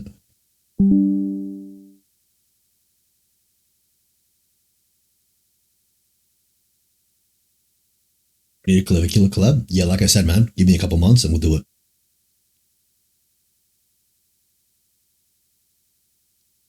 Miami's the best for content. Fresh and Fit is the easiest collab there. I agree, that'd be a good fucking collab.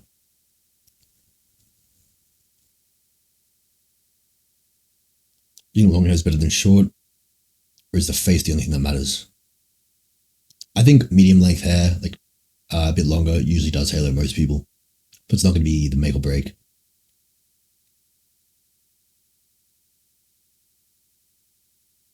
I wish there was a way I only have sons. I agree, man.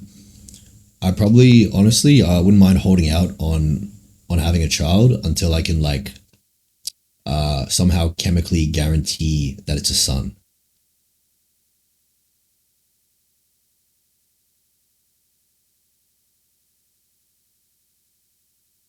You apply Tret daily? No, I take it pretty infrequently, to be honest. Like right now, I just microneedled, so I haven't done it in a few days, but I usually try and do it like 2 to 3 times per week.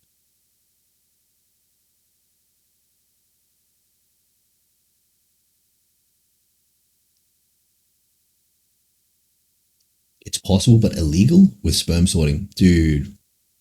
Huh. These guys really just don't want us having sons, hey? It's ridiculous. That's fucking funny as.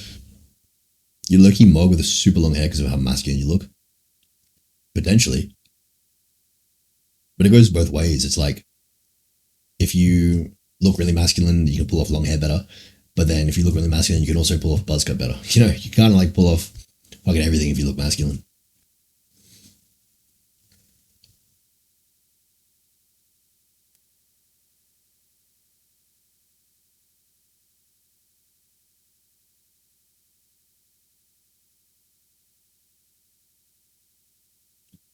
What pheno benefits from tanning the most?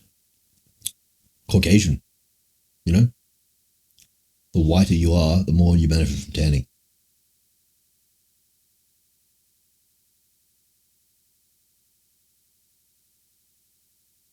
Why'd you change your name from Looks to Androgenic? Looks isn't very marketable. Like Looks, it's too generic. I don't know if you guys, any of you saw the stream earlier where some girl that was locked in on like Aqualix and stuff and said she watched my content. She knew me as Androgenic and as Looks. And I was like, holy fuck, that is interesting. That is awesome.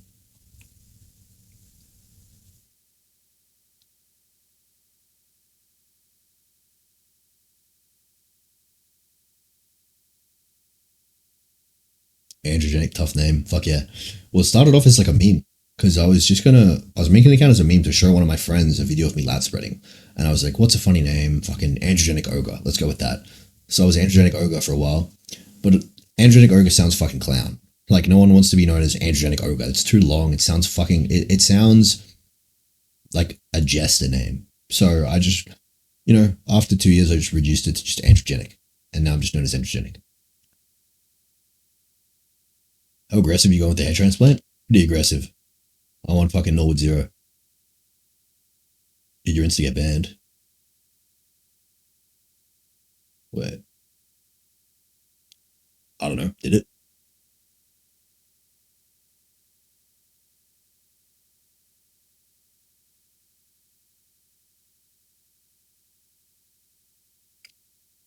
Doesn't look like it. We're chilling. Why?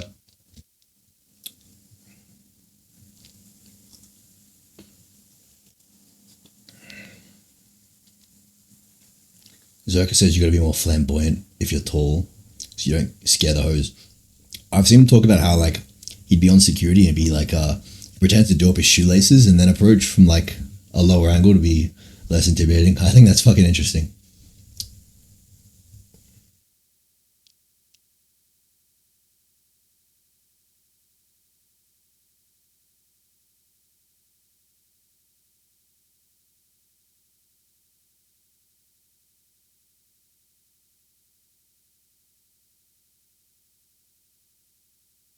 Going out soon? Dude, it's 6 a.m. here. I already went out. I went out for a little bit. Now I'm just back chilling on the desktop stream for a little bit. Probably go to the gym in 2 hours. That was your hairline before you got a fringe. Dude, my hairline's never been good. I never had any temples. It was brutal. So I'm finally going to redeem that.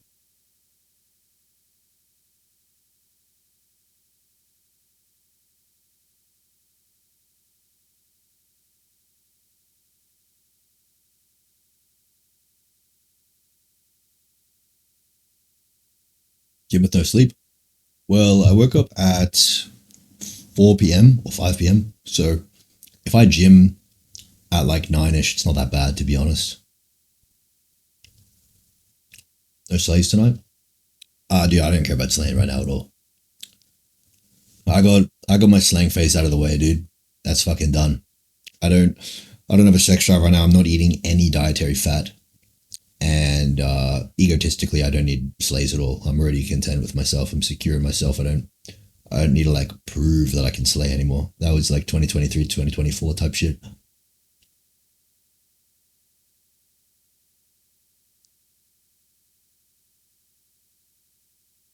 Zerka wouldn't have the same success rate if he wasn't a 6'5" Chad, but never acknowledge it because of his dating program, lol. Well, to be honest, I think Zerka, like his personality does do a lot for him because people don't understand how high the bar actually is. Like, I don't give a shit about getting women, but if you do care about getting women, dude, the amount you can actually be doing, like some people in the forum talk about like, dude, approaching's cope because like if you're good looking, get approached. Yeah, dude, but what percent of girls that are attracted to you are approaching you? Let's say maybe 5 to 10%. So you're missing out on 90 to 95%. And here's the thing, the 5% who approach you are like the bottom 5% because they're extroverted enough to go out of the way to approach you. So they're probably going to approach other men as well, right? That trait of extroversion that they're exhibiting is a red flag for a long-term relationship. So you have to understand that the girls you really want, you are going to have to go after by definition, right? Because if they go after you, they've already outed themselves as having some bad traits.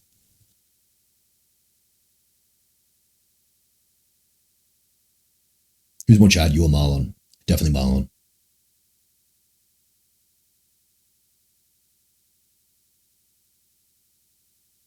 The ugly girls approach you first. I wouldn't say it's a looks thing. I've definitely been approached by good-looking women, but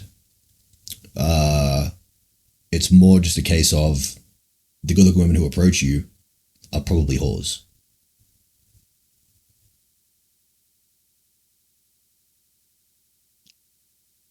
And in my experience, that's been the case, for sure. Like, if you're a person who becomes good-looking and you still are too high inhibition to approach, and so you just rely on whatever women approach you, I guarantee you are just going to get nothing but complete whores.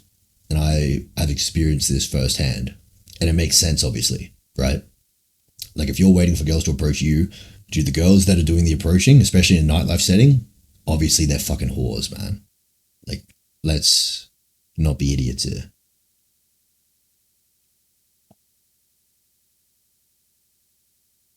Do you think your height carries you?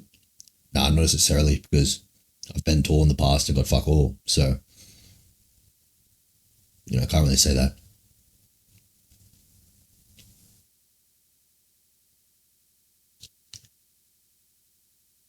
It's better to focus on money, look, status than wasting too much time cold approaching. Yeah, I agree. Like, I don't focus on women.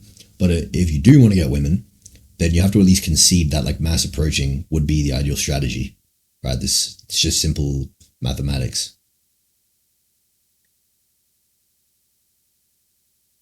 Your college would get better. Tretinoin, GHKCU, microneedling once every 5 weeks. high antioxidant usage, sunscreen when tanning. So yeah, I keep everything pretty dialed in, and I also have just good aging genetics all around.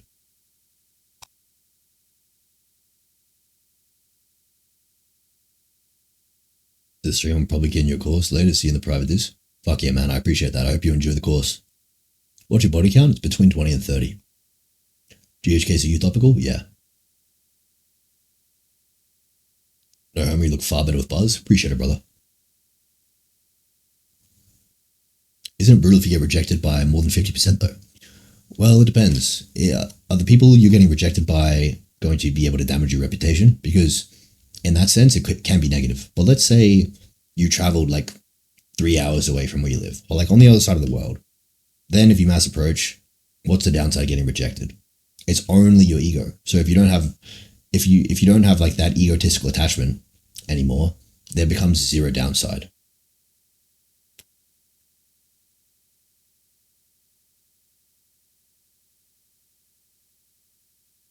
Would join the course, but I'd rather buy 2 large pizzas.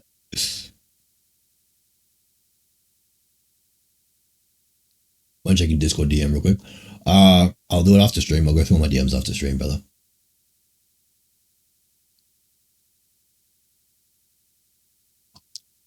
Yo, Chad, the ROI on cold approach is insane. 100%, dude.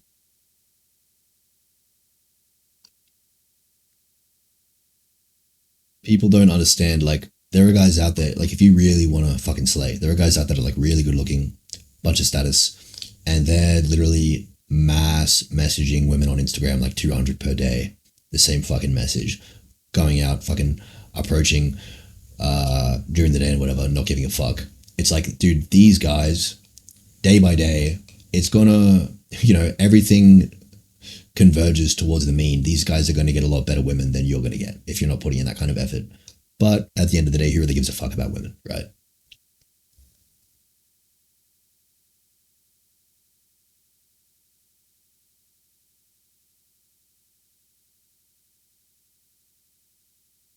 Hair transplant 2026, very soon, within the month.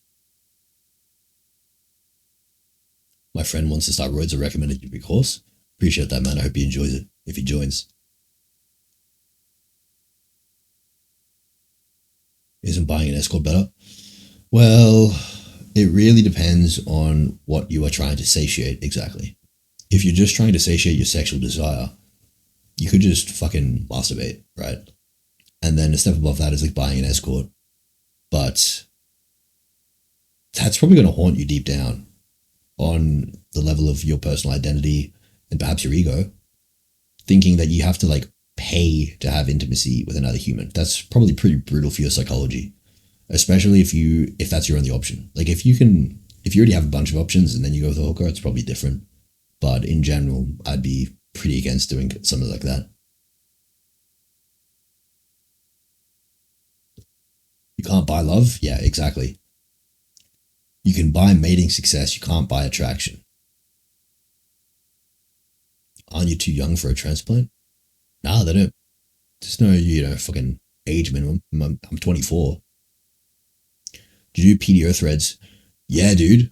I don't know if they're still in here because I did them like March last year. Dude, I have like 50 PDO threads in my face and they did absolutely fucking nothing. Absolute cope. Sex is overrated. I want to see the look in their eyes when they seem like they can't live without me. Those dates where I didn't fuck, but I saw them look at me like that were better than the ones where I just fucked. Well, I agree. There's a lot more to it than just sex in terms of getting satisfaction out of like a romantic relationship. You still streaming What a Goat? Fuck yeah. Yes, I am. For a little bit longer. Love is a luxury. Only a few get to experience either way. Yeah, I mean, even though I've had a relationship, I'd never really say I've been in love, personally.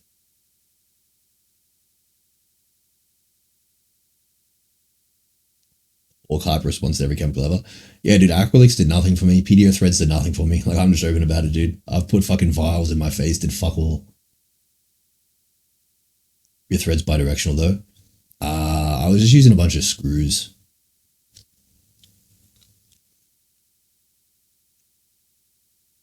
you into crypto at all? Nah, not really.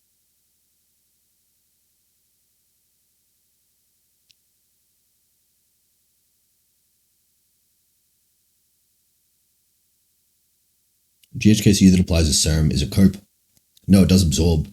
And it absorbs very well after microneedling, but even regardless, it definitely penetrates the skin barrier because the Dalton, the size of the molecule is below 500. So yeah, it's definitely able to penetrate the skin barrier.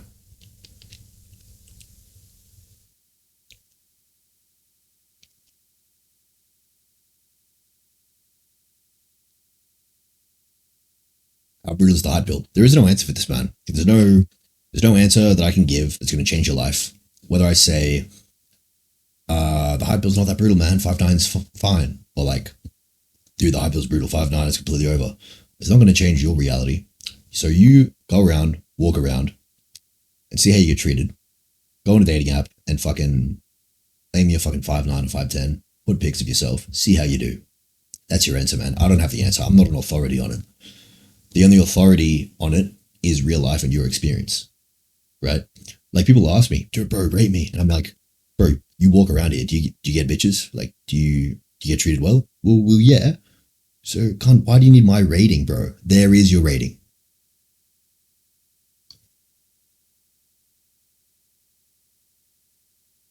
Jung is the GOAT. Very few people worth reading more than him.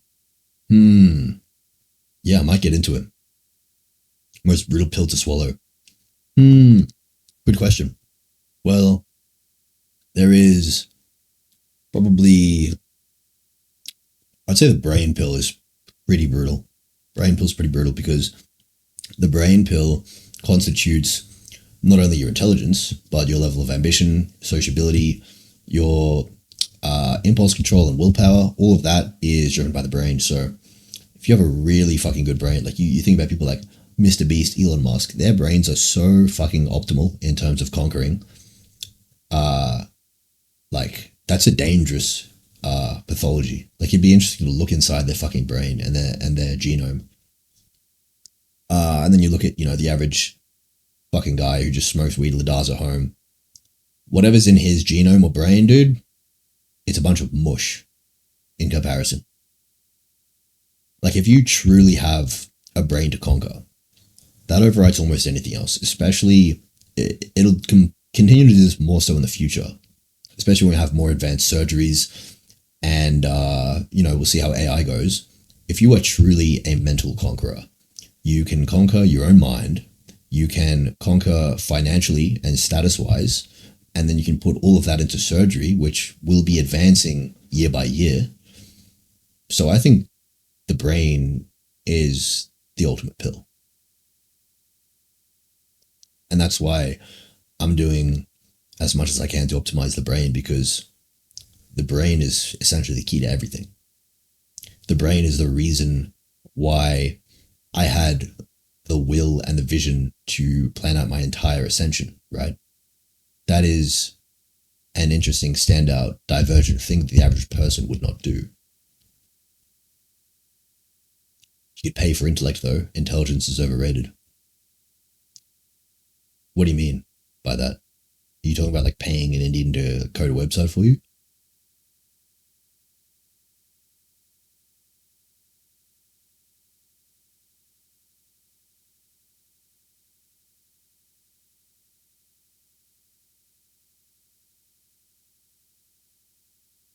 Mr. Beach has managers and shit, of course. But he's the one at the top dictating everything. You don't get there by accident. That's what I'm saying. Right? Obviously, he's not doing a million things, but he has everything methodically planned out. And he's the one on top calling the shots. And it takes a special mind to get there. Neuralink. Yeah, Neuralink will be interesting. But I'm not going to lie. There will be a point in the future where genetics start to matter less. If we can just give everyone hyperintelligence and then give everyone surgeries to make them gigachad. But we're never going to reach that in our lifespan, most likely. So we have to focus on what we can improve. And so in the period of evolution that we're in, I would say the brain is the ultimate pill.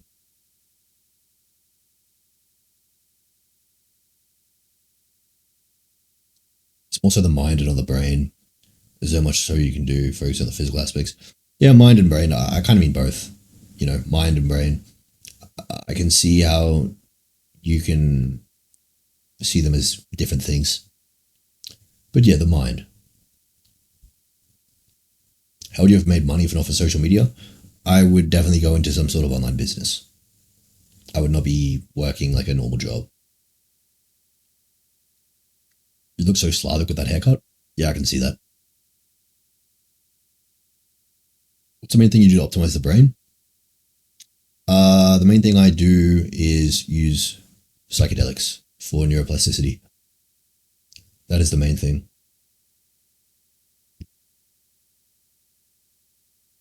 You think conscience is a curse? In some aspects, it can be.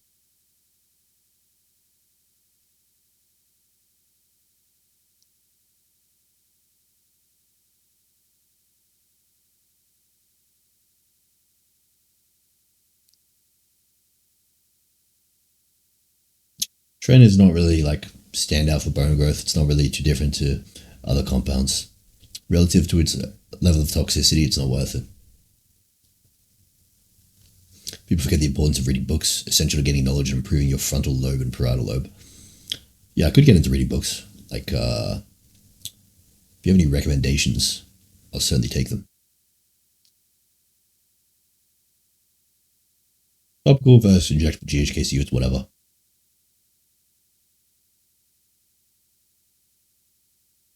Do you think the identity and trauma of your younger self will stick with you forever? Well, whether it does stick with me to some extent, it'll stick with me a lot less than other people's traumas will stick with them. That is what I'll say. Whether you can completely remove something, that's hard to say. I'm not really sure if you can, but you can certainly largely diminish it week by week, month by month, year by year, and make a lot of progress. So, but identity-wise, I don't really identify with a lot of things. Like, what I personally identify with is mostly my pure consciousness, and then obviously a lot of my thoughts and brain. Like, I'm pretty attached to my overall brain and everything. But when I look in the mirror, yeah, I see myself. I'm a little bit attached to how I look, but it's not really that much of an identity for me. I'm much more heavily identify with my consciousness and brain and thoughts.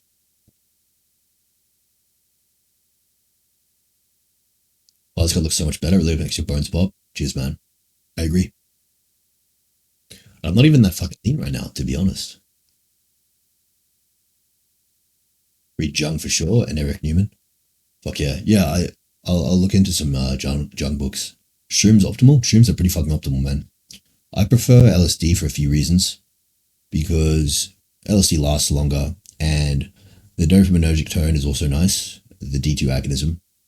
And also the way that it agonizes 5-HT2A has more of a bias for preserving executive function.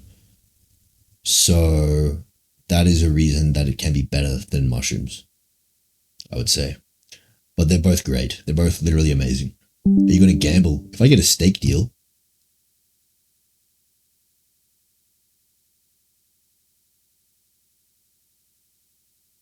there's topical, GHKC, MOG, injectable. Like I said, same shit, man. Doesn't matter. Rose good hella knowledge. I'm very interested in neuropharmacology. And obviously for the most part, I was very interested in endocrinology and everything to do with like anabolics and all those receptors and everything. But over the past year, I've delved more into neuropharmacology. I've looked into salvia. Yeah, well, salvia is a kappa opioid receptor agonist. And to be honest, I think it's one of the worst drugs you can possibly do. Wait, this guy needs to get banned. What the fuck? There we go. Yeah, the thing with salvia is it literally causes dysphoria, and then the way that it affects memory causes a bunch of memory encoding to give you like years of fucking memories that you actually believe exist. And so it gives you a dissociated dysphoric hellscape for 100 years. Why the fuck would you ever take that instead of just taking like a classic 5-HT2A hallucinogen? It doesn't make any fucking sense at all. Like, during my bad trips, I was able to truly internalize what level of terror that salvia could actually induce on you. And I was thinking, anyone who does salvia, like, genuinely has zero respect for themselves. Like, it's fucked.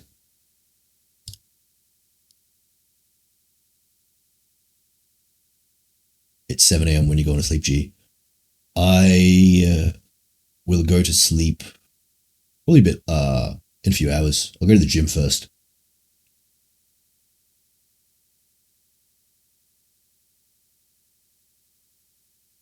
Is it over for True Souls by BP going mainstream? I would say no, because the vast majority of people are always going to lay down and rot because they don't have the willpower, they don't have the ability to see past their ego, and so they are doomed to an existence of pure self-doubt and insecurity and self-hatred. And so for that reason, in any sphere, dude, like, people who post on bodybuilding forums, how many people of them actually have a good physique? Fuck all. People on LooksMax, how many of those people are actually looking good and doing a lot to improve their looks? Fuck all. You see this in every single sphere. Most people are losers who don't accomplish anything, even though they attempt to for years, or at least pretend to attempt to. So it doesn't fucking matter. I would say, yeah, it going mainstream doesn't matter too much. Bro, what compounds would be better than trend for bone mass? Dude, any androgen is going to hit the androgen receptor and do the similar thing. So it's like, just minimize overall toxicity while ramping up the dose. So like, test and everything is way less toxic than tren. Like, literally like 10 times less toxic, right? So if you factor that in, yeah. And on top of that, you can add like things that increase GH and shit, but can't be bothered going into a full stack, but you know, definitely better options than tren.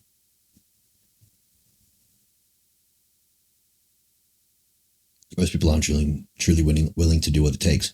Yeah, I mean, dude, everyone knows that like not being fat looks better and is healthier. So why are there fat people? Like, I can't imagine an existence like that. I can't imagine like just being fat and still eating. Doesn't make sense to me. I literally can't even comprehend it.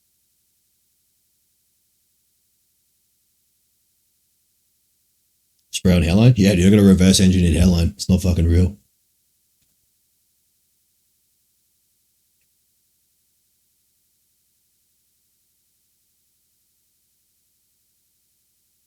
Did you notice any masculinization of Bruce using SARMs before tests? It's hard to say because yes, but I was also bone smashing, and like, it's hard to say overall. Definitely hard to say, but potentially.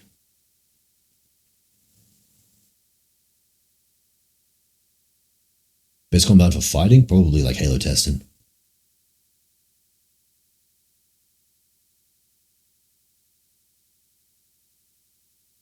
What contributed to your knowledge of this space the most? Well, if you're talking about neuropharmacology, it's probably mainly AI. AI obviously makes things a lot more efficient to learn, but for endocrinology and like steroid-based stuff, mostly just picking apart different aspects of Reddit, forums, PubMed studies, YouTube videos from people who are reputable in the spheres, all that kind of stuff. But now I also use AI for a lot of it. How to get your voice deeper? Yeah, it's mainly test. Like the first 6 months I hopped on test, that's when 80 to 90% of the voice changes happened. It was pretty fucking drastic. Legend for just chilling with chat for 5 hours, giga attention span. I'm telling you, man, LSD is some good fucking shit.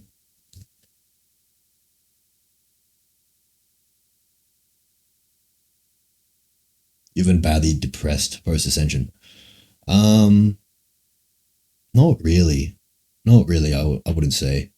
There were some periods where I was a little bit discontent at times. I was like, dude, it feels like my ascension's not paying off. Like, I'm not fucking getting I'm not getting women that much, but I was like barely leaving my house. I was like a hermit. I was pretty insecure at times.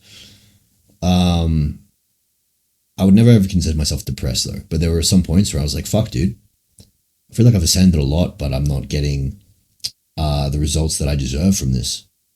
But obviously that began to change year by year. Thank you for responding to our questions. Much love. Cheers, man. No worries. What do you think of masturbating? What do you think of masturbating? Like, I would say if you have a high sex drive and you feel the urge to do it, get it over with, right? Get it over with and go back to being productive. If you're one of those people who is like dopamine seeking from that kind of shit, completely degenerate behavior.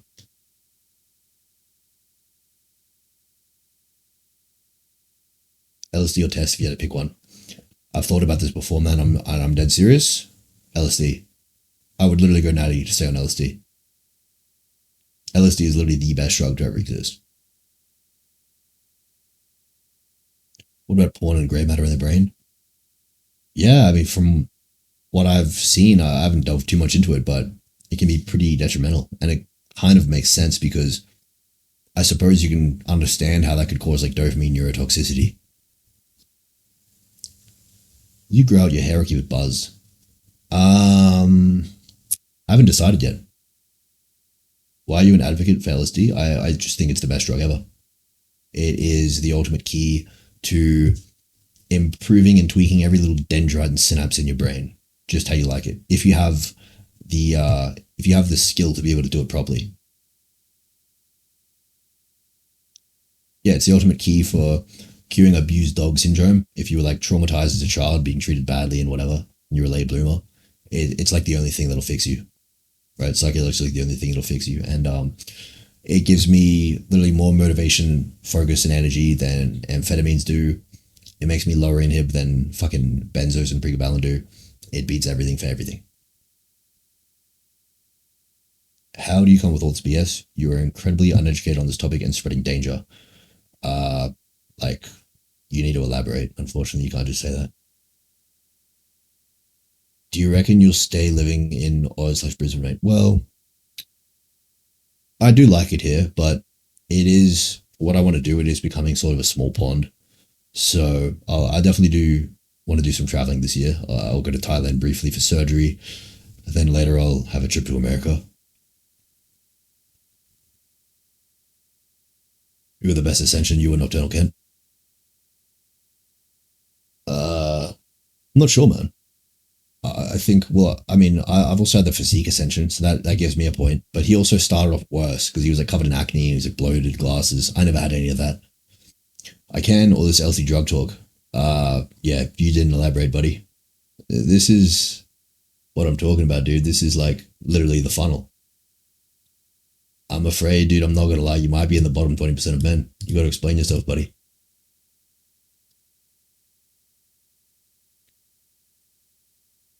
Why Thailand is it cheaper? It's similar to Turkey. And if you get a good surgeon, they're pretty, similar in terms of results. But, it's a closer flight. I don't really want to go all the way to Europe, to be honest. I hate long flights, man. They're fucking torturous. I'd rather get it over with. And yeah, I haven't tried out Thailand. So, what surgery, mate? Rhinoplasty and hair transplant.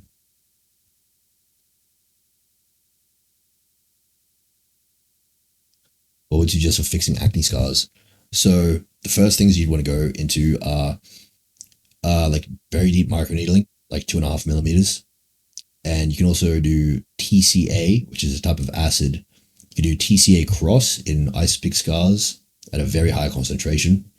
Or you can do a TCA peel over a broader area. On top of that, you might have to go down the route of subcision. If you have like very deep scars, you might have to untether some of the fibrosis through subcision, and then maybe you need dermal filler. You can also go the laser route. But yeah, start off with TCA and microneedling. You for sure don't need a rhino. I appreciate that, but I don't know. I think it'd fix my harmony because, yeah, it's like straight masculine. It's like relatively straight or whatever, but it projects too much from the side, So I'd just prefer if it was a little bit deprojected, you know, and just perfectly straight. I think it'd look cool. Ever consider double jaw? Nah. You think you're Chad Light or Chad? All the labels are, I can't take the labels seriously, you know what I mean? They're all arbitrary. Chad Light, Chad. No one can really agree on what's what. I would say I am at least 99th percentile. I'll say that. So whatever you want to consider that, go ahead.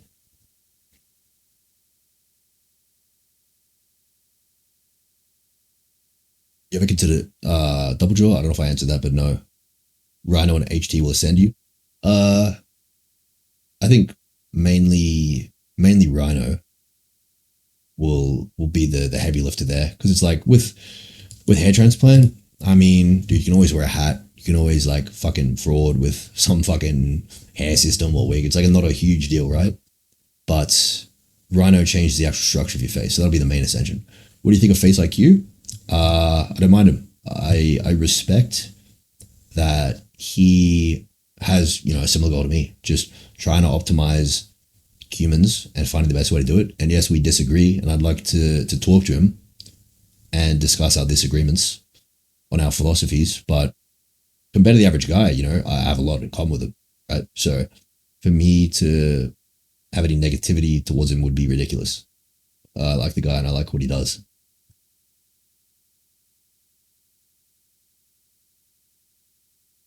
I banned your channel from a clip of that one guy throwing your hat and collecting it without reacting. How do you stay calm against people who are clearly hating for no reason and want to put you down? Well, I just decide to play a certain character.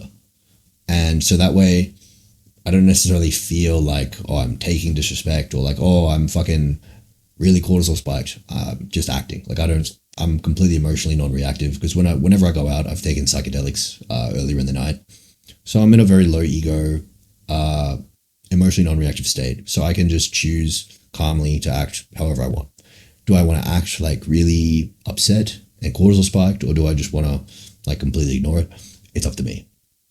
So like right now, I could just literally jump into character. Dude, that Face IQ guy, I'm so fucking sick of him, dude. Like, honestly, man, him like preaching all this carnival shit, dude, it's really like dude, the cunt's so fucking retarded. I can't believe this shit. Like, I fucking hate that cunt so much. All right, act over. You know what I mean? Like, can act however I want. Great clip. And the thing is, you could clip that and people would actually believe it. Like, well, Andrew's a fucking weirdo. Roid rage. Yeah, dude, my prefrontal cortex was gone, dude. It'd be funny if someone clips these acts. Yeah, at least that'd be fine, as long as the part where I'm actually like talking honestly about Face IQ also gets shown to him.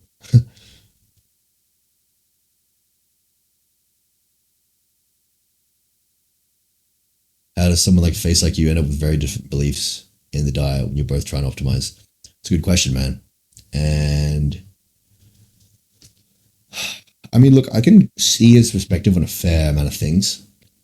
Like, he does have some good arguments, but he does have some places that like really kind of fall through, in my opinion. So if I were to debate him, I don't feel like it'd be a complete thrashing. Like, I'd fucking corner him completely, and the whole idea of the carnivore diet would completely collapse. But I definitely would have some interesting things to bring up to him. And some things I've heard him say are just straight up incorrect. Like, he said fatty acid oxidation is more efficient than glucose oxidation in terms of like oxygen consumption and oxidative stress, and it's completely backwards, for example. And then him saying like the Randall cycle is inherently inflammatory, just things like that. I disagree with things like that, but overall, realistically, carnivore is not the end of the world. Like, it's not bad. There are much worse diets, dude. You're unlikely to be fat on a carnivore diet.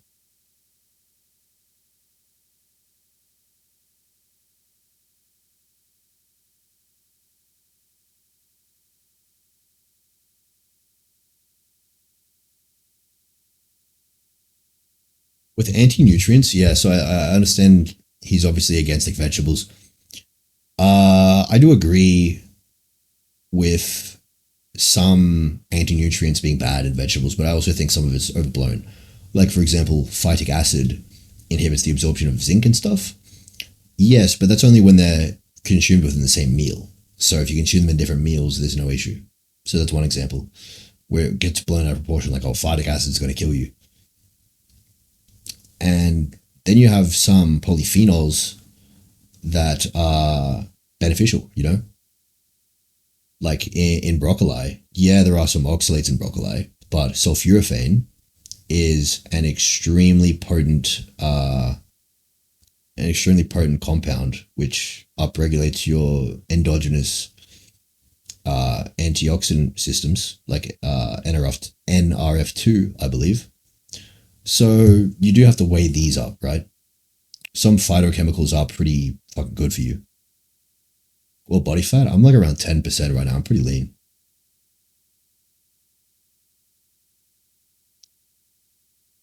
Use broccoli. You can say either one, to be honest. Broccoli.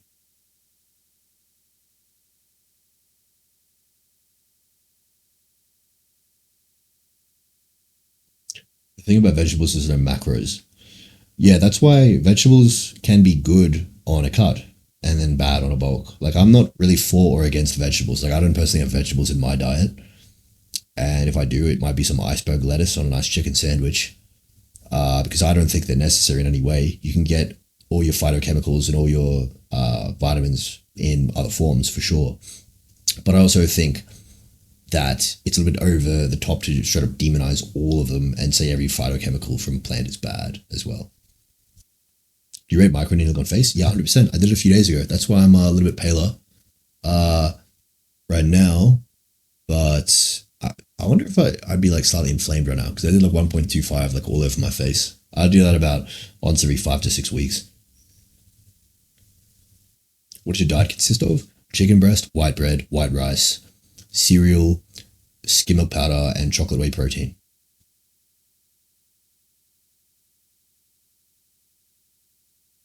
And then sometimes I'll have like a bunch of fish oil, but apart from that, pretty much no fat. No steak. I love steak, but I have it fairly rarely just because I'm really low fat right now.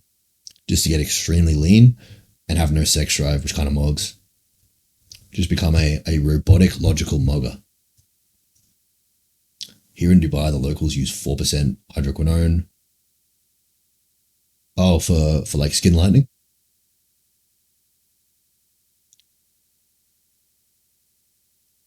What do you take the fish oil for? Just because omega-3s are an essential fatty acids, EPA and DHA, and they do have pretty good properties. EPA is very good for the brain and lowering overall inflammation, and then DHA is important for like brain function and a lot of different cell membrane processes. So like they do have effects on like dopamine, mTOR, ligand binding into a cell membrane or a receptor, all that kind of stuff.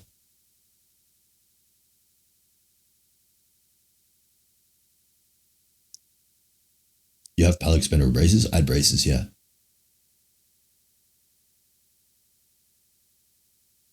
You're planning on taking streaming more serious? I'm not sure, man. Like for now, it's not necessarily my main focus. It's just sort of a part of the whole puzzle.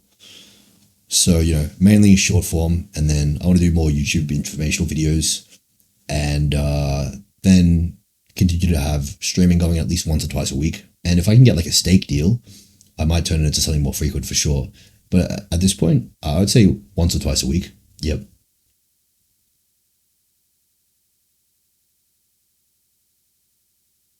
You still feel the negative effects of one bite of that pepperoni pizza slice with Cookie King? Well, dude, I used to eat a pizza every day. Back in 2022, I literally eat a full large pizza after the gym every single day.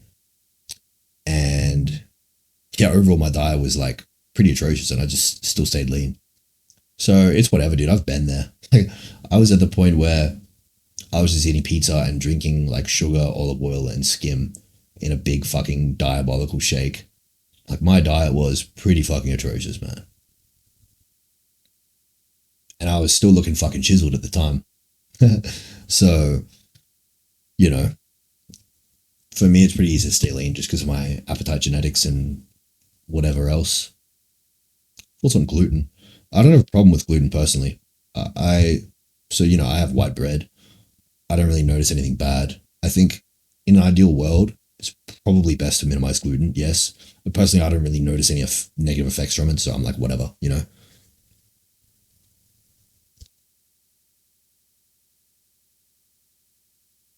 I still like good view. No one to eat pizza with cookie. Yeah, man. I mean, usually I'm not even tempted because no one in my family even gets fast food. There's no fast food in the house. It's literally just a bunch of chicken breast. So yeah, I pretty much just eat fucking chicken breast. I have no temptations to even eat other shit like that.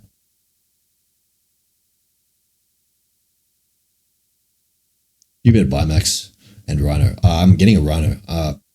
Can't be really bothered with a Bimax.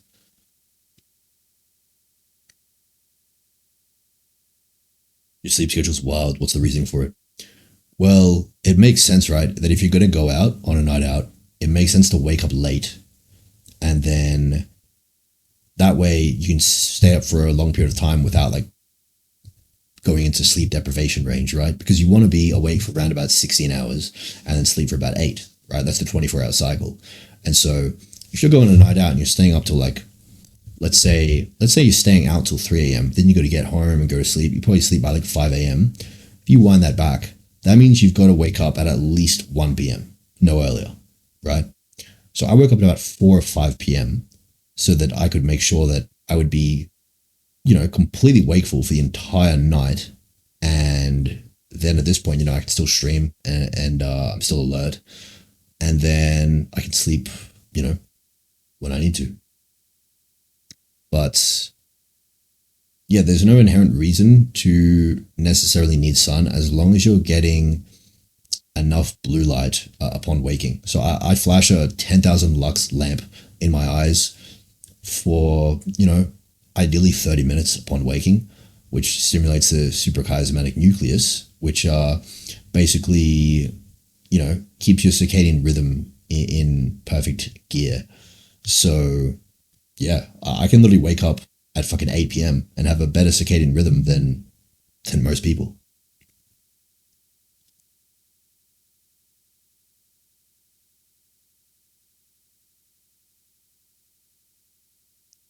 One of the cheap Amazon 10K Lux lamps? Yep, that's all you need. If the Rhino go well, you're going to Terramog? Fuck yeah, I'm looking forward to it. What face treatments do you get? Dude, I don't get any face treatments. Like, I mean, I do the microneedling myself. I don't like go to a place to do it. And then apart from that, I just use Tretinoin, GHKCU, and then make sure my dosing of astaxanthin is high. That's an important one for reducing oxidative stress on the skin, especially if you're going outside in the sun.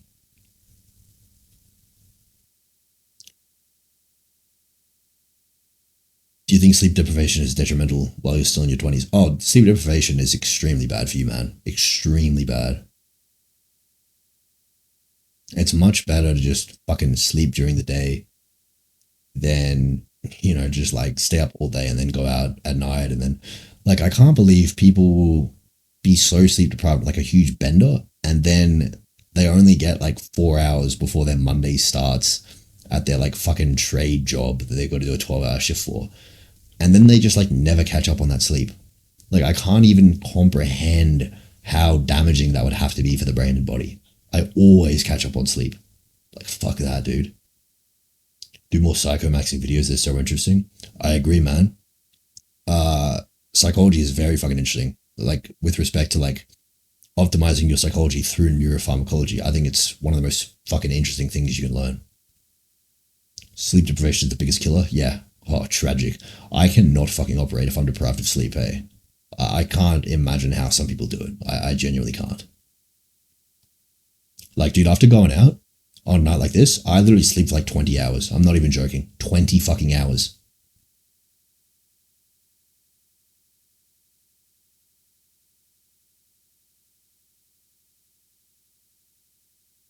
How many hours of sleep's ideal?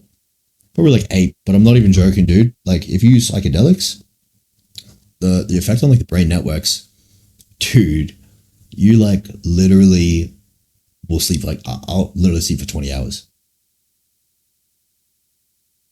All right, I gotta go. Goodbye, everyone. You're the second coming of Ziz Andrew. Appreciate that, man. Have a good one. How do I have a stoic mindset like you? Well, it's an interesting question. Because I really hate to always just say psychedelics are the key to everything. But to be fair, I've always been pretty stoic.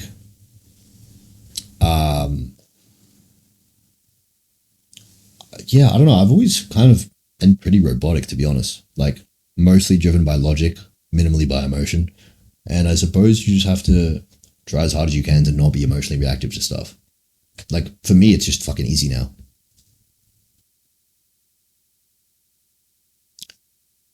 But, well, like I said, psychedelics will help you with that, to be honest. They will help you emotionally regulate to a degree that you didn't think was possible.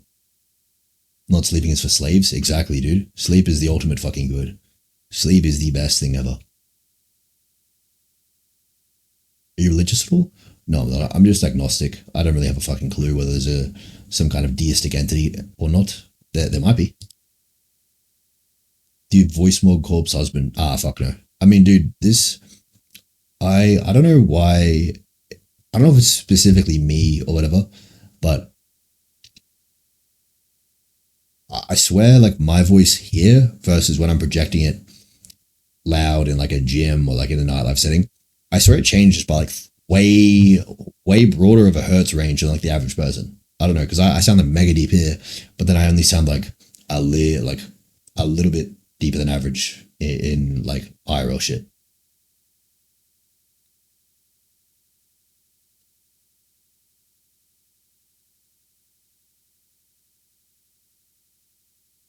Do you mean emotionally reactive at all in certain scenarios, like out of anger, because sadness is important at times? I feel like it's okay to show certain emotion. So, I mean, personally, I don't really like feeling sadness. I feel like I don't feel sad very often at all. Sadness is not an emotion that I'm particularly familiar with a lot of the time, to be honest.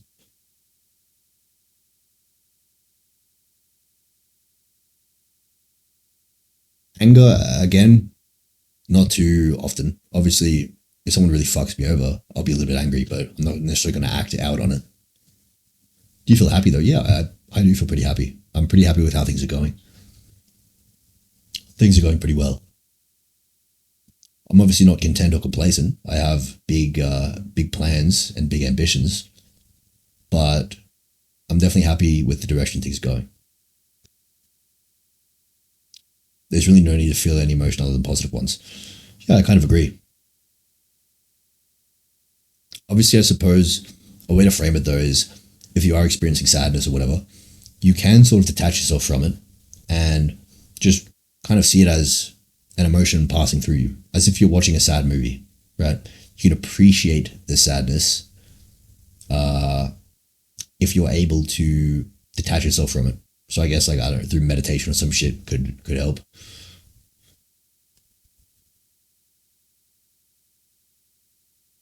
$10 Lux Light, best used in morning. Yeah, as soon as you wake up.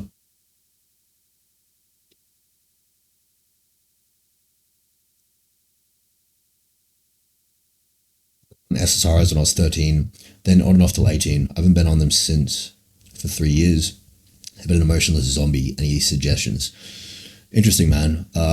SSRIs, they're not the worst thing in the world. I think some people overly demonize them, but they're also far from the best.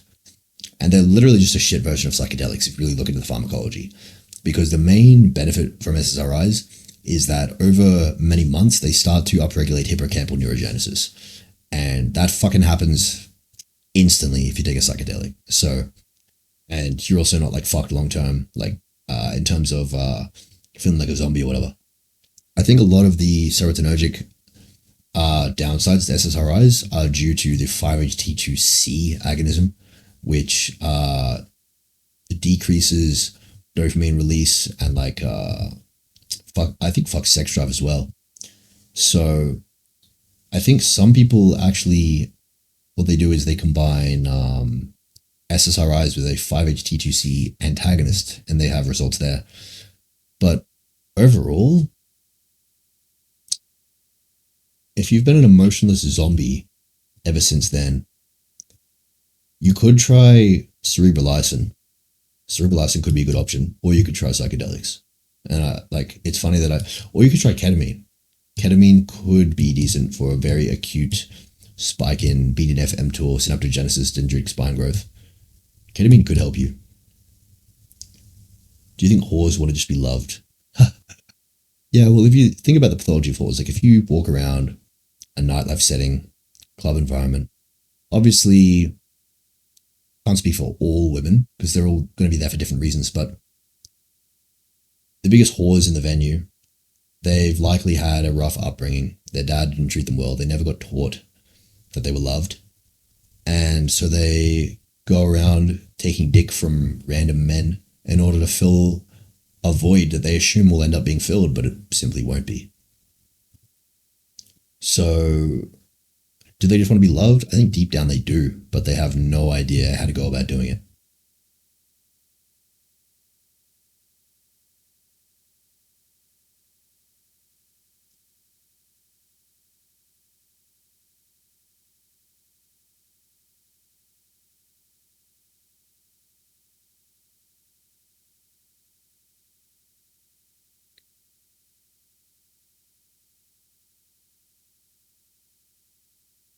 These medications will help, yes, but do you believe people should maximize other emotional and happiness factors before taking these things?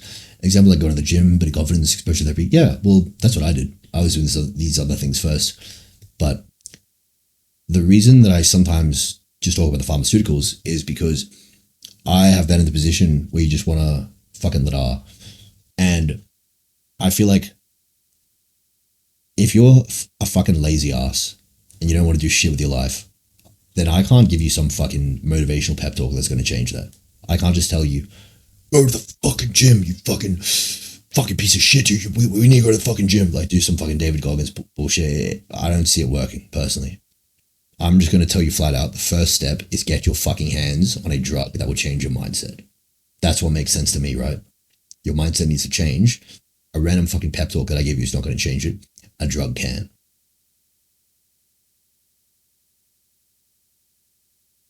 Are you actually getting a rhino hair transplant? Yes. Do you feel you might look uncanny if you bone smash too much? Yes, and I mean, like, if I bone smash my lateral zygos, I look completely fucking bogged. Completely disgusting.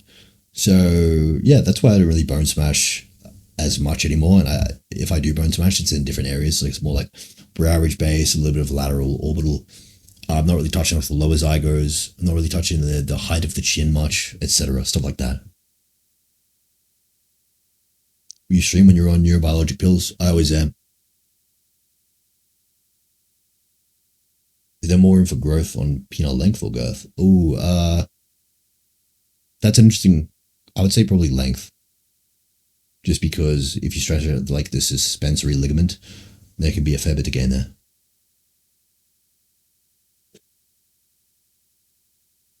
Anyway, guys, I think I'll fucking wrap the stream up. Thank you all for coming out. I hope you enjoyed the little desktop stream. I haven't done really one like this before, I would say. Just fucking chatting with chat for hours. GG's W stream. Fuck yeah. Clips of good parts. Join the Discord. Tune in for the next one. Give us a follow, boys, you know. All that stuff. And I wish you all the best. Let's fucking optimize ourselves, eh? See you, boys. Have a good one.